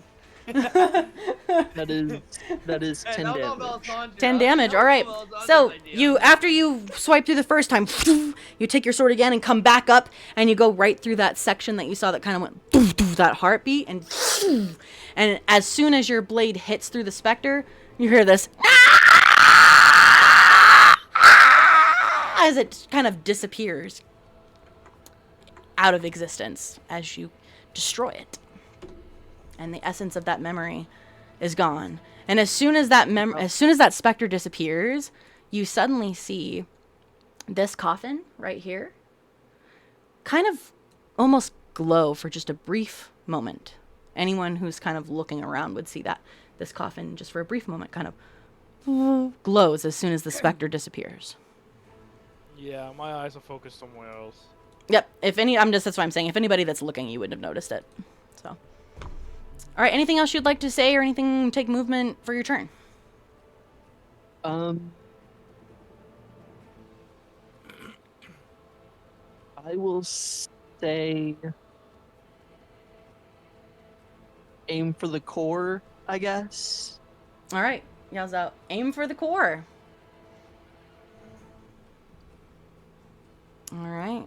Morthgar, you are up. You've got Celestina on your back still. You see essentially crotch down of this specter that's just like a floating mass of, I would say, just, there's no legs necessarily. It's just almost like a robe for the bottom half of its body, kind of flaring almost in what looks like mist slash like fog look to it. Even though there are no legs, do I see any other body parts? I mean, you see what's remaining of its arms, kind of lengthy with those like long claws kind of hanging down now that it's mist hitting Celestina. All right, cool. So, I'm gonna attack it. That is without a question. But I have a very pretty, beautiful, gorgeous new purple D20 in my hand that I want to roll. That's fine. Ooh, go ahead. And I want to break her in. Is I'm that all right? I am totally fine with you ahead, guys my brother. rolling. I trust y'all, so that's fine. All right. That's a D20. That's a natural 20 on the die. Oh, Let's damn. go! All right. That'll definitely hit and She do a is crit. Never going to dice jail. Never. All right. So how do I? That is a 20 to hit. So how do I calculate damage for that? Oh, So just go roll it. ahead and roll normally. It's double damage, but these things are resistant to slashing unless you're specifically going for the core. So are you going for their core? Oh, I'm gonna be attacking 3 times in a row, by the way. Because of reckless and extra. Okay. But So yeah. yeah, do you try and go for like a? I don't really know if you'd be able to hit the No, I core can of only it attack very well. twice. Yeah, usually it's only twice. I was gonna say, but Yeah. go ahead and hit like on your page. You should be able to go next to where the damage is here and click on that, and that'll do the damage. And then I always just do double damage for crits. All right, so 9 slashing, and if you are not going for the core thing, because usually you can't see it at first, that's gonna do half, so it'll do 5 to it. All right.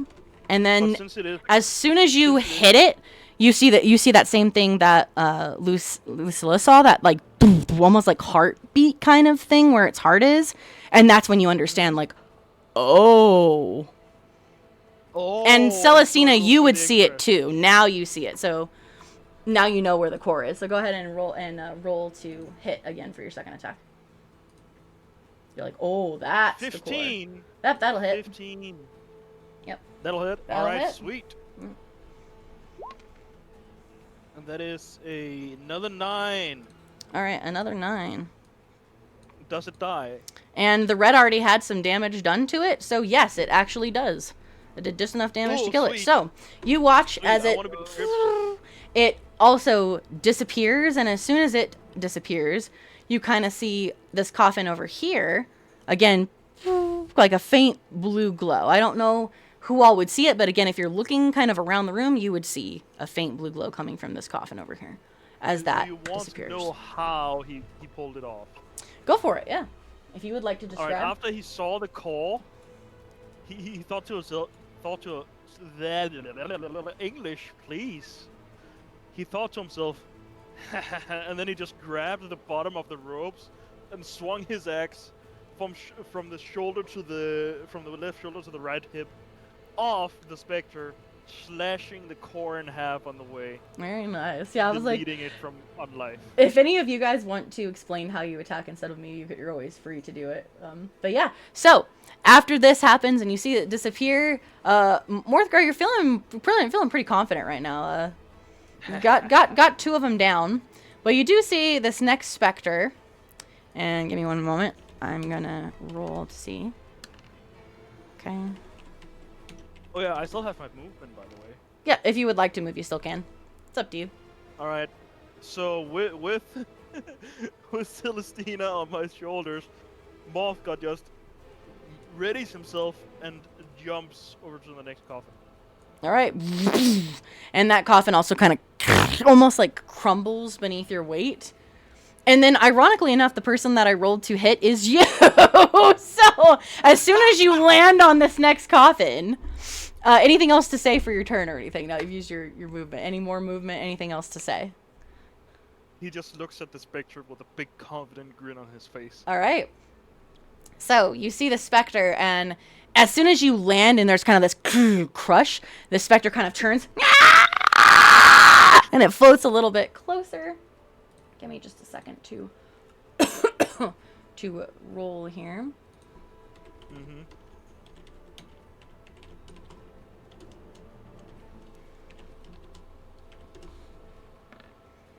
A 12. Does that hit for your AC? My AC should be 15. It is 15. It does not hit. It misses. All right. And what's your HP? I'm gonna add these as I'm kind of going, just so I've got it above 60. you. 60. Okay. All right. So the specter kind of screams at you as it moves in, and you again see these almost like sharp claws coming at you for like a very swift strike, and they miss. And it's gonna try it one more time because they can't attack twice, and since there's only one left, Go it's right feeling ahead. very angry right now. 16. Yep, that hits. All right, that one's gonna hit. So we're gonna do a claw attack, and it already hits. So I guess I could have just. I keep forgetting that roll 20 changed the way that they do this. So it's a roll 1d8 plus 4. Wow, it rolled a net. I rolled a 1. 5 damage. So this very intense slash just barely cuts through the side of your arm. You feel a little bit of this kind of ghostly, almost cold effect to it, and you hear this very intense whisper, "Kill him, kill him, kill him. Die, die, die," as it like hits you. Almost like something is kind of controlling it. All right, Celestina, it's your turn. Yay! I'm gonna just like tap I'm gonna tap Morthgar on the shoulders for him to turn, and I'm gonna like try and stand on Morthgar's back, and I'm gonna cast what am I gonna cast? I'm gonna cast Flame Blade. Ooh. And I'm gonna yell, Yod Krahen! And a big flame blade appears in my hand. And I want to attack the spirit. All right, go ahead and roll to see if you hit. Just roll a d20. Just a d20. Yeah, because I don't think this adds your spell casting modifier. Yeah, no, it doesn't. Oh, somebody's doing a hydrate. Everybody hydrate, please. Get a drink. And also 14 hits, so you do hit it. Mm-hmm. So it does, so I cast it level 2. There we go. I was in the middle of snacking, but I'll hydrate. Thank you. Yep, so you've got, Yeah, let's see. everyone. On a hit, the target takes 3d6 fire damage, and you said at level 2. So yeah, it takes 3d6 fire damage. So go ahead and roll 3d6s. See what we get. 9. 9. Oh, nice. All right, so you Oh, watch wow. as Celestina makes this incantation and this enormous, glorious blade made of flame kind of appears where her wand once was. And quickly, kind of as she taps Morthgar one more time to kind of lower his head, she makes a very intense strike. You can almost see as the specters that kind of thud. Are you were you going specifically for that core, that heart thing? Yes. Okay, you didn't get a crit, but I'm gonna add a D4 of damage since you're going to that heart thing. So we're just gonna see. We'll add some onto that. Ooh, nice. So 13 damage in total, 13 fire damage. So you kind of quickly slash through that sort of beating heart, and it takes 13 fire damage. And you again hear that shrieking call, that ah! And you see its body almost like curling in on itself, like it's about to go into some sort of defense because it looks, again, it's almost hurt. Melisandre, this entire time, every time they get like kind of killed, quote unquote, you can feel a relief, almost like thank you for putting me to rest sort of feeling. I should mention that as well, since you kind of mind melded with them.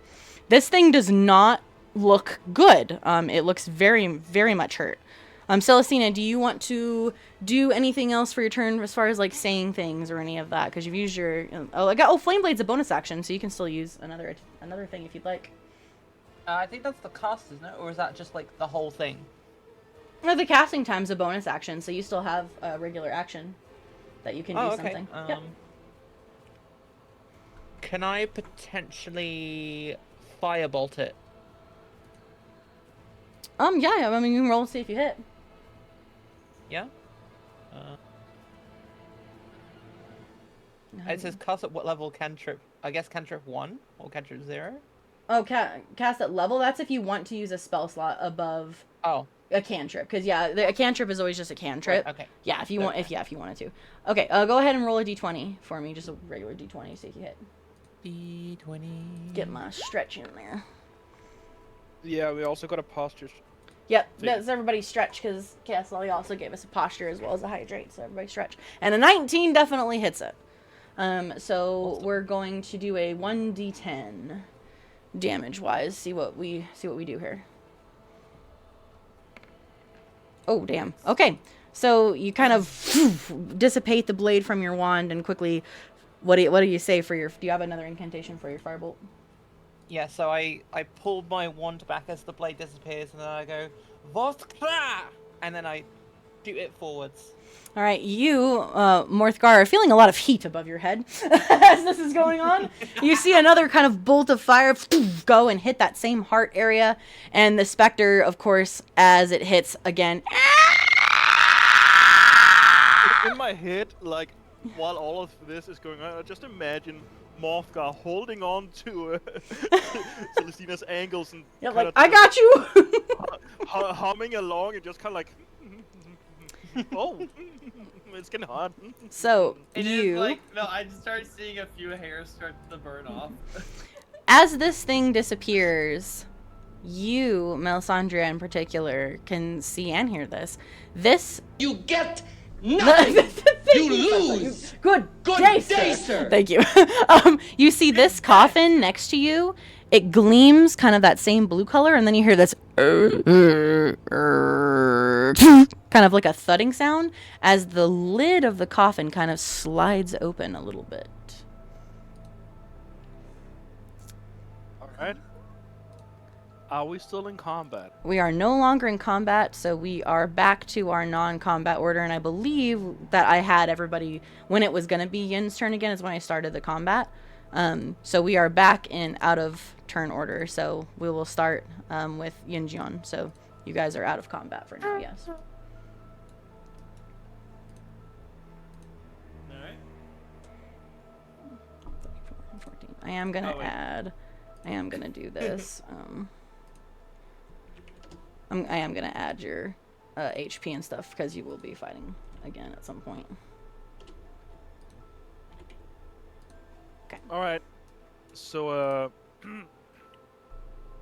with that over, Morphgar just jumps from coffin to coffin until he is next to Melisandre, still with Celestina on his shoulders, of course.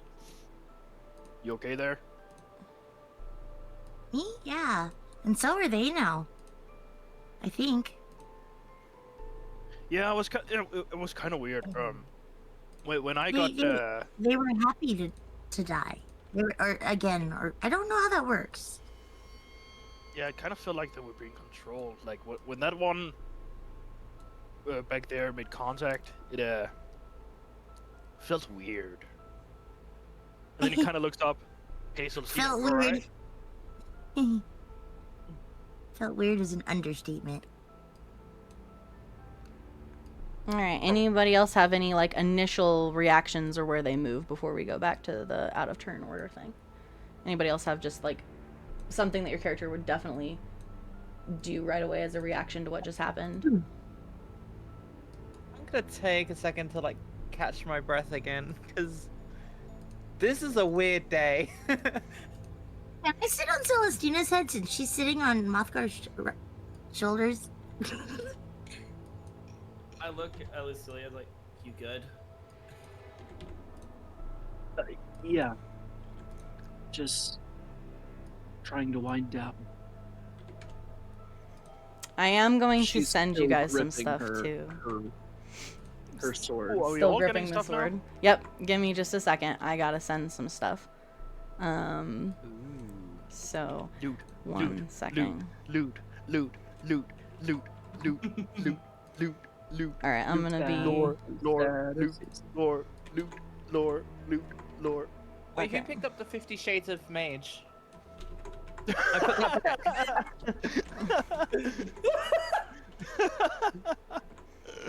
All right. Give me just a second. I'm sending stuff to everybody. Oh, sorry, that made me laugh. That was good. That was golden. That was actually good. Oh yeah, that reminds me. Did Yin John, however you pronounce it, I keep forgetting. Thank you. Did you share the booming blade ability with anyone of the party? No, I did not. Ooh. Interesting. All right. So you're still there, and Melisandre. Okay. Once we reunite, remind me about that. Okay. Give me 1 second. Oh, I see. All right, everybody that had something happen to your sanity, I have sent it to you. So everybody check your DMs really quickly, looking at this really because fast. these things hitting you Oh! and okay, being then. around them has caused some issues. One of you it hasn't been affected yet, but is very close.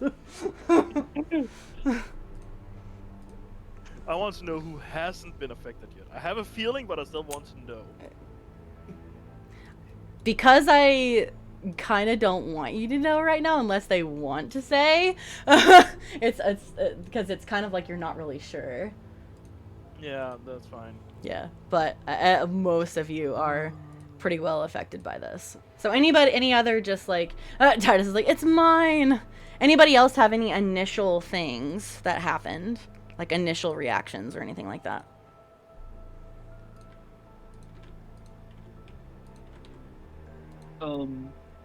Lucilla will kind of piggyback off the conversation that the other three were having, saying it seems like they were happy to be returned back to death. Yeah, I'll put that you both kind of make your way over here. That way we're all kind of together, jumping from coffin to coffin kind of thing. Yeah, so they seemed like they weren't too happy about being taken up from death. So you'll notice that the liquid mercury kind of stops here on this line. So the rest of this is just very little puddles of liquid mercury in certain places, but it's not really as covering the floor. So you're safe to step down kind of past these two coffins here. Okay. Let's go ahead and go back to our turn order then, now that we've kind of got, everybody's kind of had like an initial reaction here. Yin, we'll have you go first, because this is, I still have our old out of turn orders. It'll be Yin, Melisandre, Celestina, Morthgar, Lucilla again. now be reminded that I have the little book for Booming Blade. I throw it over to Mothgar.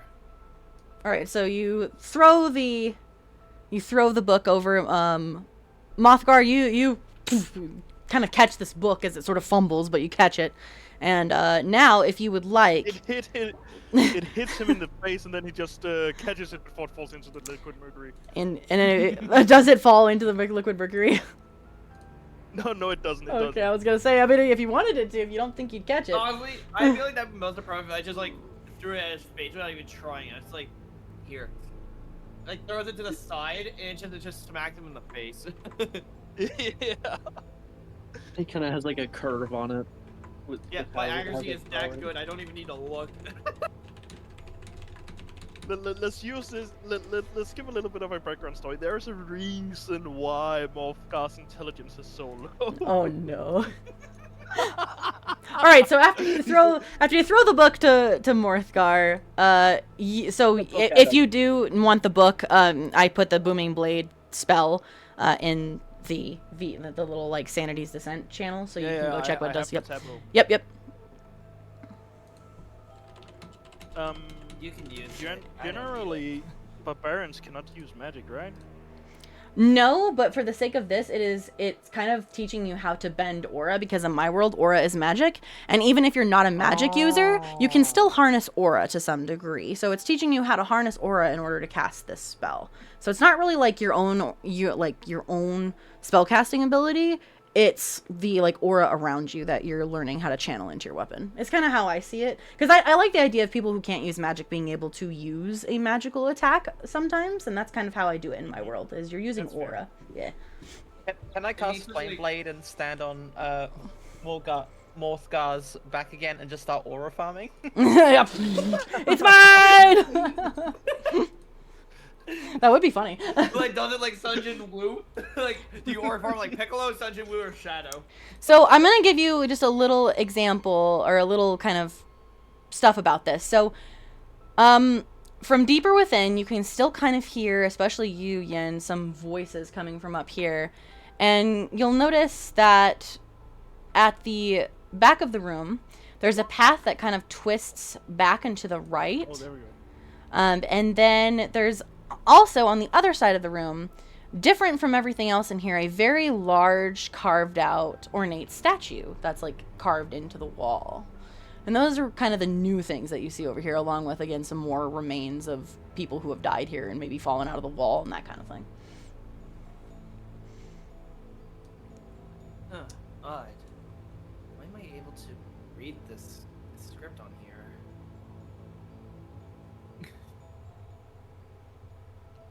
You can like go ahead and like read what he would say if I did read it. Oh, what script? Like it could say, like it could have like some weird text on there for like no apparent reason. Oh, are you talking about the coffin? Yeah. Oh, yeah, there is script on the coffin. So the one that you're looking at, it says, Protector, Loyal Defender of Devanostra, Draven Althric.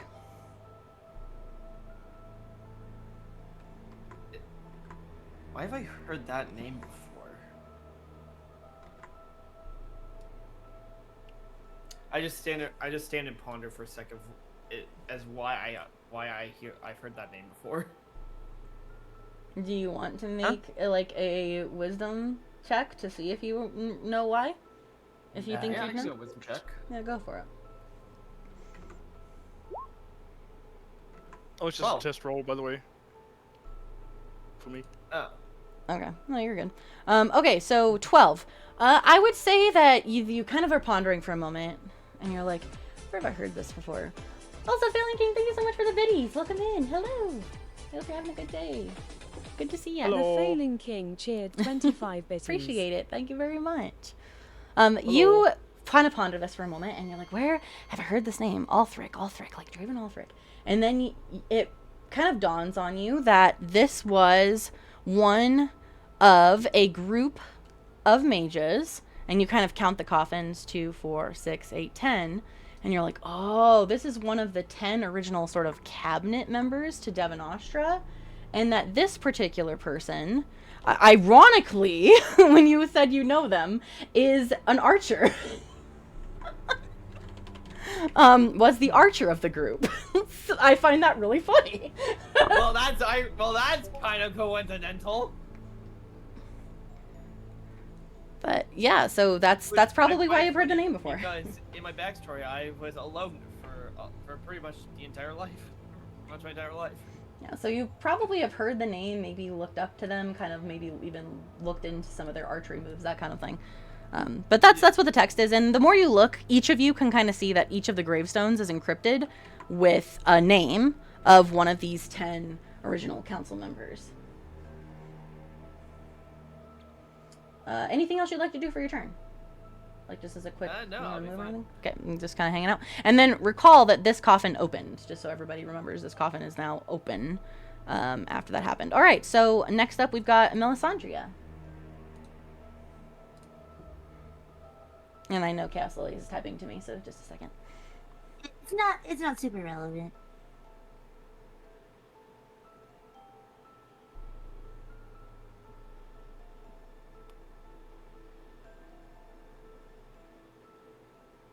Huh?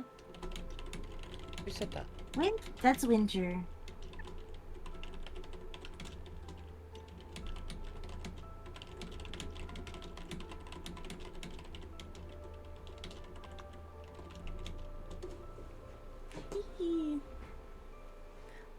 Right. I wrote something back. Winter, what do you want? Hey, Winter, what are you doing? I have a cat now. Do I roll for with disadvantage because I've got a cat on me? I mean, I don't, if you want, but you don't have to. I feel like someone's gonna animate. It's gonna animate these into like super funny shorts. That would be silly. That would be silly. Anything you would like to do, investigate, say, move for your turn, anything like that?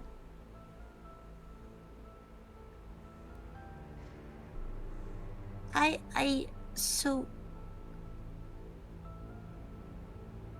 guess I should go check out the thingy I noticed. Like do you want to look in the coffin that opened? Okay. Hi. So you flutter over to the coffin, and it's open enough that you can kind of see mostly what's inside. And there is a person buried in there. They are very much bones, long dead, and there's not really much in there other than the body and what appears to be some very large maul made of something very heavy, because when you go over to try and kind of like see if you can even somewhat pick it up, it's like almost impossible to pick up. So some kind of big, large, two-handed maul weapon is inside this coffin. Most likely the owner out of this group of 10 was some sort of possibly a barbarian or other sort of crusader-like person who used a maul as a weapon. Ooh, might like this. We should leave it here, because I don't think taking things from the dead people is a good idea, personally. That's a quick way to get cursed. We could also just put it back after we're done. Although they were really happy to be let free. They were very thankful to all of you. So I will let you all know, as a general like feeling, you all got that even though you just kind of killed, quote unquote, these specters, they actually are very happy about that. So they are pleased. The spirits here are pleased with you right now. They probably would not mind you using things to help you in your task, because they obviously don't like whatever controlled them. They're not into it. I'm gonna flutter over towards the one I call Lulu, because I can't bring. All right, so flutter over towards Lulu here. Yeah, and then I tell her that they should go get the thingy. Sorry, this cat is headbutting me. You're okay. So you kind of are told, hey, there's something in that coffin that could be useful to you. You might want to go take a look. What do you want, you pretty one? Oof. I love you. You silly fuzzball. All right, Melisandre, you're kind of chatting it up. We'll move to Celestina. What are you doing for your turn? You're still on Mothgar's shoulders at the moment, but you are basically to where that liquid mercury is gone, right? It's pretty much gone past this point, and it's just kind of stone with puddles every so often.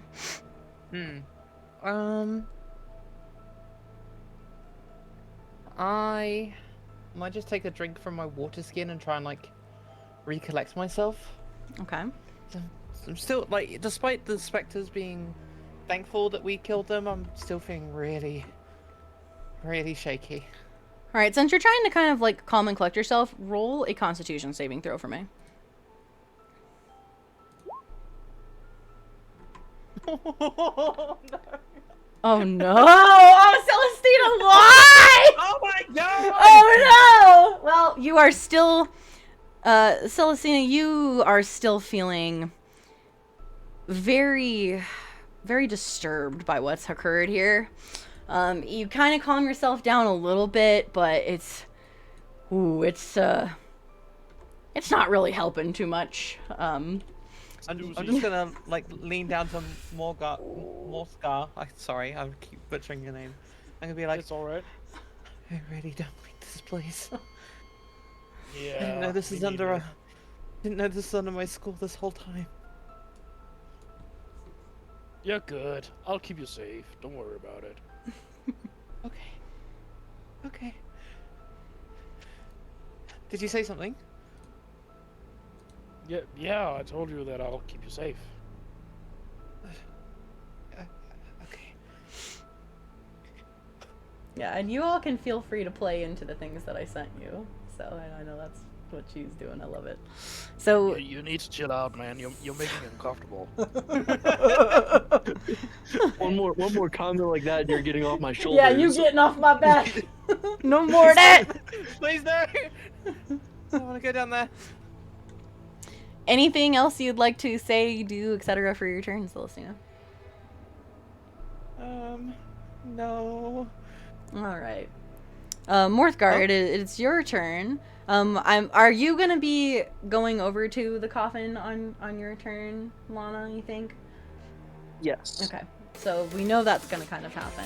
Oh, hey, we have a raid. Let's say hello to the raiders first. Hello. Is it Raiders? Zeri? Hey, hi, hello. Zeri, hi. Hello. Welcome.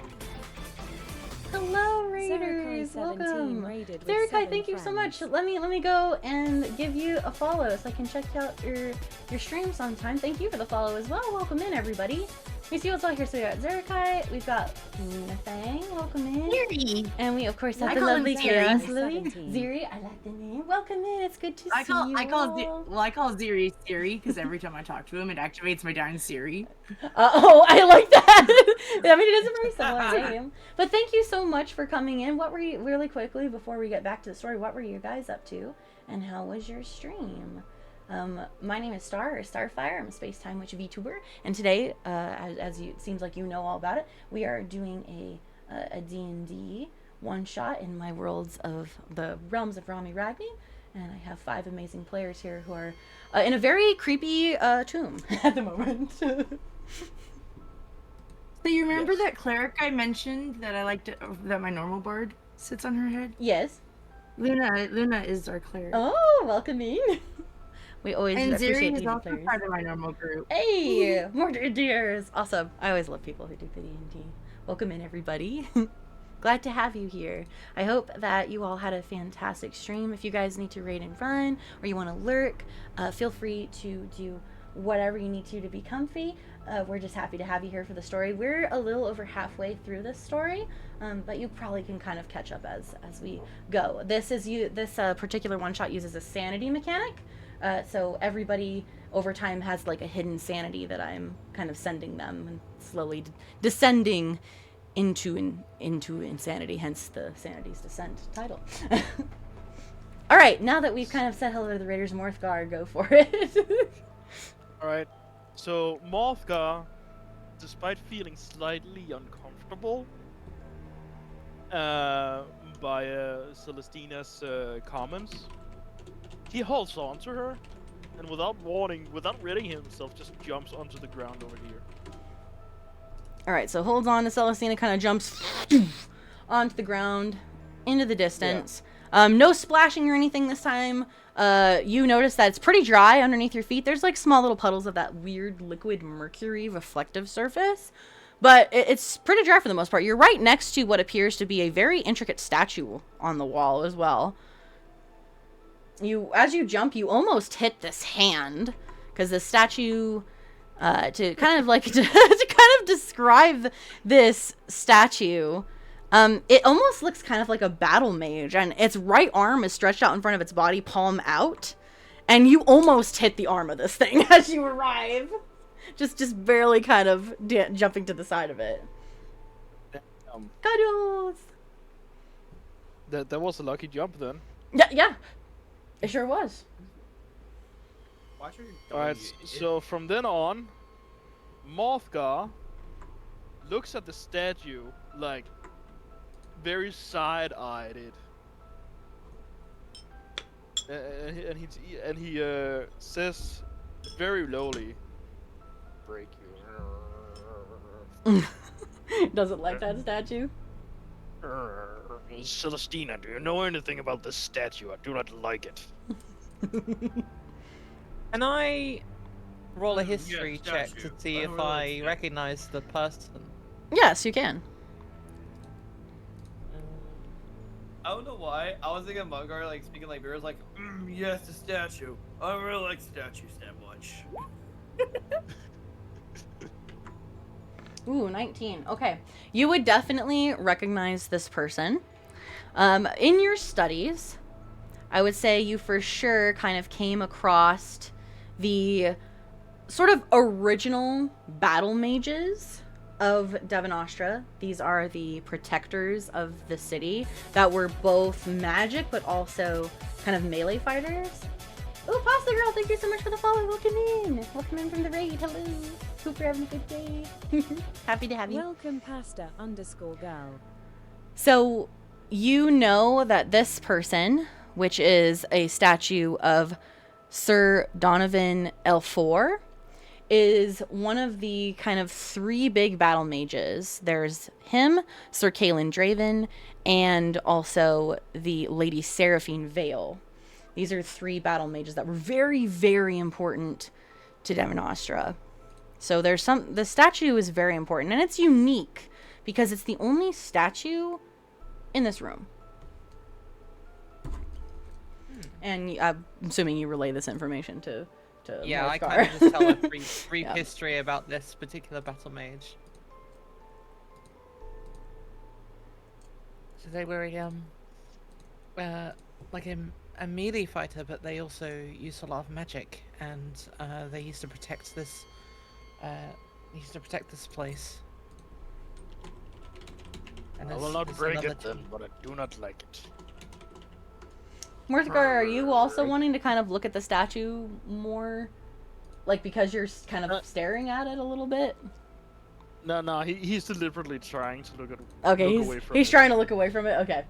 So you just kind of side-eyeing it like, I don't like that thing. Yeah. Alright, anything else for your turn, or any other movement, anything like that? Oh, yeah, he kind of walks over to the path where they need to go. Okay. So yeah, you definitely see that this path kind of branches around to the right, and maybe even into like a bigger room kind of out in the distance. And then we'll go ahead, Lucilla, it is your turn. Alrighty, I will hop down over here. I'm gonna make my way over to this and grab the maul. Alright, so you take a hold of this maul, and this is an enchanted iron maul, and it is a 2d6 plus 1 bludgeoning for damage. If you would like to ever use it in battle, I'll send that to you in a DM too. So some kind of enchanted iron maul, and it's a plus 1 item, so pretty helpful, pretty strong. Sweet. Iron. So you've got yourself an additional weapon should you want to use it, and it's definitely got a little bit of magic in it. So it definitely belonged to someone of grave importance who had a lot of aura magic contained within it.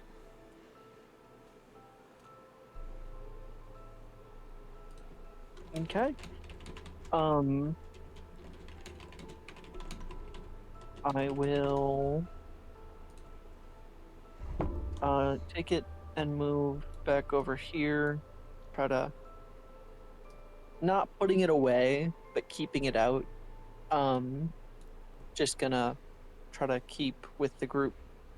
Okay, so kind of having it at the ready should you maybe need it at some point. All right, you all have kind of regrouped at this point. We're back to Yin's turn for that out of combat order. You've all kind of explored this room for the most part. Morthgar obviously does not like the statue over here. There doesn't really seem to be any other, you know, way out other than this path further down. Which again, everybody would be hearing that same like almost eerie whispering. All of you hear it coming from this, you know, this hallway up here. But Yinjun, we're back to you. Let's say we just start pressing forward, but every like 30 or so feet, I throw one of my mana-infused needles to keep track of where we are. Okay. Would everybody kind of agree? Do we all want to kind of move into the next room here? Yeah. Yes.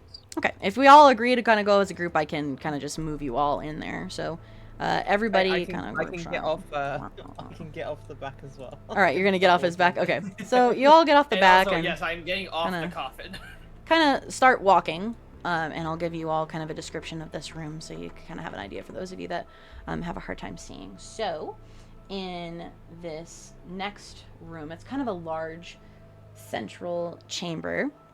You round the corner, and on the right, into a very steep, vast, eerie chamber, pillars rise almost like silent sentinels throughout the room. So these things here, just for context, are pillars that go from the floor to the ceiling, that are kind of like sustaining the room. And in the center, you see a cluster of those very large, very brightly glowing fuchsia and purple crystals that kind of are everywhere. And then you also kind of eye yourselves this direction in the room, where you will see a very massive altar that kind of dominates the space down there. From here you can see it has some kind of carved statue on it, and the more you look at it, it looks almost like it's a carving of the city itself. And it's kind of almost remarkable. From here, if it has that much detail, it must be very pristine, must be very important. And then there's a lot of burned and unlit candles that sort of litter the altar surface. They have wax that's dripped and hardened into strange twisted shapes all the way around it. And from what you can tell, there's some sort of circle or something drawn on the wall behind it.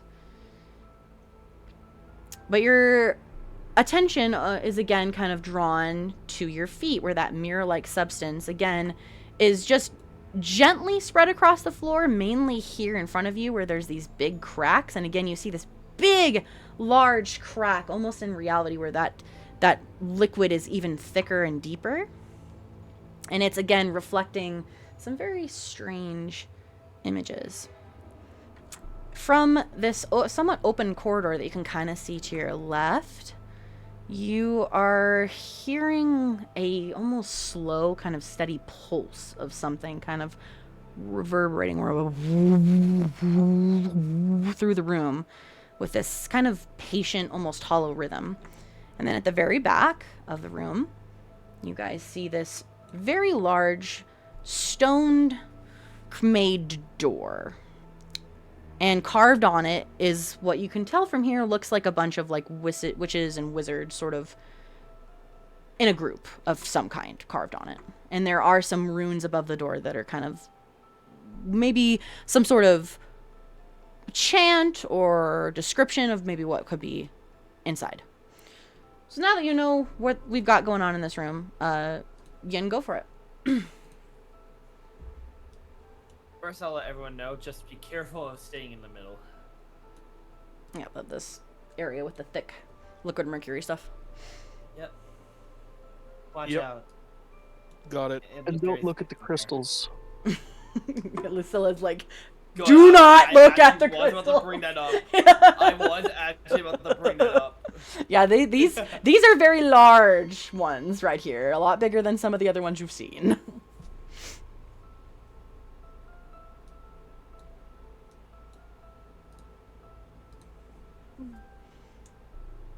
Any thoughts, ideas, places you want to go? I think I'll pass from here on. Just pass? All right, that's fine. So you're just kind of hanging out. We'll say you're kind of at the ready. Melisandria, what about you? Anything pique your interest here?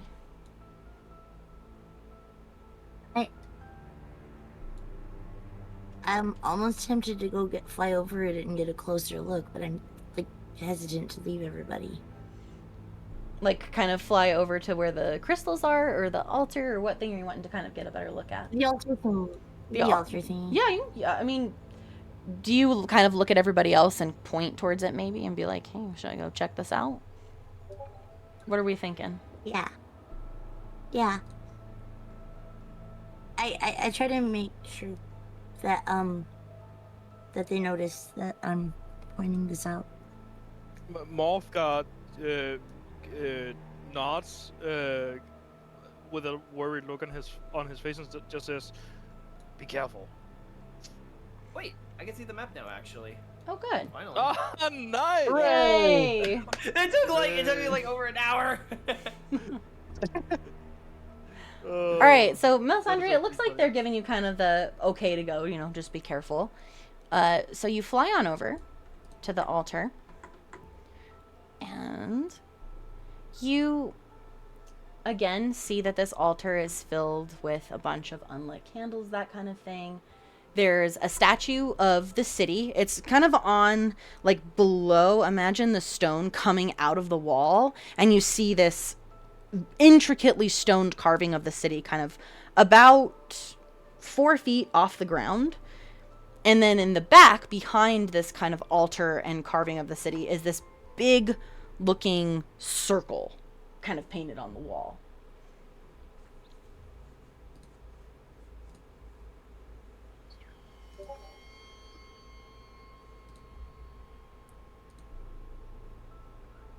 I wonder. Anything about any of that stuff piquing your interest? My brain, circle on wall aren't really like circles on walls could make me think of portals. Okay, so that's where my brain is right now. All right, so your attention's kind of drawn to that circle.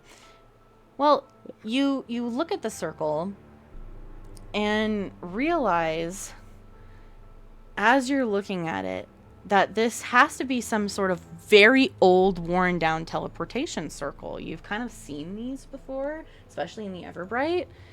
Usually they're scrawled on walls or things like that by specific magic users so that people can teleport kind of in and out. And most likely these were drawn by the mages who were building this tomb for the original, founders of the city. But I do need you, as you're looking at this circle, to roll a let's do a con. Just like a constitution saving throw. But that's just my dice. Because my constitution doesn't. Yep. So just a d20. Oh boy. I rolled a 4. A 4. All right. So, as you're looking at this thing, hi Titus and Goobies. They just came in to say hi. Hello. I have a pup. I had a pupper in my face. He was cute.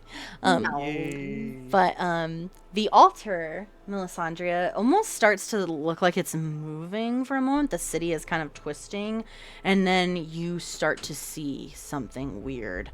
It's almost like this vision, this illusion. The city suddenly gets enveloped in this like cloud of liquid like mercury, and you see those same shards of that crystal, the fuchsia, the purple, appear all over the place, and you kind of get dizzy almost, like, you feel a little weak, you feel a little dizzy.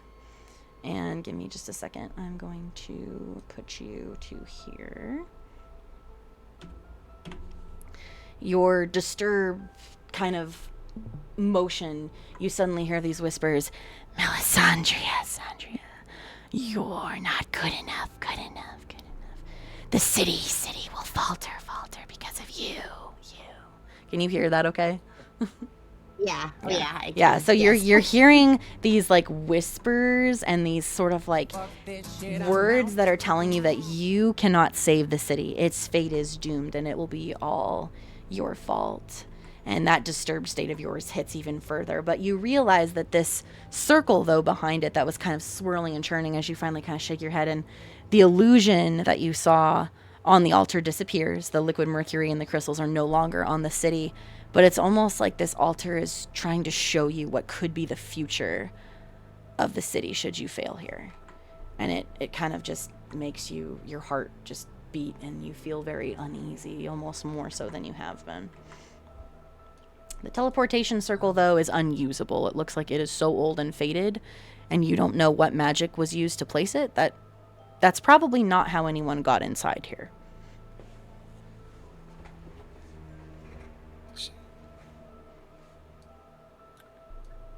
I think I will probably do something I don't normally do and like land since I'm dizzy. Okay, so where you're landing, there isn't any liquid mercury, so you're kind of safe over here. It's mostly in that middle part. So you land and are you taking some time to just sort of gather yourself? Yeah. Okay. I will have you roll another, just a d20 for another con save since you're trying to kind of calm yourself down.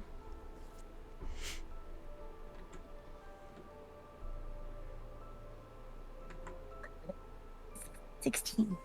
Okay, so you kind of take some deep breaths as you're sort of resting, and you're like, whew, I'm feeling a little bit better. And that disturbed state of yours and those whispers telling you that you're like insignificant and you're not good enough and you're not going to help start to kind of fade just a little bit. They're not as loud. You're feeling a little more at ease. All right. Celestina, we'll move on to you while Melisandre is kind of taking this time to just sort of calm down. I'm gonna walk over to like next to this crack here, and I'm gonna like kneel down. I'm gonna take a look. All right, so this is the liquid mercury that's like really thick here again. Yeah, I don't want to step in it. I want to like just kneel down next to it. Down next to it. Okay, just want to make sure you're not going into it. Okay, I am going to have you. Let's have you roll just we'll do an Arcana check for this. Okay. Ooh, 19. Okay, so you take note that yes, the liquid mercury is thicker here, but you're looking at that crack, and you're very careful to not stare at it for too long. But you notice that specifically in that crack, there's almost like a different world being presented behind it. You remember that all of this is happening because this world of illusion and memory, Ulcire, is leaking into our world. And you're now putting two and two together. These cracks are almost like cracks in reality itself, where Ulcire is like starting to drip into our world as if it's wanting to take our world over somehow because of whatever magic is causing this to happen.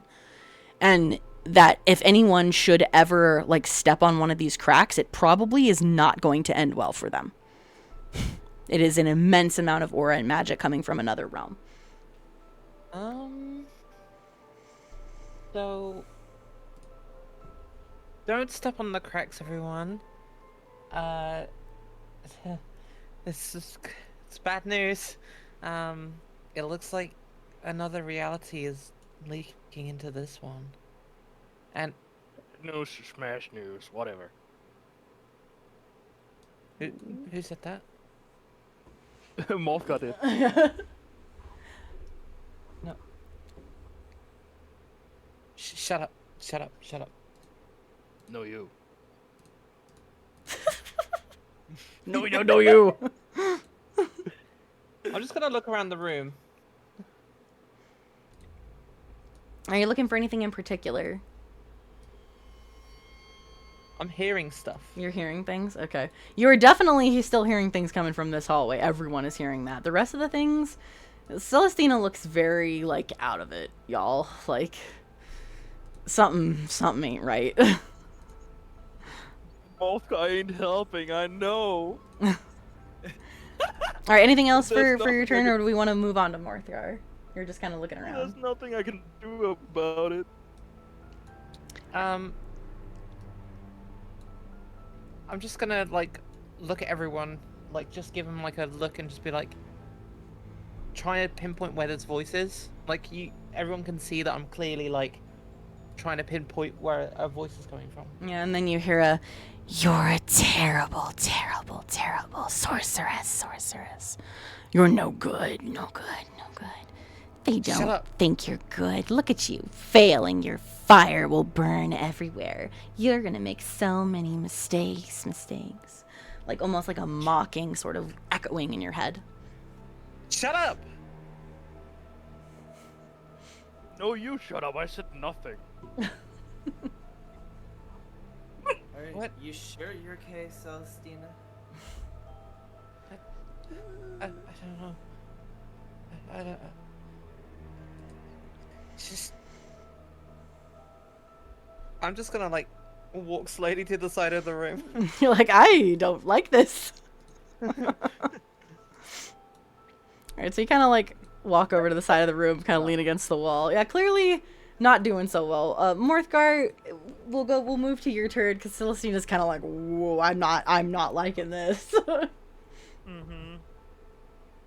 So, there's somebody investigating over here. Mm-hmm. Celestina is here. Yep. The rest of the party is here. So Mothgar's gonna do the stupid thing. Actually, also pretty clever. And split the party a little bit. And as he passes Celestina, he kind of side-eyes her a little bit. And walks over here. Okay. Oh, what is that?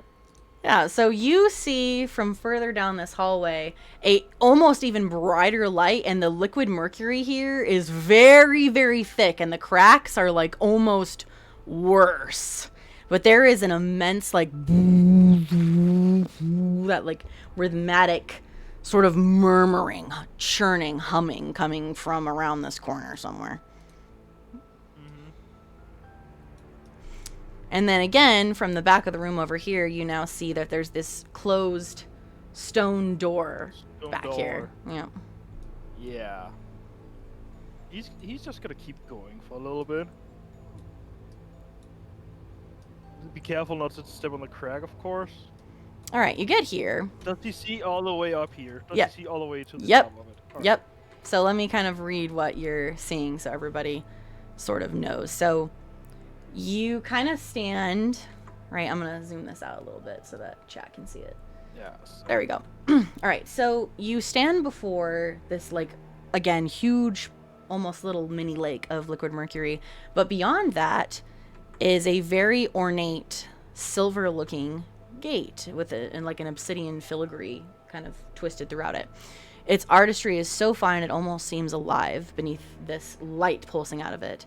And across the arch at the top, you can read the inscription that actually is like lit up in runes. Founding Father of Devanostra, Archmage Vidrid D. Eldevar is written on this gate. And beneath the words, kind of sprawled in different carvings, is a like Celtic looking tree.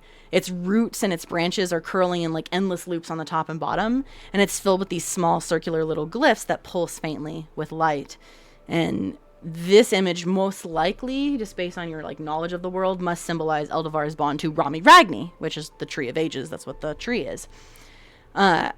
At the center of the gate, you can see there is kind of a very strange looking black darkened veil across the keyhole. And then beyond the bars, in the chamber, spreads out almost like a perfect circle from what you can see from here. And at the back is a very large, like, churning gateway. Like a portal. And I'll read the rest kind of if you get closer. But you can definitely see there are runes kind of lit up on the ground, and you can almost see, and you're almost positive, that atop this large sarcophagus in the center of the room is what looks like some sort of scepter. And with this scepter, there's kind of like this light that dances across the wall, and from that portal, kind of flickering in little clusters, that's going into the top of this scepter. Alright. That's it for now? That's it for now. Yep. Alright. Stomp, stomp, stomp, stomp, stomp. And then he puts his hands in front of his mouth, like to make like the megaphone shape. And then he just goes, "Okay, shit it! I found something!" And it echoes through the room. "Hey, shit it, I found something, something, something." It's like echoing really, really loudly since you said Did it I tell you loudly. multiple times not to call me that? It looks very important. I think it's the scepter. All right. You dumbasses over here. So. Why are you always yelling? So yeah, Morthgar likes to yell. Trust me, it's just how the bull boy likes to talk. So I know it. Use your inside voice. It looks like Lucilla and Yen are gonna switch initiative. So Lucilla, you'll get to kind of like go twice. So we'll start your first sort of turn Honestly, here. If we just want to do one continuous one. Yeah, instead just of like one continuous thing. That's fine. Yeah. Instead of just doing one, like, one and then some exposition and then me again. That's fine. We can just do kind of one big thing. Whatever works for you. I feel like doing one big one is better. Yeah. It kind of flows everything together better. Lucilla will be like, "Come on, Melly," and then kind of make her way over to Mothgar. Melisandre, do you want to go towards them as well, since you were called? Yeah, I'll get up my dizzy butt off the ground. All right, you feeling a little bit less dizzy, so you kind of flutter over towards them as well. Yes. Are you kind of calling like for everyone to kind of come over? Yeah, everyone. Does everyone else come? Does Celestina and does Yin? Do they both make their way over there? Okay. Yeah. All right, so I'm just like both kind of arrive. fine, whatever. All right, so they both kind of arrive every over dumbass. there. All the people. All right, so everybody under Lucilla's sort of like call to arms, sort of, "Hey, everyone, come here," does arrive kind of around Morthgar. Alrighty. Morthgar, what did you see? Gate kind of thing. Magic, gateway portal kind of thing. Possibly the scepter as well, kind of thing. You can figure it out for yourself. Follow me. We'll say you all kind of follow just to get like a look at it, I guess. Oh yeah, be careful to step in the mercury, by the way. Huh, not. Stomp, stomp, stomp, stomp, stomp. If you're going to the gate that closely, you'll all have to roll Constitution saving throw for me. Oh, I should have known that. Holy fuck, shit. Yep. Damn. Well, I forgot about it. Oh, hang on, I gotta reload. I gotta reload roll 20 because it's being weird. Ooh, I got a 17. There we go. All right, Constitution save. Here we go. I got a 22. I got 12. Okay. Oh wait, no. You got a Never 13 mind, I is got what it 13. says, yeah. What am I saying? Okay, and then what did you get, Morthgar? Because I had to refresh. What was yours? 17. Okay. 1-7. 17, and then Celestina got a 15. Okay. And then what did Melisandre get? Well, actually, Melisandre, you don't have to worry about it because you're floating. So, you're not going to be stepping through it anyway. Okay. Well then, in that case, give me one moment. Just a second. I need to do something here. Uno momentus. Go ahead. Is that a spell?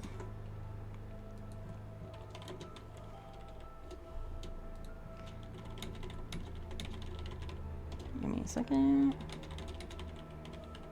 And then...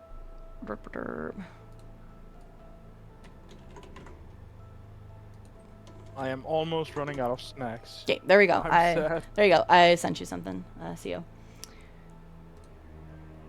Okay. So you arrive, and now you all can kind of witness and see this room, and I'll describe it a little bit more. You can see now that, again, there is this keyhole on this gate, because this is a closed gate here in front of you, that is almost blackened and, like, churning. You can definitely, for those of you that know magic, can definitely feel a heavy, heavy amount of magic coming from the lock. Beyond the bars, this chamber is a big circle. There are cracked tiles kind of traced by these glowing lines of violet energy that form this almost intricate magic circle underneath what appears to be a very large sarcophagus made out of blackened stone. Its lid is covered in arcane etchings and a lot of words kind of being written along the sides of it. You can definitely, again, from the description above the arch, tell that this is the burial place of Eldevar. And behind it, of course, again, this large gateway. And you, honestly, as you're all turning the corner, you can feel it almost before you even see it. It is definitely a gateway to Ulcire. It's radiating that purple and violet light, as well as this sort of mirror-like mist. It's like the liquid mercury, but in a mist. And then atop the sarcophagus is something that looks almost like a scepter. And it's almost like the scepter is feeding upon the energy that's sort of being siphoned out of the portal and into the top of the scepter. But something's wrong. You don't see any sign of Professor Noctis. There's no footprints, there's no movements, only the faint echo of that kind of rhythmic thrumming that coming from the portal.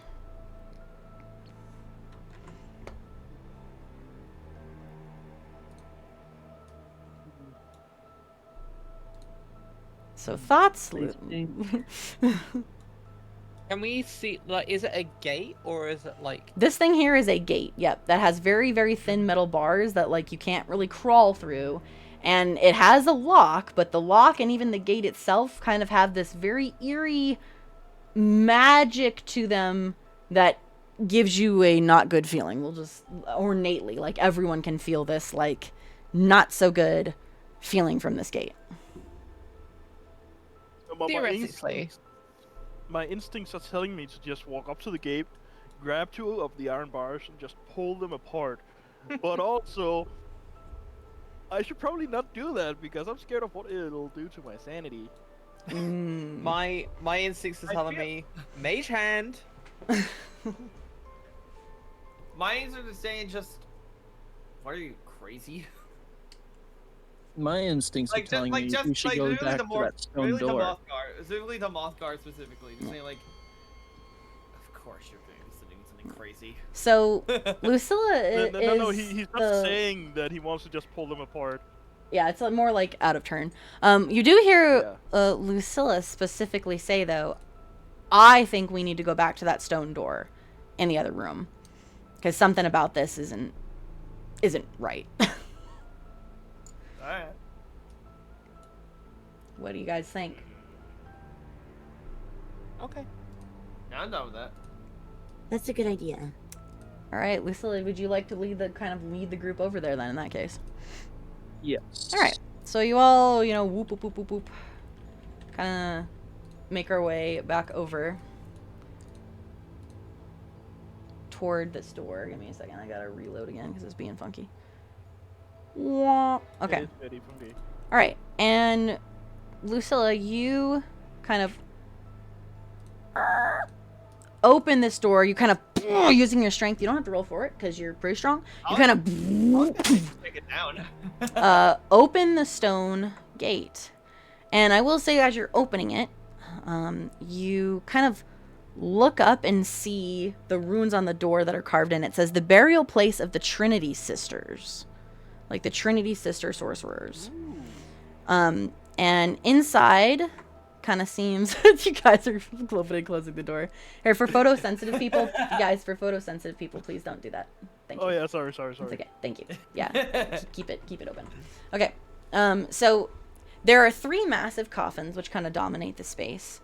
And they're each etched with like very intricate runes that seem to almost kind of move and shimmer as you're kind of maneuvering outside. 2 on either side are positioned vertically, kind of like almost like sentinels that are kind of standing sort of quiet and vigil, while the center coffin is horizontal, as meant for someone of extraordinary importance. And above them, carved into the stone wall, is an enormous etching of a battle mage with some runes and strange symbols and things kind of carved behind it. The mage's form here, Morthgar in particular kind of narrows his eyes, is almost identical to the statue you saw in the previous chamber. The same posture, the same stern presence, but here the figure's right arm is outstretched palm up, but it's holding a rounded object whose purpose you can't really immediately discern. Stomp, stomp, stomp, stomp, stomp, stomp, stomp. Morthgar sees this round object. It's part of the statue, by the way. Like, it's not, like, detachable. It's part of the statue. I should say that. And then he just puts his hand on it and tries to yoink, but there's resistance. Yeah, it's a statue. So you try and kind of, like, rip it unless you want to really try and rip it off the wall. You'd have to roll strength. But otherwise, yeah. You know what? Don't but me with we'll, a good time. all right, we'll do that on your turn if you're going to. So we're still on. So Lucilla, you're still kind of up here since we're doing one elongated turn. So you lead everybody over here. There's lots to kind of look at in this room. It's definitely important. Statue carving is the same, which is kind of strange. Excuse me, sorry. No It's getting dreary over here.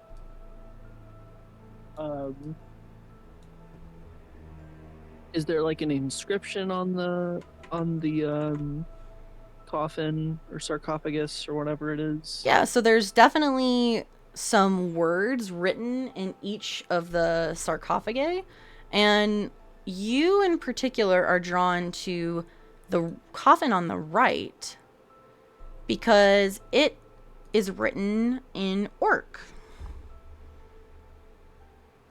Okay.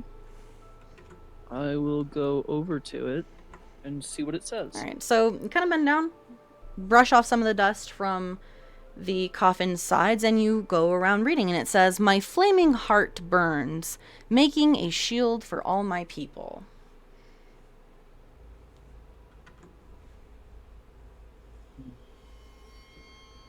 You kind of look up, and you do see that there are etchings on the back wall, like behind that mage statue.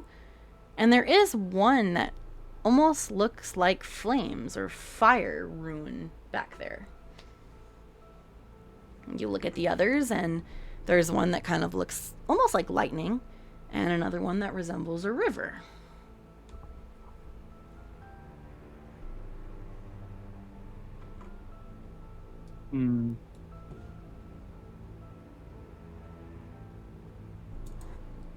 Is there anything on the other one?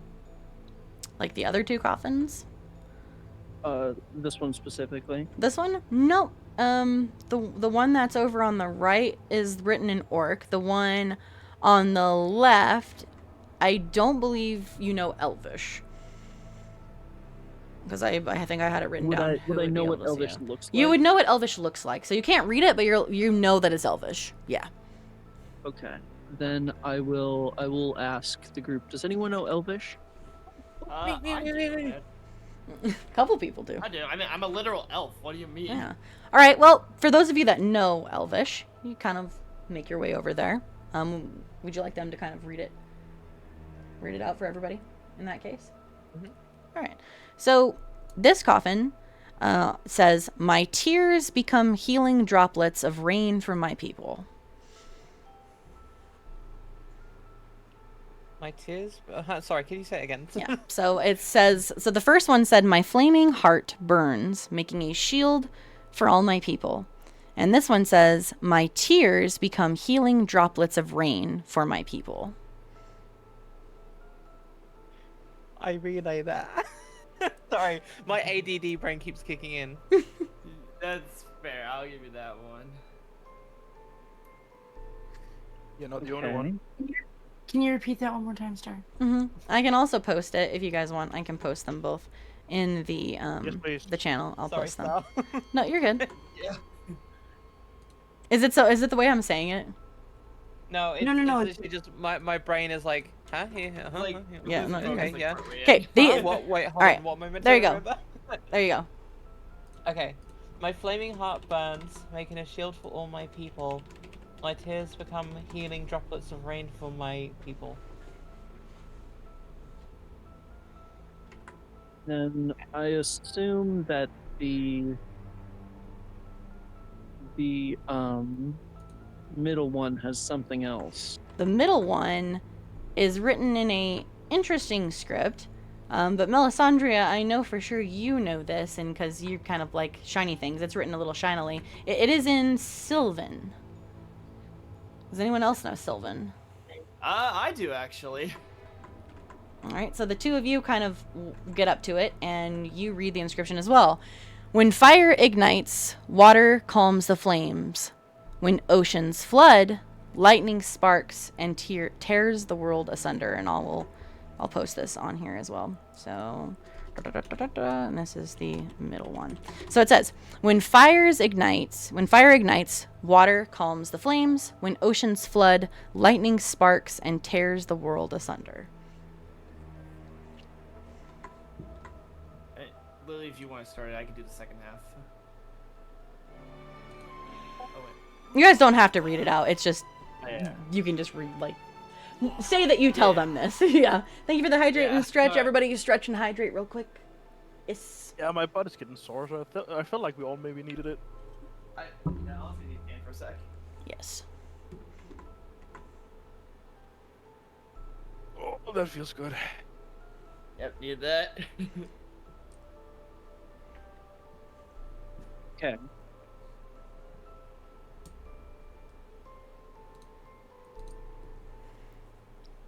When Alright. fire ignites, water calms Any the flame. thoughts? Oceans flood. My immediate thought is do elemental damage, but I don't think we have the spell slots for that. I don't want to waste the spell slots to be wrong. My thoughts are to use detect magic to see if there is any magic on it. That's true. Because the other Yeah, room it's is very obvious, and this room is not that obvious. Yeah. Well, I know if there's magic, and also, I mean, I can cast Firebolt.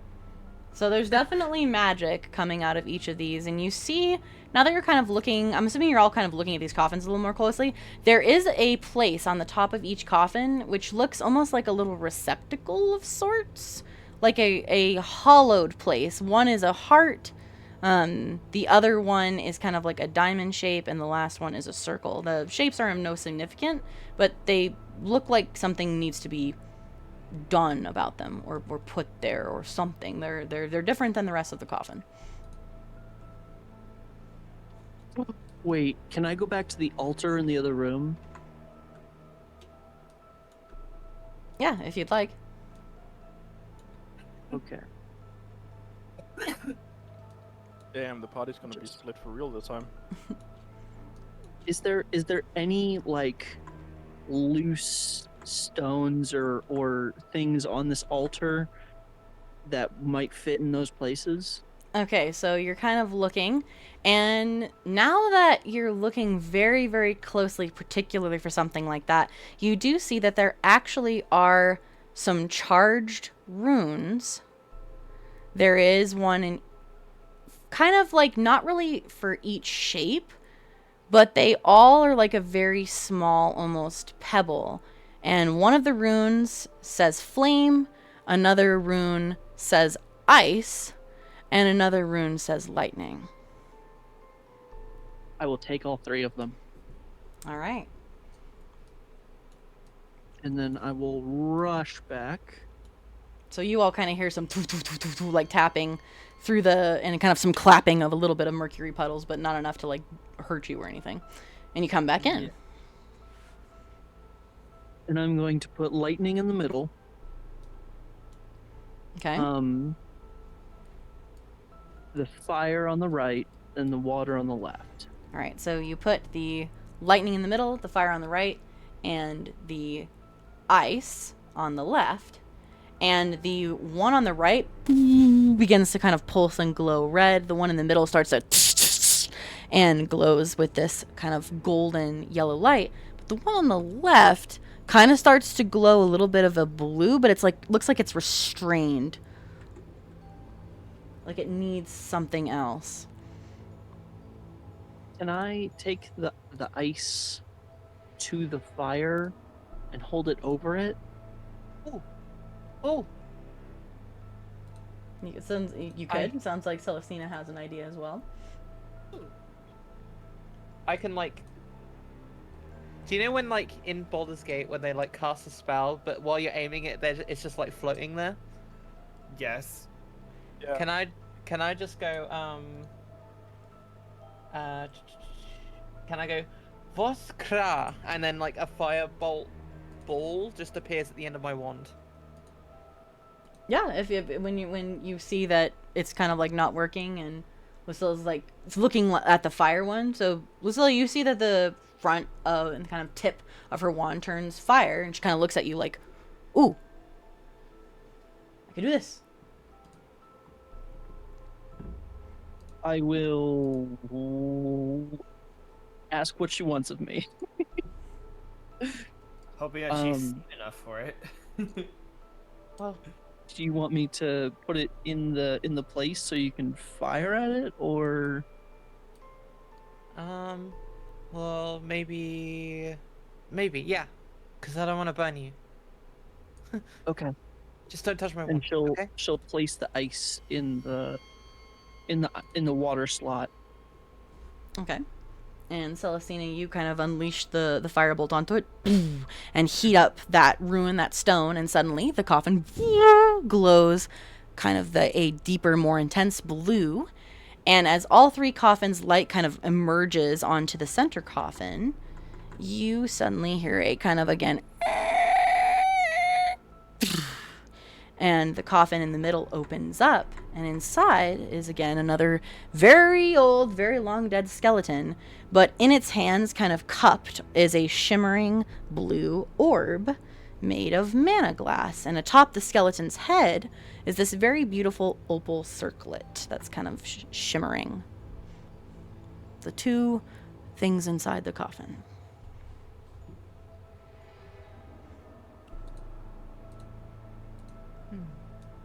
Alrighty. I will take the orb. Alrighty. I will actually give you it because I do have a picture of it. So I will put that in your journal here. So if you look on stream, this is what that mana orb looks like. It's very glowing, almost looks kind of cracked, very ethereal looking. So you go ahead and pick that up, and it's definitely pulsing with power. And as you pick it up, you look back and you see that statue on the wall. It's about the same size as that round part that's in the palm of the statue.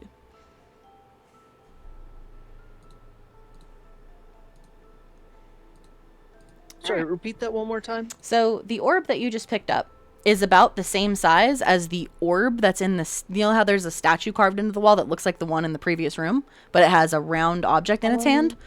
The orb that you just picked up is about the same size as that rounded object. Okay. Now we're cooking with wyvern fire. Yeah. And Lucilla is going to run back into the other room. All right. I'm going to see what everybody else kind of reacts to before we do that. Here yeah. Before. Okay. So you all see her pick up, this glowing kind of mana orb, and there's like this realization of like, oh, in the face, and she just takes off. We'll go to Melisandre. So it's your turn next. You saw this kind of all unfold. You did some sort of like ancient puzzle left here to collect whatever this orb is. There's a circlet that's on this body still. But there's not a whole much else left in this room. Also hidden, welcome in. Hello.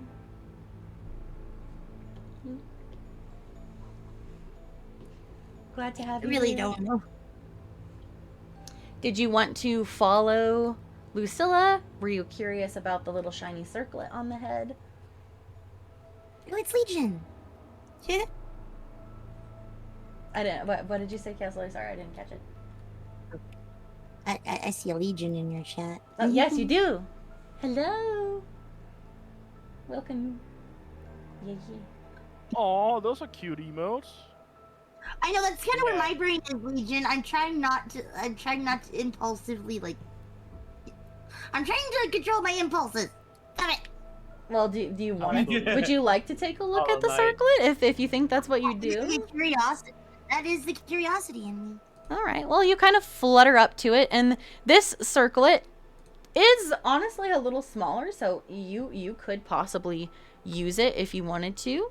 You can definitely feel very much a magic to it, and just innate kind of pulse. I would want you to roll Arcana for me.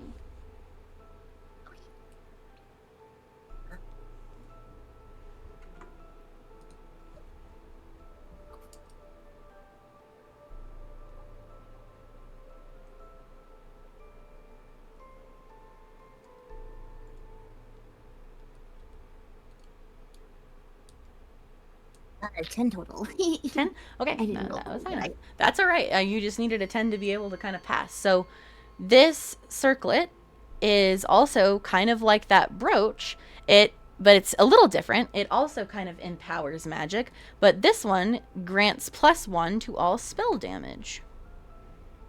Would you like to take it?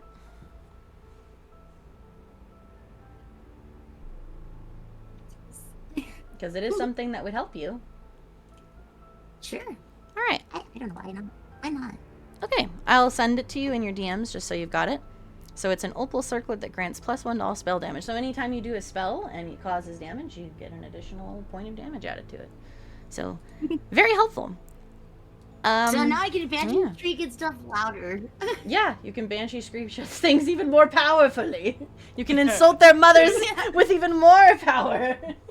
No, I feel like now like those even more vicious mockery. Next time I use vicious mockery, I'm gonna yell whatever it is in Abyssal instead of English or Common or whatever. There you go. Honestly, imagine just like a bunch of like actual Hello, real life Legion. slurs. Yeah.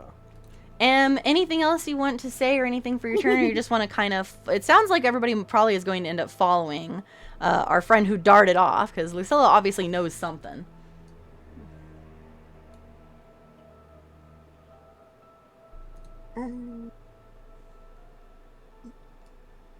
I will fly off after them, I guess.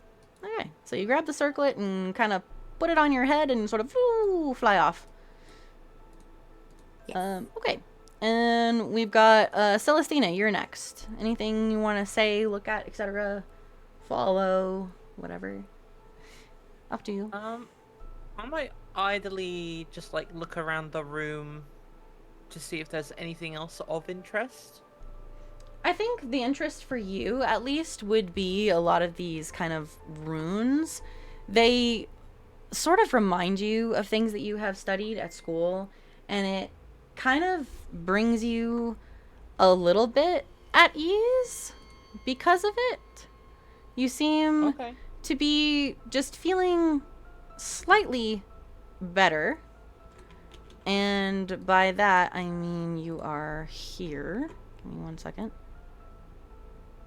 Kind of like a reminiscing. Yeah. So you just are back to...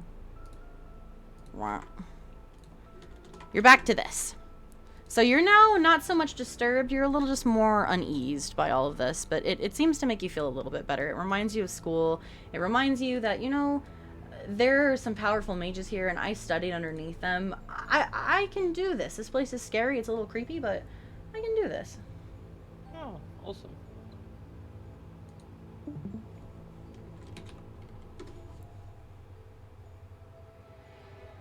And then anything else, or would you like to kind of follow suit and follow these two into that previous room? Yeah, afterwards I'll kind of idly just follow by and... Okay. Avoiding the crystals and all of that. Alright. Cool. Morthgar, anything from you for your turn? Yes. obviously. I'm rolling strength to grab the fucking orb of stone. Okay, yeah, go for it. Just roll just a straight up strength throw. And that is. Oh, that's a nat one! Alright, so, Marthgar, you kinda, it's a little high up in the air for even you, so you kinda get up on the altar, and you're just death staring this statue that looks like the other one, and you're like, yeah, man, get me that thing. You grab on a hold to the stone mana glass, and you're like, this sucker's mine. So you start pulling. You can pull on it. You see Yin behind you, kind of giving you a kind of look. I'm just. Why are you doing this? And you're idiot. And you're pulling so hard that finally you hear almost like a crack underneath you, and you fall back, and you quite literally shatter this sarcophagus in half with your body weight as you fall back. And you hear the snap of the bones inside of the sarcophagus break even, and this like almost like a eerie gasp kind of echo through the chamber, like maybe that wasn't such a good idea. And here's the curse. Oops, sorry. Sorry. I swear, the more I hang around with you, I feel like my IQ is dropping. Well, at least we can look into that now. Also, is there anything else besides the non-attainable stone orb that catches Morphgar's eyes specifically? Probably not, other than just you really don't like that statue, and now it maybe makes you want to go punch the other one. I don't know. I don't really see anything catching your eyes. You're just like, curse these statues, they're all evil. Now Malga really feeling like beer is like, oh, I don't really like statues that much. We obliterate them. Yep. So no, there's not really anything of like legitimate interest in here anymore for you. That orb is like definitely unattainable at this point in time. You have hurt yourself slightly. You know, honestly, I'm gonna make you take some bludgeoning damage. Hold on, because you were really pulling on that thing. All right, you were really pulling on that thing. All right, you take 4 bludgeoning damage. Okay. You know what? I'll take it. I'll gladly take it because that was funny. There you go. I was like, you know what? Yeah, no, you stand up and you're like, oh, you hurt a little bit. It was not a pleasant fall in breaking this carpet. Not the most pleasant. I can hear the back cracking. Yeah, not so good. Anything else that you do, or are you also gonna kind of follow suit to go punch that other statue? No, he follows suit to go punch the other statue, but on his way, he kind of like grumbles and looks around and just says, "Shut up, stupid." And as he says that, he also kind of tries like unconsciously to see if there's anything that catches his interest, because he just wanders around a little bit very mad. If he had pockets, his hand would be in them and he slouched forward and all that. You don't really see, again, anything of like immediate interest here. It's more just like, wow, this is a really big room. Fair. It's just... I find it funny, just like... Lots of shiny crystals. There's a skeleton inside of this one that you probably noticed while walking closer. Some bones that maybe got all erupted from the ground somehow. There's that. That is interesting, but he's just a stupid statue. It hurts. All right, so we'll have you kind of go with the others. Yin, we're on to you. I just, without even a second thought, I just started walking. It's like, I swear, this guy is. I continue being with him. You're just like, I don't know you. Like, why am I even associated with this guy? Wait, wasn't it you that brought Morphgar into the order, or was it? No, it was Lucilla. No, yeah, no, it was Lucilla. I joined for a whole different reason. Yeah, Lucilla is the one that brought you in. All right, we'll say that you all, just as like ease of, don't move your characters. I'm gonna move for you guys. You all make your way back into this room, which is I'm assuming where you were going, Lucilla. Yes. Yep. And we are back to you now. For turn order. As soon as Morphgar sees the statue, he just goes up and punches it straight in the cheek.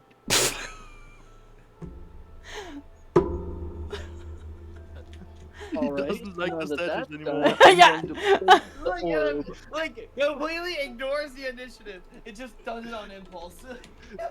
Yeah. All right, considering your last roll, we're doing this. You go up, you punch it. Oh, it's made out of the same material, and you take 5 bludgeoning damage. Doesn't punch it that hard, but alright, fair enough. Yeah. At least it was a D6 and not a D8 like last. Yeah, I'm gonna give you a little less Yeah. damage because this one isn't as high up. You didn't like fall, but you know, it still is an ouch. By your hand. Yes. Just look like SpongeBob with all his fingers broken. All right, Lucilla, we are on you. So now that you watched Morthgar punch it, what would you like to do? I'm going to place the mana glass in the hand. All right, perfect. So you set it down, and give me uno second, my friends. You kind of hear something. Okay, one moment. And give me 1 second. You kind of put that mana glass down into the hand. You hear this churning, ethereal, very magical humming sound as the statue starts pulsing, and then it opens up a doorway and a passage that leads to a different side of the crypt, to the left-hand side. Okay. Let's go. Does everyone else kind of want to follow suit here? Yeah. Yes. All right. Also, I need to use the bathroom really Wow. fast, so I'll be back. I was actually just about to say the same thing. Yeah, if you guys Wow. want to take a quick little bathroom break, you can. Go for it. Oh yeah, That would thank be you. Good. Thank you very Quick much. little I will do that. bathroom break. Yes, I'll be right back as well. Okay, dokie. Legion, you are so correct. Wireless is the best answer, even if I lose health.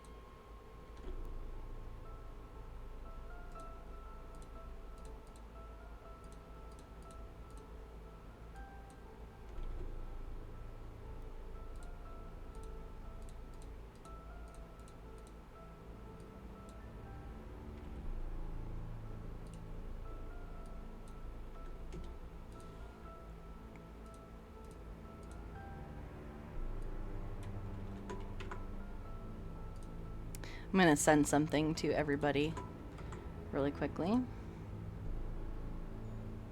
Or will be in a second.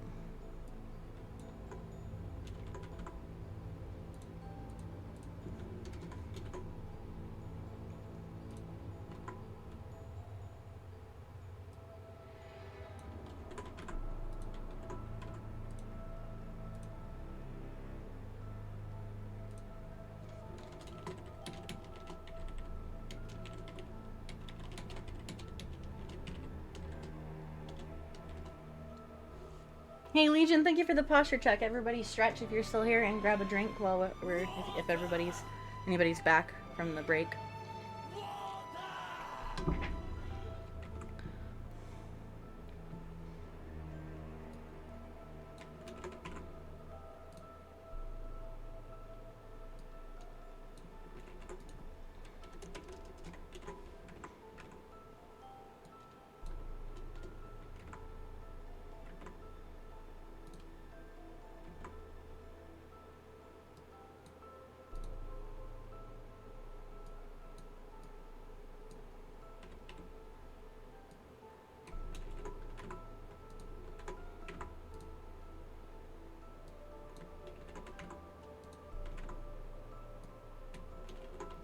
This is so cozy, especially for November. I'm glad you guys are enjoying it. I'm getting this ready for everybody. Celestina's It's not cozy for us. Not so cozy for them. No, no, not really. As we're constantly worried about our sanity and Yeah, give me 1 second. whatnot. I am actually doing something with sanity as well, so. What's funny? I feel like it would have been very appropriate if I had a lower sanity due to like the background of my character. Yeah, I Like, went into it having everybody have like a you know, a sanity that is 100% okay when you start, just to make it fair. Yeah, fair enough. Is everybody back yet? I think Chew and Sunset are still Chew and Sunset are muted. still away. Okay. Yeah. Well, I'm gonna send this to the two of you so you have it, because it is going to happen when you step into this room.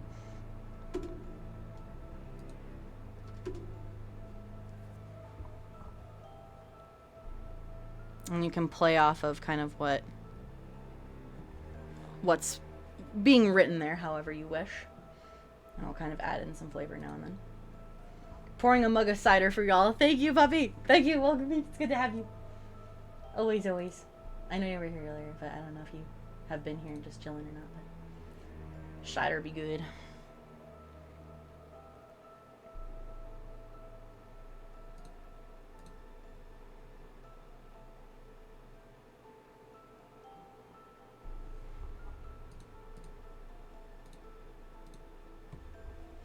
Do do do do do do do do do. I have a feeling we're probably gonna be going for like another 30-ish minutes, hopefully. And then we should be pretty good if everybody can get back. No. I almost tripped over Winter on the way back. Oh no! Welcome back, Chaos Lily. Hello. Thank you. And Chew is back as well. Sunset, are you here? Alright, we're just waiting on Sunset. I. So, Chaos Lily and Chew, I'm sending you something because this is going to happen. Okay. So, I'm sending it to y'all.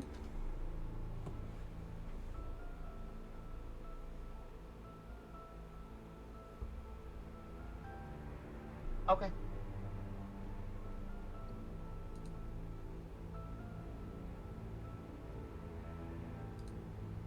And Chaos Lily, if you do not have a D100, just roll a D10. Oh, I do. I got the other one of those. I know not everybody has D100s. It's weird that D100 is also a thing, you know? Oh hell, I have D5s, D16s, D24s. Yeah, those exist. How do D5s work? It is a very oddly shaped thing. It kind of looks similar to like a D10, but like thinner. I don't know how to explain it. I also have a D2. Yeah, D2s are pretty cool. You can either get one that actually is like raised, or you can get like a coin. And then there's D3s as well, which is just a D6 but with only 1, 2, 3, but twice on there. Yeah. Yeah. I've wanted one of those D3s that are kind of like, or D2s that are like cube shaped sort of, but they got like a rounded end, so that it's only the 1 or the 2 that you get. Oh yeah. Chopper, thank you so much for the Prime subby. I appreciate you, Choppers. Thank you. Welcome in. Choppers 78 got just a, subscribed. For a friend, this really nice like dragon coin is a D2. So like on one side it's got like this really nice metal like engraving of a dragon on it, and then like the other side had I think like some dice or something like that. Ooh, that sounds I pretty cool. return. Welcome That back, thing was Sunset. hefty. Welcome Thank back. It cost like $10, but it was like Yeah, that is it was that is a 94 Chaos Lily. Okay, so in that case, I will send you what happens.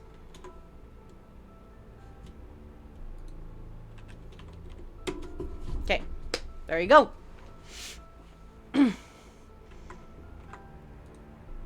All right. So everybody's back. When you step into this room, everyone almost instantly feels this shift. The liquid mercury that's covering the ground kind of pulses and ripples, almost like it's moving and it's alive. And the air just feels very like almost thick with this overpowering aura and stored energy. Hi, Jungle. Welcome in. And you notice in this room, it's another burial chamber. And there's some weapons mounted on the wall. And by weapons, I mean they're kind of down along this wall. There's also a shimmering armor and a glass case over here next to these crystals. There's caskets filled with memorabilia, and then 2 massive coffins that dominate the room. Each are carved with intricate and almost knightly looking motifs. There's kind of, imagine like shields with crossed swords and then like also a wand in the middle. And then some flowing banners of arcane script and even faint traces of like little silver inlay still like gleaming on the coffins themselves. And there's a plaque that rests kind of at the front of the room. And its inscription reads Sir Kaelin Draven and Lady Seraphine Vale, battle mages of Devon Ostra, the first line of defense and founders of the Arcanum Blade. The only other unsettling thing here is at the back of the room, to the north, there's this kind of enormous series of holes and chunks torn through the northern wall. There are rocks that are just scattered and lying around the floor, and the stone almost appears to have been kind of ripped from the wall somehow, cracked and even a little bit blackened and withered, as if something very powerful had forced its way through here. And behind those collapsed stones, you can hear the sound of dripping, like water dripping something.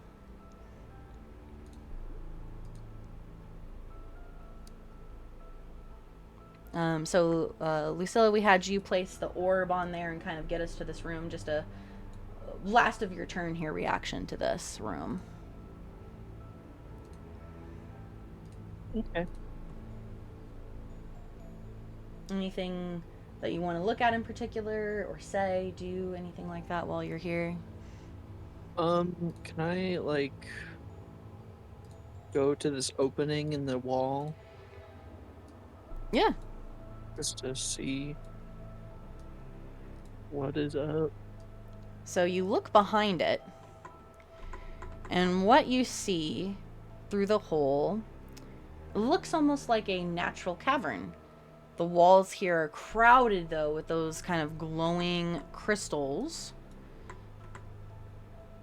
And at the cavern's center lies a very deep lake of liquid mercury. Vast and kind of eerily still. And little droplets even fall from the stalactites above it. Like, that's where that running water that, like, throop, throop, throop, and kind of distort the reflections within it. But that's kind of what you can see from here. Ooh. Okay.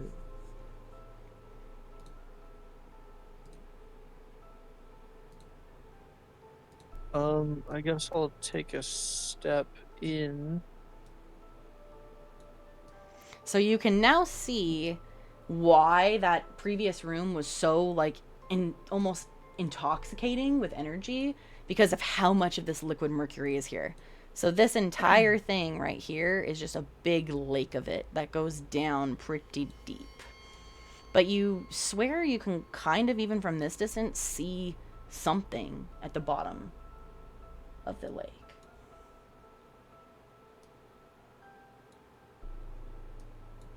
Do I want to Hercules it and see what's at the bottom?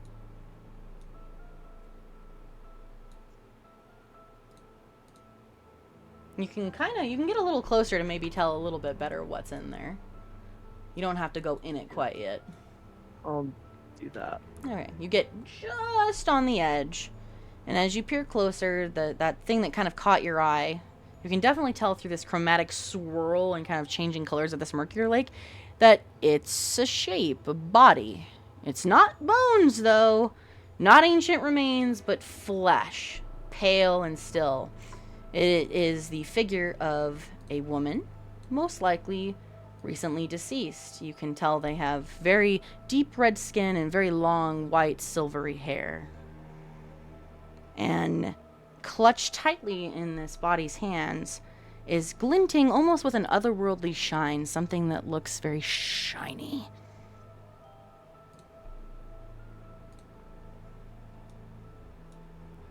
I'm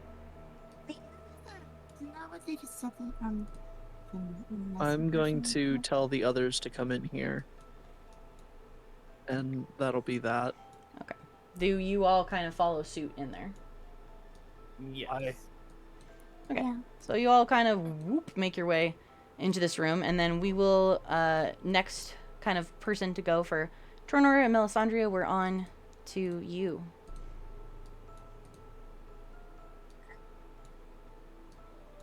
So you also see this lake of mercury, and everybody can see this body at the bottom of the lake now that you're all, maybe you all kind of lean in closer to see, but don't go into the mercury yet. But you see this body at the bottom of this mercury lake, and this very shiny, and all of you can see the same, you know, same woman. It's not an illusion or anything like that. There definitely is a body down there.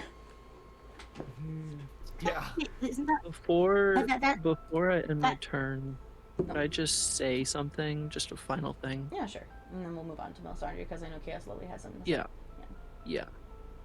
I'm gonna say, do you think that's her friend? Yeah, I think so. That's what I was gonna say. Mm-hmm. Oh. Yeah, that's what I was thinking too.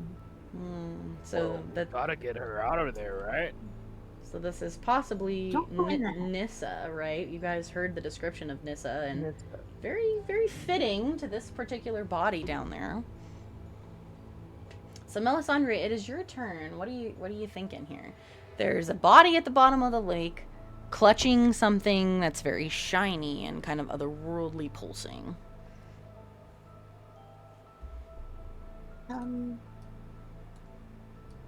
Is it it's a lake of that gunk though, huh? It's completely filled with liquid mercury stuff. Yeah. We could mage hand it, but we wouldn't be able to get the body. Okay. I'm willing to go down there. If we deal with this stuff now, maybe we can come back for the body later. Yeah, that is true. It's better than risking one of you guys getting hurt. Wait, out of character, Mage Hand works with objects, right? It does, yes. In the ruling, a corpse is an object. But it's 5 pounds. Yeah, up to you 5 can pounds. only carry They 5 can't- pounds at a time. Yeah, Mine says 10 pounds, but still. Yeah, it Oh, should be That 5. must be the updated rules. Yeah, I was or like, something. it should be 5 pounds, because it can't. Okay. Yeah, that's like oh god, what is the name of the fucking other hand? Bigsby's hand. That's the one that can carry up to like 300 pounds. But yeah, no, Mage Hand can't carry that much weight. So it could, you could try and see if it could grab whatever's in the hand down there. But the body would have to stay. Okay.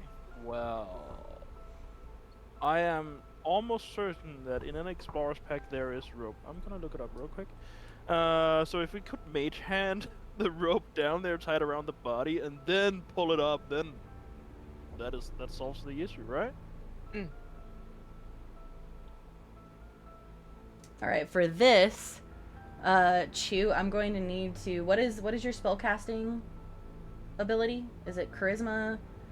I think it's charisma. It's isn't it? charisma, Yeah. Do just a general charisma throw for me. Yeah, I have 50 feet of hempen rope. If I cast reduce on the body, would make it small enough? Because that also would be an option. And you can try that as well.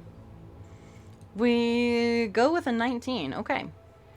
So you cast Mage Hand, and it starts to go down into the liquid mercury, and you watch it, and then suddenly the Mage Hand looks like it's over here, and then it's over here, and then it's over here, and then it's over here. It like bounces all over the place before it kind of disappears, and you're like, where did my spell go?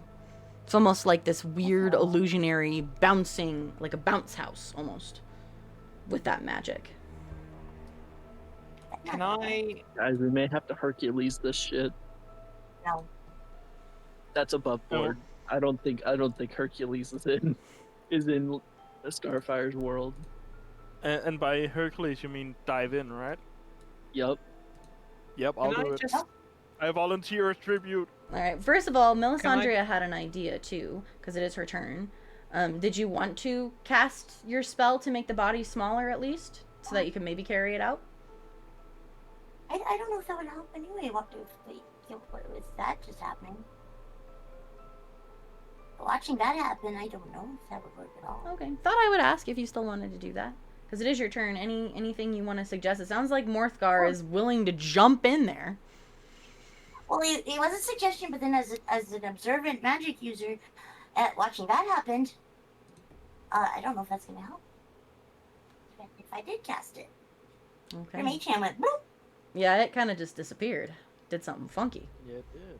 Can I? So I'm not gonna waste a use of that ability Okay, that's fine. if I don't think it's gonna work. Thought I'd ask. Celestina, what you have something to add on this too?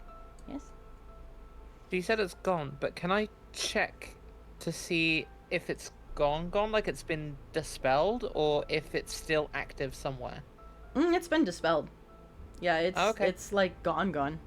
It's like it bounced around, couldn't do what you were asking it to do, and just disappeared. It's like it could not figure it out. The magic was just like very confused. Like the actual magic itself was like, what? Okay. It's like when you try to divide by 0. Yep. Just doesn't Magic do. do before. Yep, it just go whoop. If you recall, the headmistress did tell you that this otherworldly stuff does mess with like spellcraft itself. It seems to just be very funky. Which- It was worth a go. Which, if it does mess with spells, it would be smart for either me or Morthgar to jump in there. Because we don't have spells. Yeah.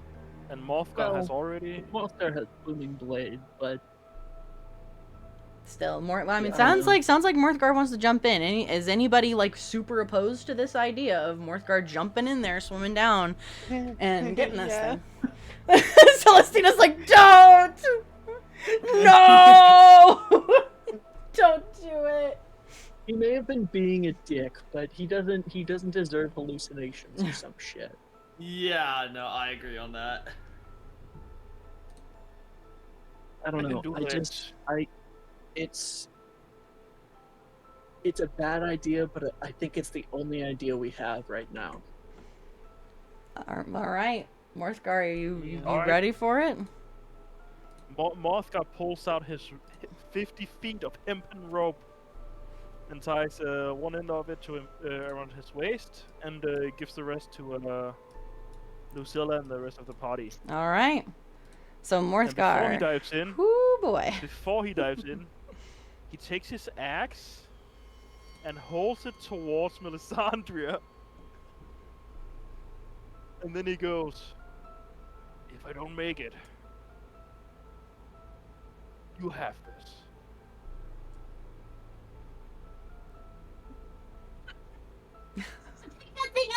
Yeah, I don't think Melisandria can even lift it.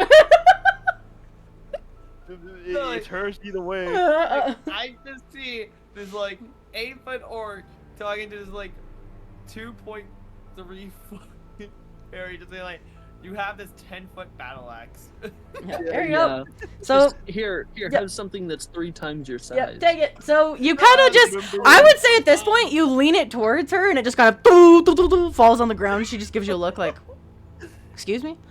Insert metal pipe the fuck sound. did you want me to Insert do? metal- Yeah, what the fuck do you want me to do with this? Remember me. All right, Remember me. Morthgar, are you ready? Ooh. All right, I need you to make a Constitution saving throw before you dive in there, real quick, because I want to see what happens. Before I dive in. Well, Alright. well, this is when you dive in, but I want you to make it now so I can present to you what happens. Alright, so I'm literally gonna dive in there with the token and all that, but sure. Or 23. is it? Ooh, 23. Nice. Okay. And then Okay. you all see him like kind of step back a little bit, and then he just runs and screams, Geronimo! And then he just lands in there. All right, so you land and jump, and the little bit of liquid mercury kind of seeps out. The rest of you sort of back up so it doesn't hit you.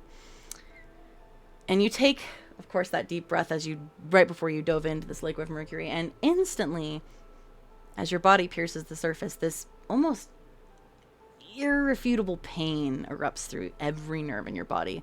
The liquid clings to you almost like molten glass, cold and searing all at the same time.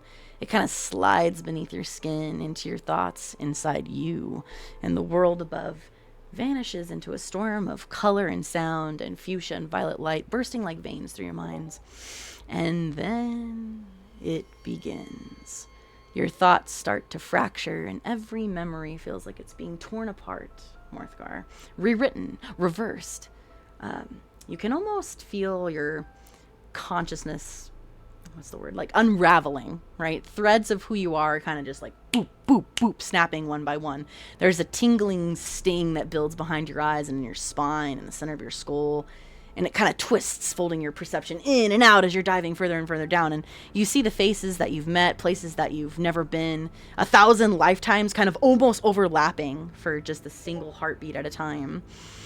And these voices sort of screaming and whispering like, how could you do this to us? Like, what are you doing? You're not meant to lead. Like all of these very berating sounds just scraping in your mind.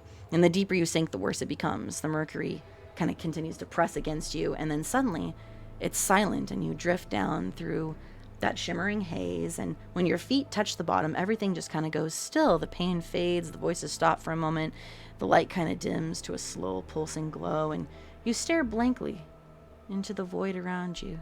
There's a shape of something lying motionless nearby, but and you know what you came here for, something important. But the thought kind of slides away before it can form. I'm going to need you to roll a wisdom throw. Not save, but just wisdom. Straight up wisdom. Ooh. Oh no! Oh. Morthgar, you can't remember why you jumped in here. You can't remember what you were doing. You're just drifting. Almost like you're in a place of harmony. You see all these illusions, all these places, all these people you've seen, people you miss, and even though they're crying out to you in pain and wondering why you let them down, you just can't seem to move. You're just floating. And the rest of you watch as Morthgar, of course, swims down to the bottom of this thing, gets close to the body, and then just kind of stops. He's just kind of floating there. All them out, all them out. Guys, what are you thinking? Yep, we all pull. Yeah. Yeah. Pull Can him I out? send a message? Yeah, if you want to try and use the spell message, yeah. Yeah, I will. I'll cast it as a cantrip, but I'm gonna say, please come back. Okay, you hear this. Please come back. Morthgar, please come back to the top. Swim up. Anything else you want to tell him while he's down there? Grab the thing. Grab it. Grab the shiny thing? Grab the shiny thing! Alright, so first of all... Does that trigger anything that grab the shiny? Kind of, yeah. Give me just a second. I'm gonna send you something really quick. Oh, yeah. So while you're down there, you're here. You just suddenly start seeing all of your dead tribe members just everywhere around you, bodies everywhere. Suddenly it goes from being kind of peaceful to just like, oh my god. You're seeing all the devastation that happened. Also, Choppers, thank you for the follow. I appreciate it. Welcome officially to the community. You see all of this, right? And you are almost, it's almost back to the time when everything went wrong in your tribe, when people had to escape, when there was just a mass panic, and you are like paralyzed, you are frozen, you just see them everywhere you look, until finally you hear a, Morthgar! Come back up, but grab the shiny thing! Grab the shiny thing, Morthgar! Grab the shiny thing and swim up! Okay, give me 1 second to send that to you.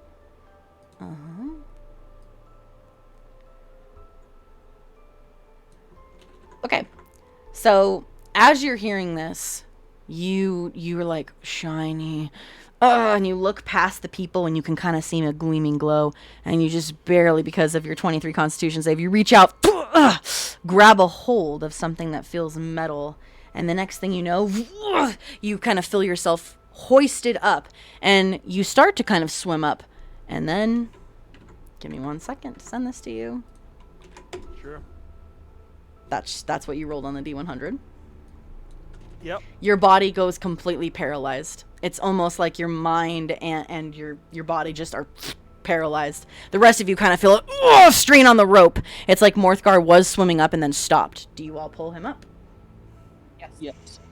All right. You all kind of pull, and you get Morthgar out of the liquid mercury. And he's just like catatonic almost at first. It's like he cannot move, and then finally, you start to feel your heart beat again, and the paralyzing stops. So, Sunset, this paralyzation is going to happen on and off while you're in it, while you're in this state. Okay. So you finally like kind of wake up, and you look down, and in your hands is a very intricate, ornate, silver-looking key that has a kind of blackish, weird aura around it. And you all know where this key goes. You all just can feel it. Oscar. Without a thought, he just gets up, stands on his feet, takes deep breaths, and then he just starts moving. It just kind of moves out of the way. Yeah. And then he slumps down next to this this rock. All right, so you all watch Morthgar kind of get up and move away. Do the rest of you follow suit? Yes. Yeah. All right, you guys kind of make your way into this room. Morthgar, you're still, every now and then, you see these, it's like reality flashes into almost like a dreamlike state, and you keep seeing all of your people just dead, just lying there in blood and in ruin and fire, and it just infuriates you, but also just kind of fills you with this intense sorrow at the same time. It's like you're back in that moment, and it goes from that to the tomb, back to your tribe, back to the tomb. Like every so often, this flashing hallucinations they just can't seem to like get rid of. Yeah. And in that moment, Melisandria, you also kind of start to feel a little woozy, and you also start seeing some things.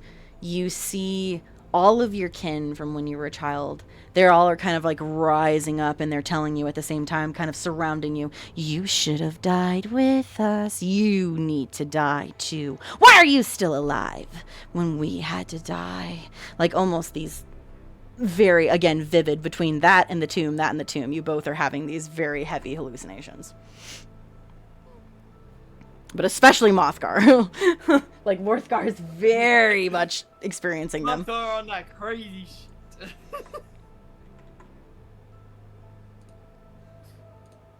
All right.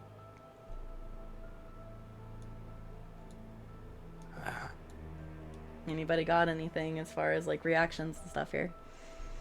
Mothgar is just... as he switches between anger and sorrow and being in the tomb, and his mind is gradually but slowly and painfully breaking down, he just starts crying and looks empty into the air. Like out in front of him. Can I kneel down next to Morthgar? Yeah. Yeah, sure. Is it fair I just go right in front of him and then just slap his face just to snap him out? Celestina bends down all gently, and then here comes Jin. BAM! Smack him in the face, and surprisingly, that Morthgar, that kind of, you feel something against your cheek, and suddenly the visions kind of dissipate. You're back in the tomb, and you see Celestina kneeling next to you, and Yin in front of you. Glad that seemed to work for a second. Oh, I'm gonna roll a I'm gonna roll a d4 as a reaction to how he's gonna react to that. Is that all right? That's fine. Yeah, if you need to make a personal fair enough, roll, do go it. ahead. Yeah. Oh, always feel free to Alright. make personal rolls. Yeah. All right. He looks up, and you snap him back to reality. But you also see an intense pain and anger, not only in his eyes, but in his entire face. And you know that if you had slapped just a little bit harder, your throat would be in his hand at that moment. Damn.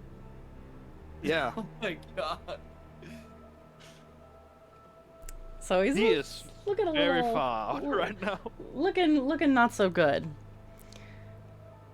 I will say you all can kind of get the idea that like there's a finality to it. You have a key that you know where it goes, but you have two people here who are not doing so well.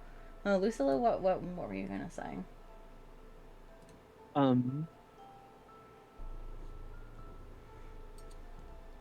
Lucilla will do her whistle that she does to get everyone's attention. Okay. Say, we are almost through this. We can do this. I believe in us. We need to get through this. I'm gonna have you roll persuasion with advantage. With advantage? Yep, because you are kind of the de that facto would just be leader. a straight roll. Yeah. Okay. Do it actually like with advantage, like legitimately. Oh, okay. Yep. Just because of what role you are for this group. If anyone's gonna get to them, it would be you. Hence actual advantage. 19. All right. So the rest of you, even the two of you, Melisandria and Morthgar, who are suffering these hallucinations, you kind of like shake your head. You kind of take a deep breath, everyone else included. You listen to the words of your de facto leader telling you, like, you can do this. We are almost there. We know where the staff is. We have this key. Let's do this thing. And this empowers you. You're all like, if Lucilla believes we can do this, we can do this. And you all kind of stand back up on your feet, feeling empowered by this, this speech and ready to take on the world. And I will tell you, before you leave, you kind of look around and feeling empowered. There are a few things in this room I'll let you guys have. So in that kind of case back here, there is an iron chain shirt, and there is also an iron longbow on the wall back here, as in some of the weapons that you see, should anyone want those. The iron longbow does 1d8 plus 1 piercing, so it's just a +1 bow. I'll put that in your whoop. And then the iron chain shirt gives, if anybody could use this, it's your AC of 13 plus your dex modifier.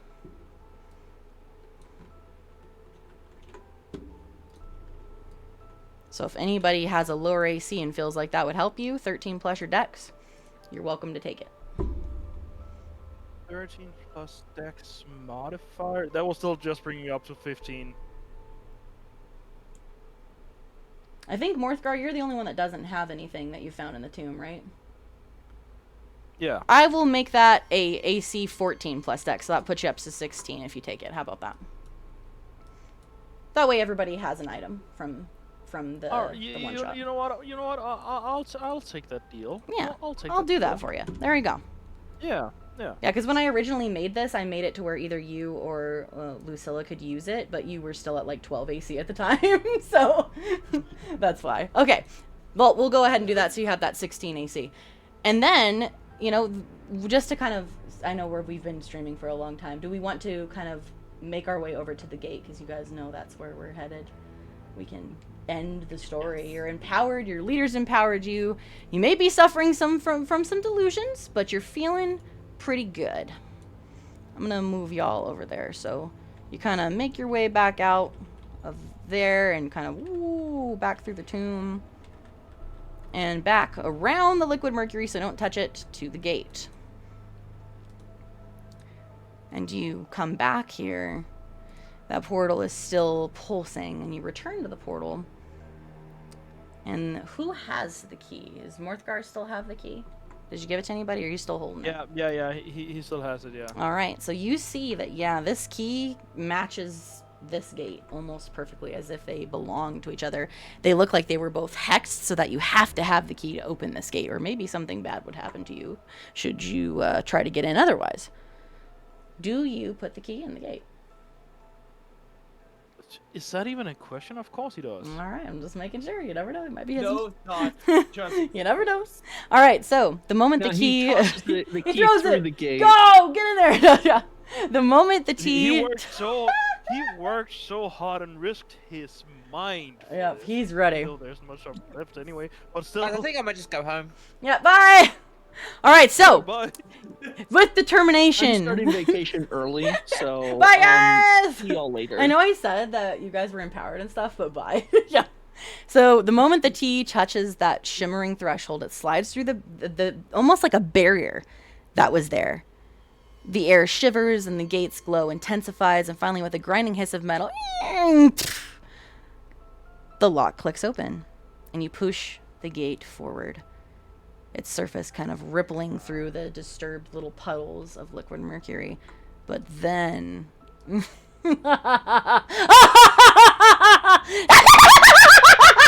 you hear this, like, tremendous, almost insane sounding laughter. It starts as a faint echo, sort of bouncing through the chamber. You're not even sure what direction it's coming from. But then, finally, from the heart of the portal, you see someone run out of the portal and quickly grabs the scepter. It's Professor Veyronoctis, based on her description. Which I didn't give you guys. I just realized, but I thank you for the hydrate. I'm getting my voice is like, everybody grab a drink. So she too is a tiefling, and you can tell that there is something very wrong with her, because her body is dripping with liquid mercury. Her robes are drenched in that sheen of reflective silver. Her eyes are kind of ablaze with this violet, almost wild light. She has these like teeth that are like longer. Her fingernails are even longer. She looks unhinged, right? Almost inhuman. She seizes the scepter from the crypt, kind of lifting it high as arcs of violet, like sort of lightning, kind of crackle from the top of it. And she says, "Yeah, you've come to stop me, have you? She kind of shrieks, her voice almost sounding like echoey. I knew the city would call upon the Arcanum Blade, but you're too late." The portal behind her kind of surges with this very magical, almost immense aura and energy, flooding the room with even more of that fuchsia and violet light. She says, "Eldevar's staff has already consumed more than enough power from Lucere to end you where you stand. No more Arcanum Blade. No more interruptions. No! You're at my mercy." And she kind of flings the wand. And let me change the music.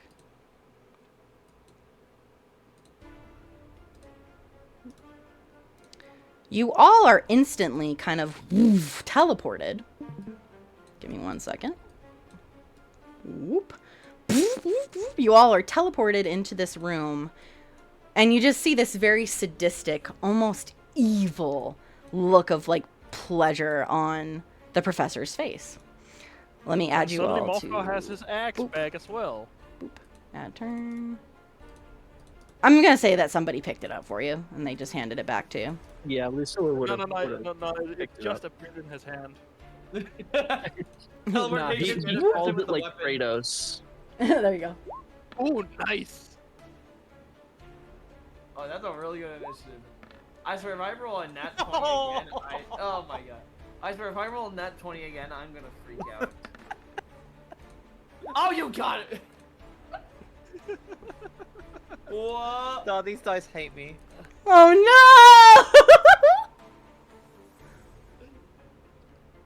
Hey, Hey, the first time I Clips. didn't get a nat 20 on initiative. Did I do the I done got a supper? 19. What is the done supper? And then Melisandre, what did you get?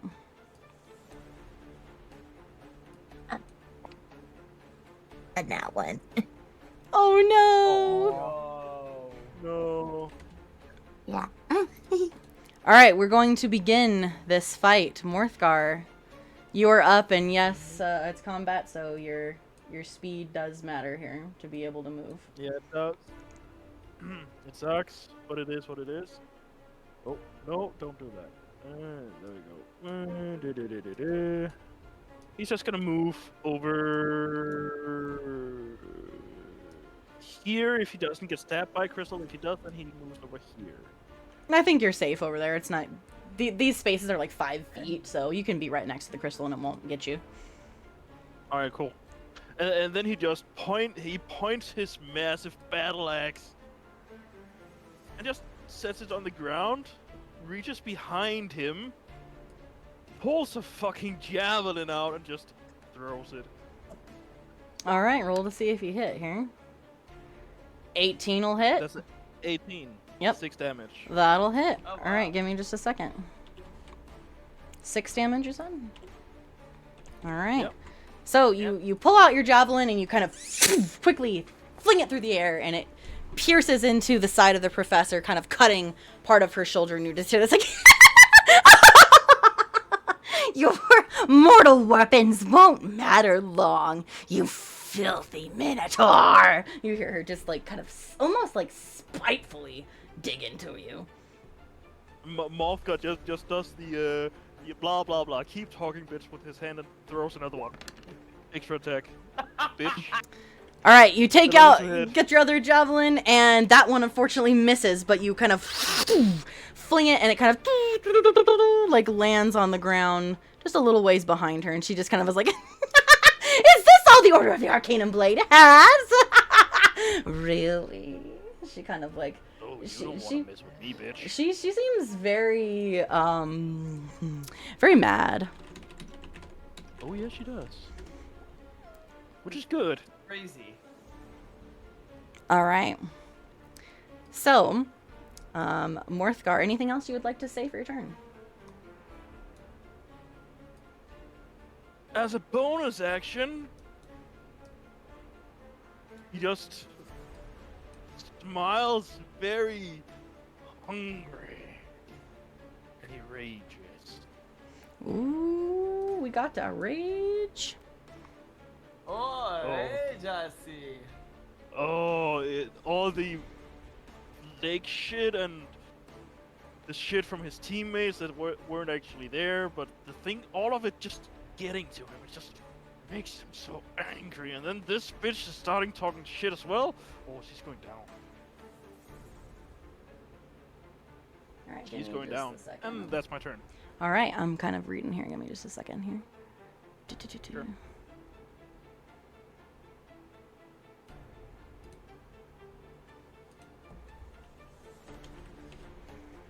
All right. So it is the professor's turn. You see her kind of wave the scepter through the air.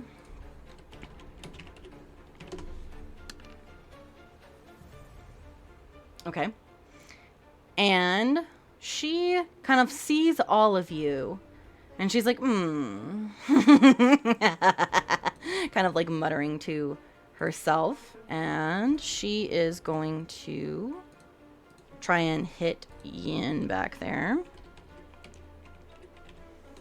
Give me 1 second.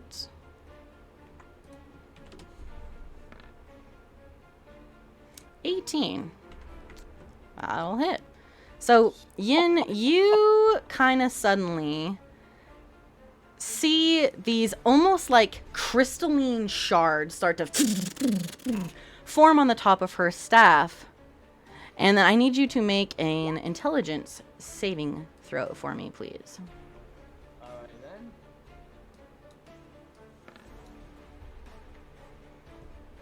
Are you kidding? Oh, okay. So, all those net 20s. Bro. you... All right. So you see her kind of, as she's about to cast this, she kind of almost looks like she's maybe phasing in and out of reality, kind of, right? So she phases over to here. And again, when I say phasing, it's like she's there and then she's not and then she's there. Think of like staticky almost, but like leaves behind these little trails of liquid dripping mercury and ripples in the water, right? And then she unleashes this attack. So let me do slash roll. Two. That's, I hate myself. Ooh, youchie. And you see these crystals that kind of are starting to form on the top of the wand, kind of all release out of the wand and kind of shatter into you. And you take 18 psychic damage. Youchies. So you're at 16. And then you also kind of almost see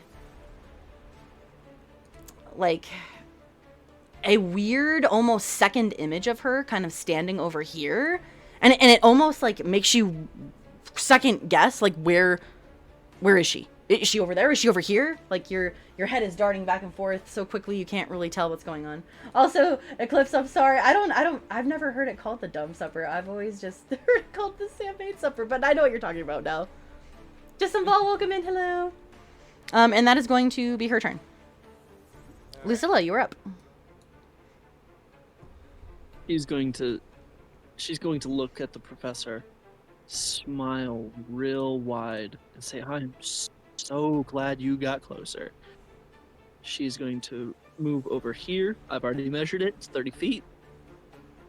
And I'm going to attack with this maul.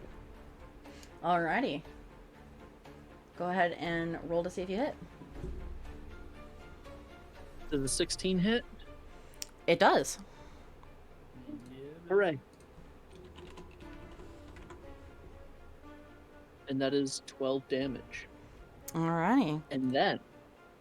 Oh, wait. I'm going to rage. Do you want to add the 2 to that attack? So that... Yes. Okay. So it was, you said it was 12? That would be 14. 14 damage. Perfect. Alright. And then, for my second attack, I'm going to do it again. Ugh. Ooh, 22. Yep. Yeah, 22 will hit. And 11, so 13 damage. 13. All right, and thank you so much for checking in. We're always happy to see you. I hope you're having a good rest of your day. Take care of yourself. Remind me of the damage one more time. 13. Okay. Okay.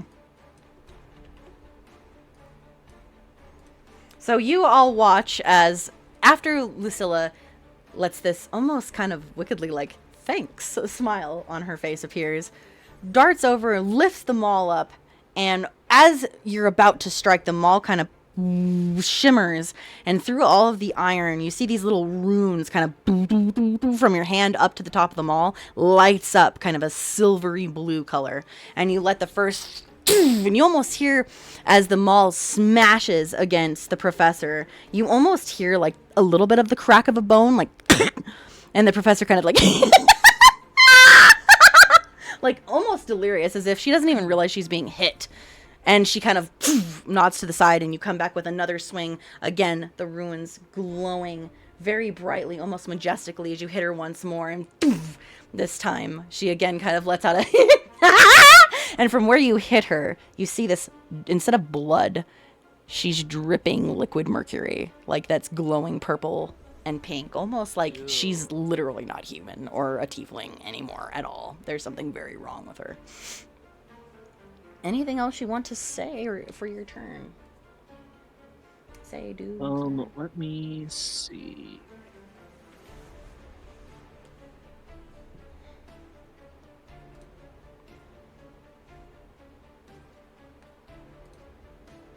Okay.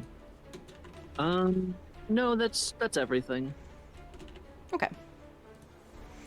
So at the end of your turn, she is going to use a legendary action. So Vera, not liking what just happened here, not liking getting hit, and is like, I don't want to bleed, I want to succeed. You see her kind of wave the staff, and this almost like mirror-looking shard reflective thing appears in the wall here. She walks into it, and she disappears for a moment. None of us are safe. None of us are It's a safe. legendary action. It's not. It wouldn't invoke an opportunity attack, would it? No, it would not. And she disappears into this crystal thing and reappears kind of over here, and then you see her kind of go in it again and reappears again. And I just have it for like flavor that she kind of bounces around. And then you, Celestina, suddenly feel this like kind of hot breath on your back. I need you to roll a wisdom saving throw, please. Okay. Ooh. 11. All right. So Oh my gosh. you suddenly get extremely freaked out as you look at your hands, and they're like a white color, and you can almost feel like there's horns on your head and different, and you look down just for a moment into the liquid mercury, and you see yourself as the professor, and it frightens you so badly that you start to shake. So are you familiar with what frightened does? Just say for the stream.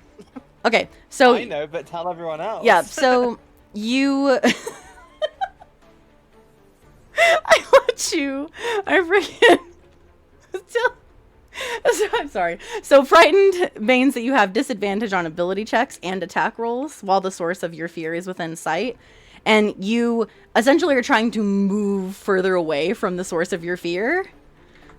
And you can't move closer to her. So she, even though you see yourself as her, you like also see her. So you have to move away from her, and you can't move closer to her while you're frightened. Great. That's fine. She's a spellcaster. Yep. And then actually at preferred. the end of your turn, you can roll a wisdom save again to see if you're unfrightened. That's kind of how that works. So, all right. So after this legendary action takes place, Yin, you are up. She's creepy. First, I'm actually going to use Second Wind. Wind to restore some health of mine. Okay. So, hold on, let me just do this. That seems like a good idea.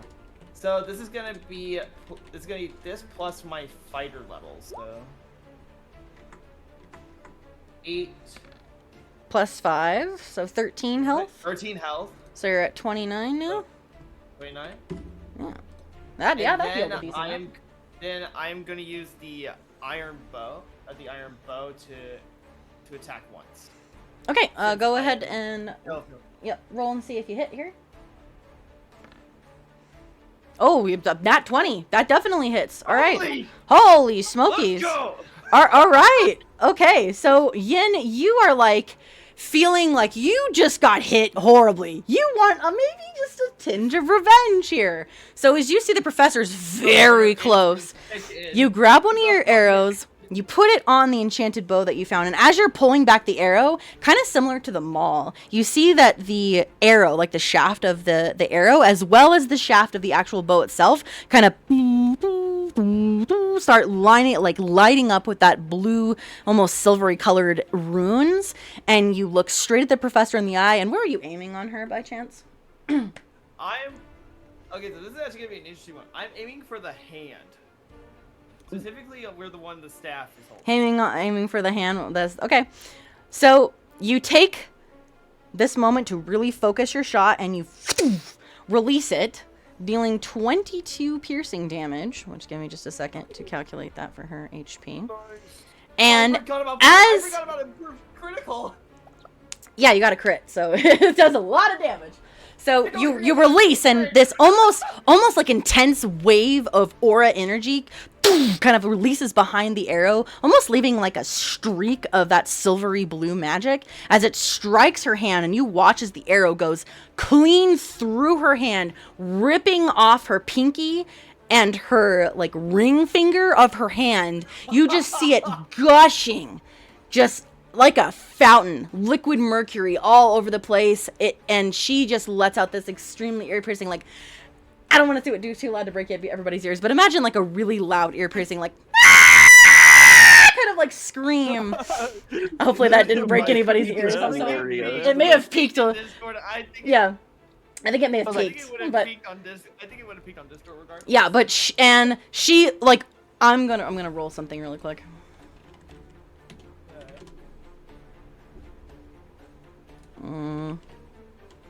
Okay, so she kind of wavers for a moment and like steadies herself, and it almost looks like she's about to drop the staff, but she kind of clutches it with her remaining 3 fingers before kind of like, "Ugh!" And she grabs it with the other hand.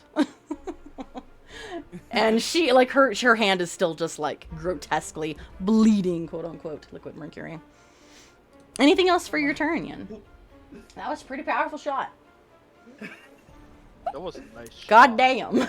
You ripped her hand in half. The voices cannot contain me. I am a natural sniper.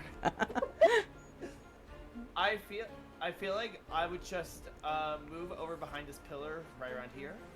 Okay. And just hide behind, just so I can recollect my thoughts. Okay. So you're just kind of moving to get out of the way. Yeah. All right. Celestina, you are up. So you are still frightened, so you want to get away from the professor. You can still attack her. You just want to get away from her. You do. You are very deathly afraid of becoming her and being around her. I'm going to run towards this open corridor area here, probably about here. Okay. So I'm going to go... I'll ping it for you. There you go. Behind it right here. And then I want to turn... And I want to cast Command at level 2. So it'd be level 2. Yeah, oh, there you go. I was going to say, I'll click it for and you. I'm going to command... So I'm going to go, P, drop! To get her to drop it. Okay, to try and, like, drop the staff? Okay. Yeah. And it is a...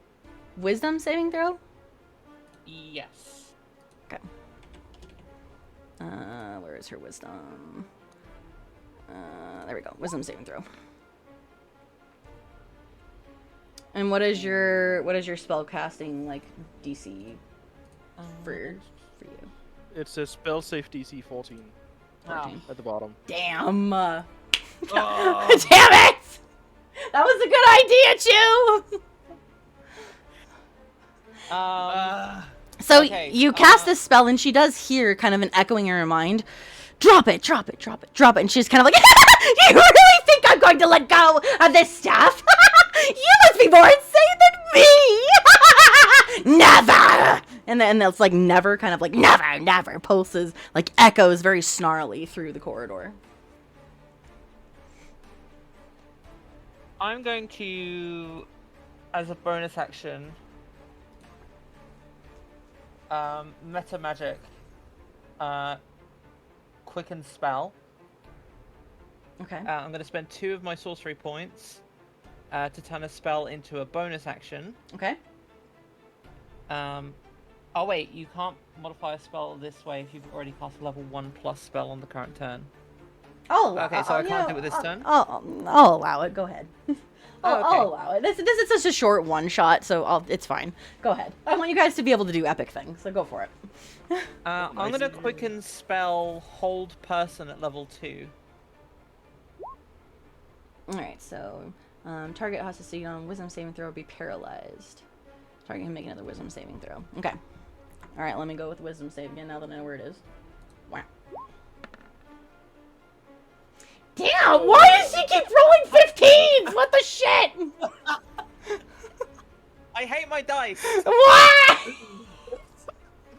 It happened twice! God, are you what? Are you kidding me? Just the one up and then above DC. But I kind of see her retort being like, "You think I'm gonna drop this?" So Yeah. I kind of like sigh, and then I shout, "Surek na!" and then I throw the spell to hold her again at her. So you see her kind of like, what I'm going to do for you two, because it's so close, is instead of being paralyzed, I'm going to restrict her movement by half instead, just to give you something here, because that's really close. So you do kind of see her like arms and her limbs, even the one that's holding the staff, kind of make a little like you know those like very twisting kind of thrusts that people make? It's kind of like that. You see her sort of twist and thrust irregularly. Like stuck in vines or something. Yeah, and it's like she's caught by something. Anything else you want to say for your turn? No. All right. Well, you have at least restricted her movement a little bit, which is helpful. That's good. Melisandre. Wisdom save? Yeah, go ahead and do your save. Thank you. I almost forgot. Yep, do your wisdom save. See if you're not being. Hey, yo! All right, you're not frightened anymore.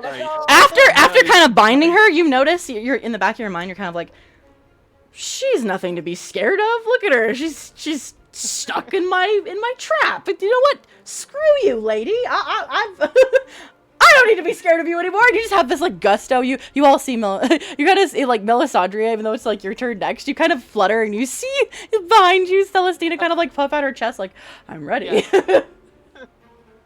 Like, I'm ready. Yep. All right, Melisandria, it's your turn. Lovely. What are we doing?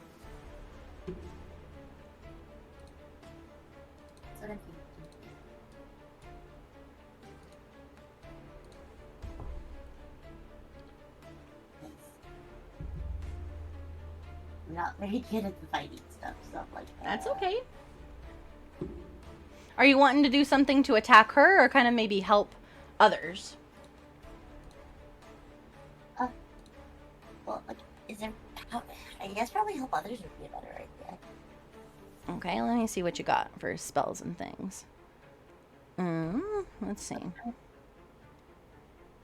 You have mass healing word that you could try and heal everybody with. I was thinking about doing that, but I wasn't sure how good everybody was. Because, I mean, everybody's taken at least a decent amount of damage. I'm not taking any. Well, except for Celestina. Celestina's been pretty good. I haven't taken any in combat. Yeah, Morthgar was taking, you know, some damage, but maybe not intentional from a person. But that would definitely help everybody. And I've healed most of mine. I'm gonna be real about that. I'm good where I'm at. Well, let me see. What I else? also feel fine. All right, what else could we? What else could we? I'm trying to look to see if I can help you figure that out. Let's see. You've got Charm Person. You've got Sleep. You've got your Vicious Mockery. Your Druidcraft.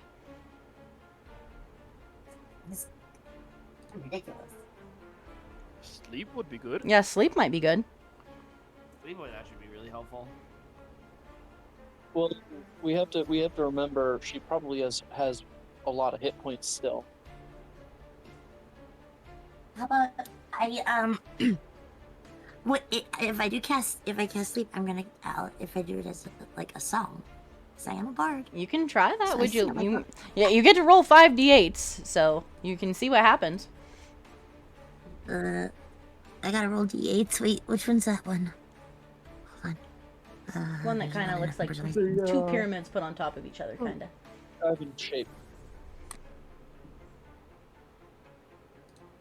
This one. These are pointy. That's 4 of them. Where's the other one? There's another one around here somewhere. There. That's 5 of them. Ha ha ha ha. I got 5 pointy dice. Okay. Alrighty, go for it. Cool.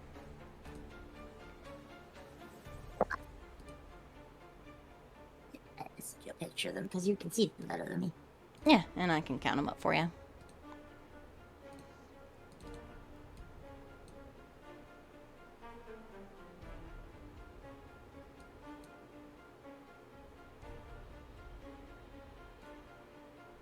Oh wait, one of those is not the right pointy dice. Hold on. You're all good. One of them was not the right kind of dice.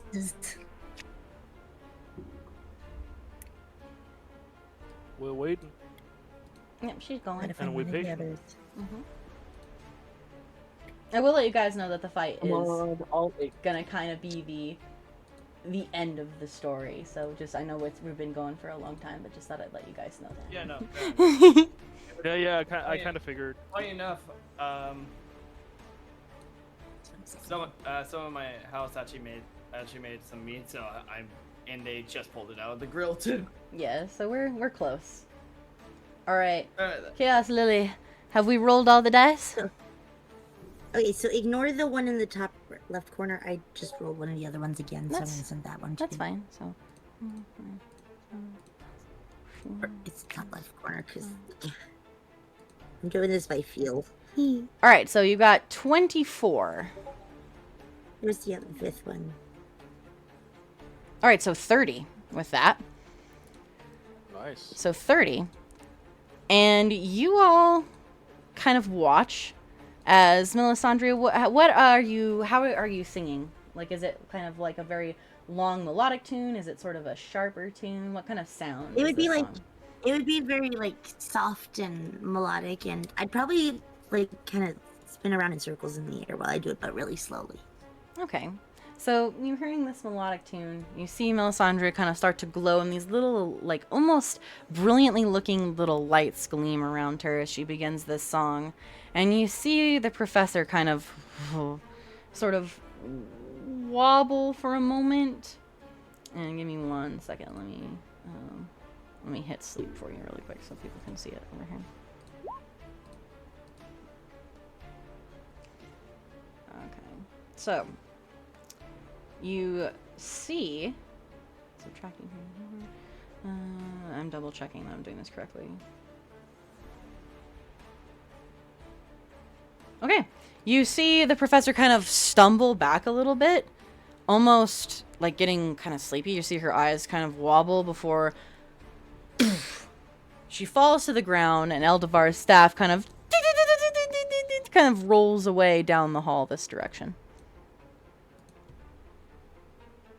As your spell is successful.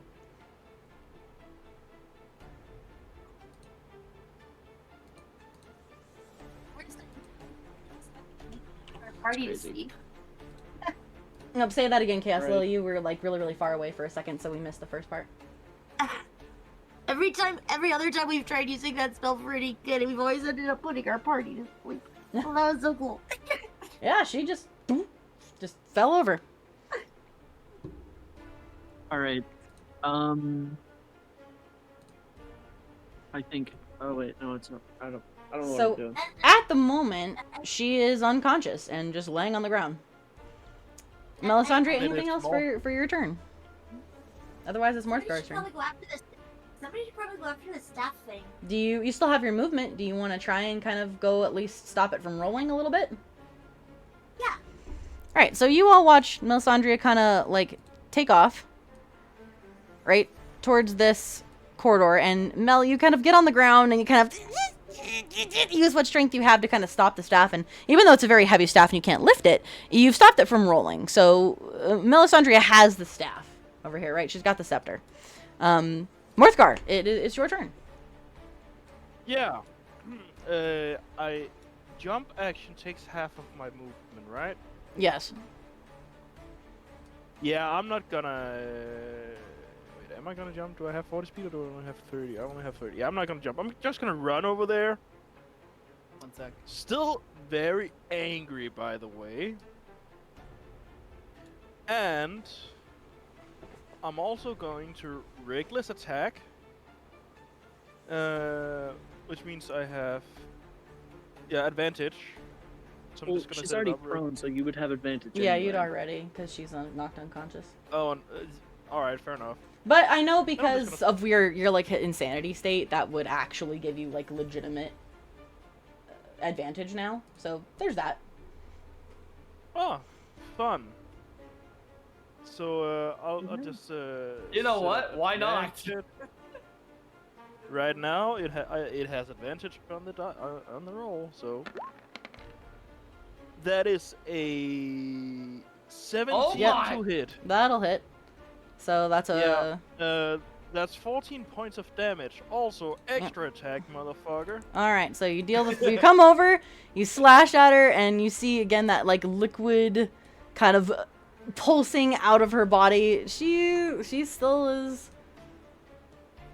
Imagine that scene from the Avengers where Hulk just throws around with a Loki, but instead of doing that, it's Morphgar. He's just slamming an axe down into a sleeping person. Here we go. 23 to Yep. hit. All right. Yep. That'll hit. Oh my god. I assume that hits, and also as a bonus action, he's gonna cast Booming Blade. All right. Go ahead and roll your D8 thunder damage. Oh no. I made a We'll make this epic. Oh, okay.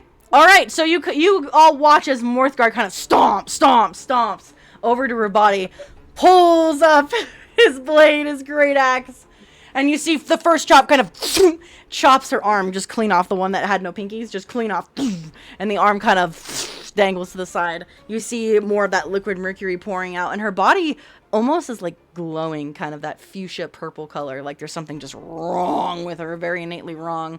And right about the time that you raise your great axe for that second attack, you see her eyes kind of like shoot open, and she just goes, "Insanity's only the beginning." And as soon as she says that, you chop off her head.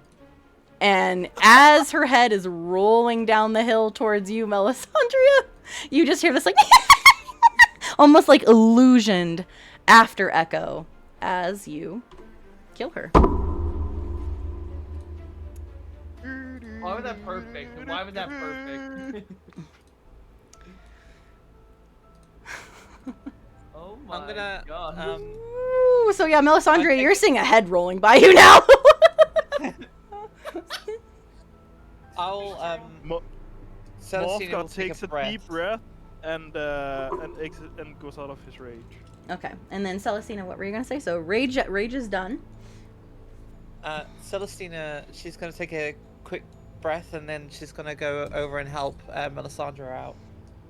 All right, so you kind of dart over there, whoop, you pick up the staff, and kind of help her out. When you pick up the staff, you feel this like pulse, and all of a sudden you see this flash of just all kinds of memories, all kinds of illusions, including, and you know what he looks like because you've seen sketches of him, of Eldevar, until finally you hear a young one, sort of like a echoey voice. The staff. It can be destroyed. He's like, kind of explaining to you. I don't want to get too in depth with it because I know we're taking a long time, but he explains to you that you, as an ancestor of one of the great families of magic, can understand how powerful certain aura is. And each of you have been building this kind of aura, this sort of aura of camaraderie together. And should you all put your all into it and truly believe the staff should be destroyed, and even the staff itself believes it, you can destroy it. It's kind of what Eldevar is whispering to you. We have to destroy it. I agree. Yes. No questions asked. All Let me right. snap it in half. We'll say that you all kind of, just for the sake of stream here, you all kind of get in this circle, and you, Celestina, put the staff down in the center. Each of you, whether it's a weapon or a spell or an arrow, all kind of muster up the most amount of strength and aura within you to all unleash one devastating attack. And as you all attack the scepter at the same time, you see it start to crack with that violet and purple light, almost like it's been tainted, and Eldevar himself wishes it be gone. And finally, it just shatters almost into a million pieces.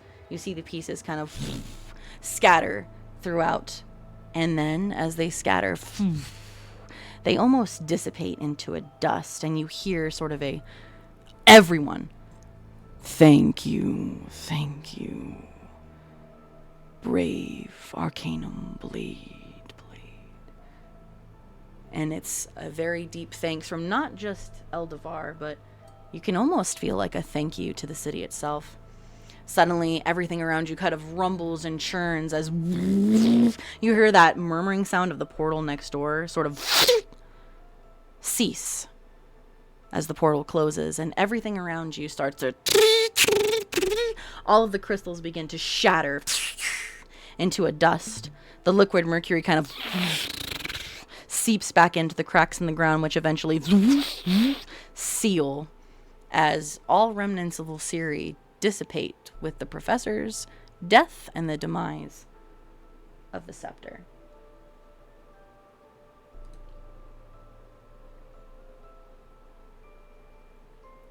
I will put you all into here for like an afterthought. You obviously return to the conservatory to relay this news to the headmistress. And she thanks you all for your bravery and for your abilities. Yeah, go for it. You can take her head. Sure. So you present, do you present it to the headmistress and be like, here she is? Yeah. All right, cool. I do. All right, so she sees, I like set it on her desk. Severed head. She sees this severed head and she's kind of like, oh, well, I definitely was the professor. Did you retrieve the scepter? I destroyed it. Yeah, about that. So you all kind of give her a yeah, and after discussing with her what happened, a faint smile spreads across her face as she says,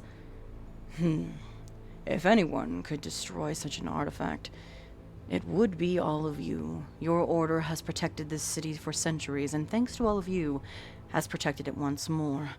You can see, and she kind of points towards the window, and you see that outside, all of the crystals outside also have shattered and kind of eviscerated into dust, and all of that mercury dissipates.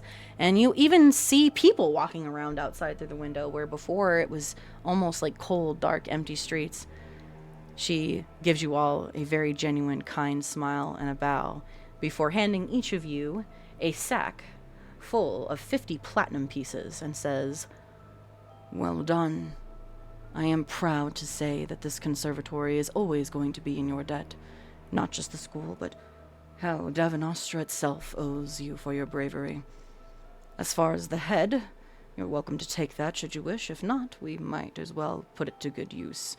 Maybe we could teach with it. She kind of chuckles.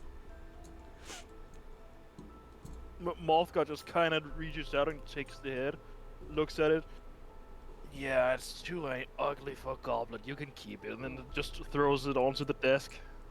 Lucilla, do you also want her to keep it, or do you want to keep it? I'll keep it, but I do want to go back to the crypt to put the weapon back and to grab the body of the other girl. Okay. Yeah, I was gonna say that about. Yeah, I'm all for that. I wanted to apologize. I wanted to actually like say it, that I was to the teacher lady that I'm sorry about the student. All right, so we'll say that you did do that. I'm sorry, guys. I was like trying for time because I know we've been streaming a while. No, so you do retrieve the body, and you bring her back and set Nessa's body kind of down next to the others, and the headmistress gives you a bow and she says, Nessa was always a fantastic student, perhaps one of the smartest of her age. I'm sure somewhere down in there the professor corrupted her. Perhaps even this portal corrupted her the same way did the professor. We will have a proper burial and definitely invite everyone who wishes to come to mourn and to grieve for her. Thank you for returning Nessa's body to us. She says, she kind of like gently brushes some of the hair off of her face. I appreciate you feast. doing this. It's our duty. I'm gonna give the money back to the headmistress. I might take 1 or 2 platinum pieces out, but I'm gonna give it back. Oh, she goes, oh, Celestina, are you sure? This was well earned for your efforts. The school pays handsomely for anything such drastically as this. You could use it to travel, to buy any equipment you want. Are you sure you want to return it? She thinks for a moment, and then she goes, if I ever need to learn more about magic, maybe give me a discount. She says, I'll give you any sort of discount. I'll give it to you for free. She says as she kind of pats your shoulder, and she's like, that's the least we can do for not only one of our brightest students, but a hero of the city as well. I take out 6 of the platinum pieces and I just throw them back to Celestina. I was like, I don't really need it. It brings back bad memories. Celestina, do you take it? I'll like Me and look in the Morthgar bag just like and then take arm a in couple arm, more just out like, and then give it back to the headmistress. All right, so you take more out, give it back to the headmistress. Yeah. She's just like, well, thank you again. We will make sure that this money goes to good use. I take 3 of the thingies out, and then I say, "Can you give this to the family of her, the dead girl, and the Priscilla?"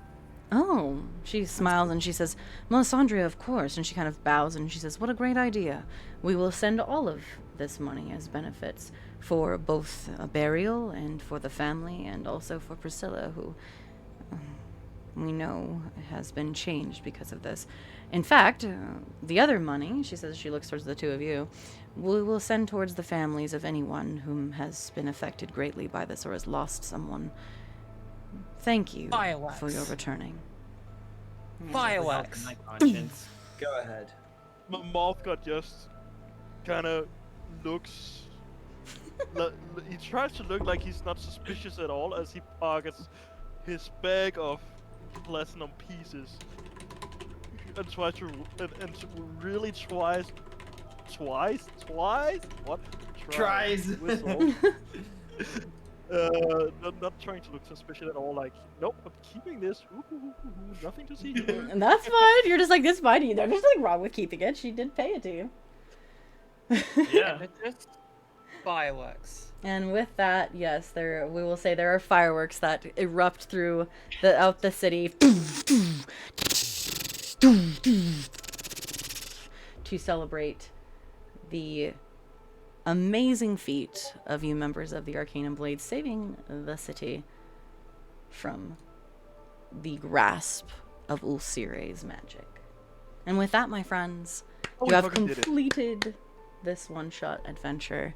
Congratulations. You have stopped another world and a crazed woman wanting it from destroying Lyceria. Yay!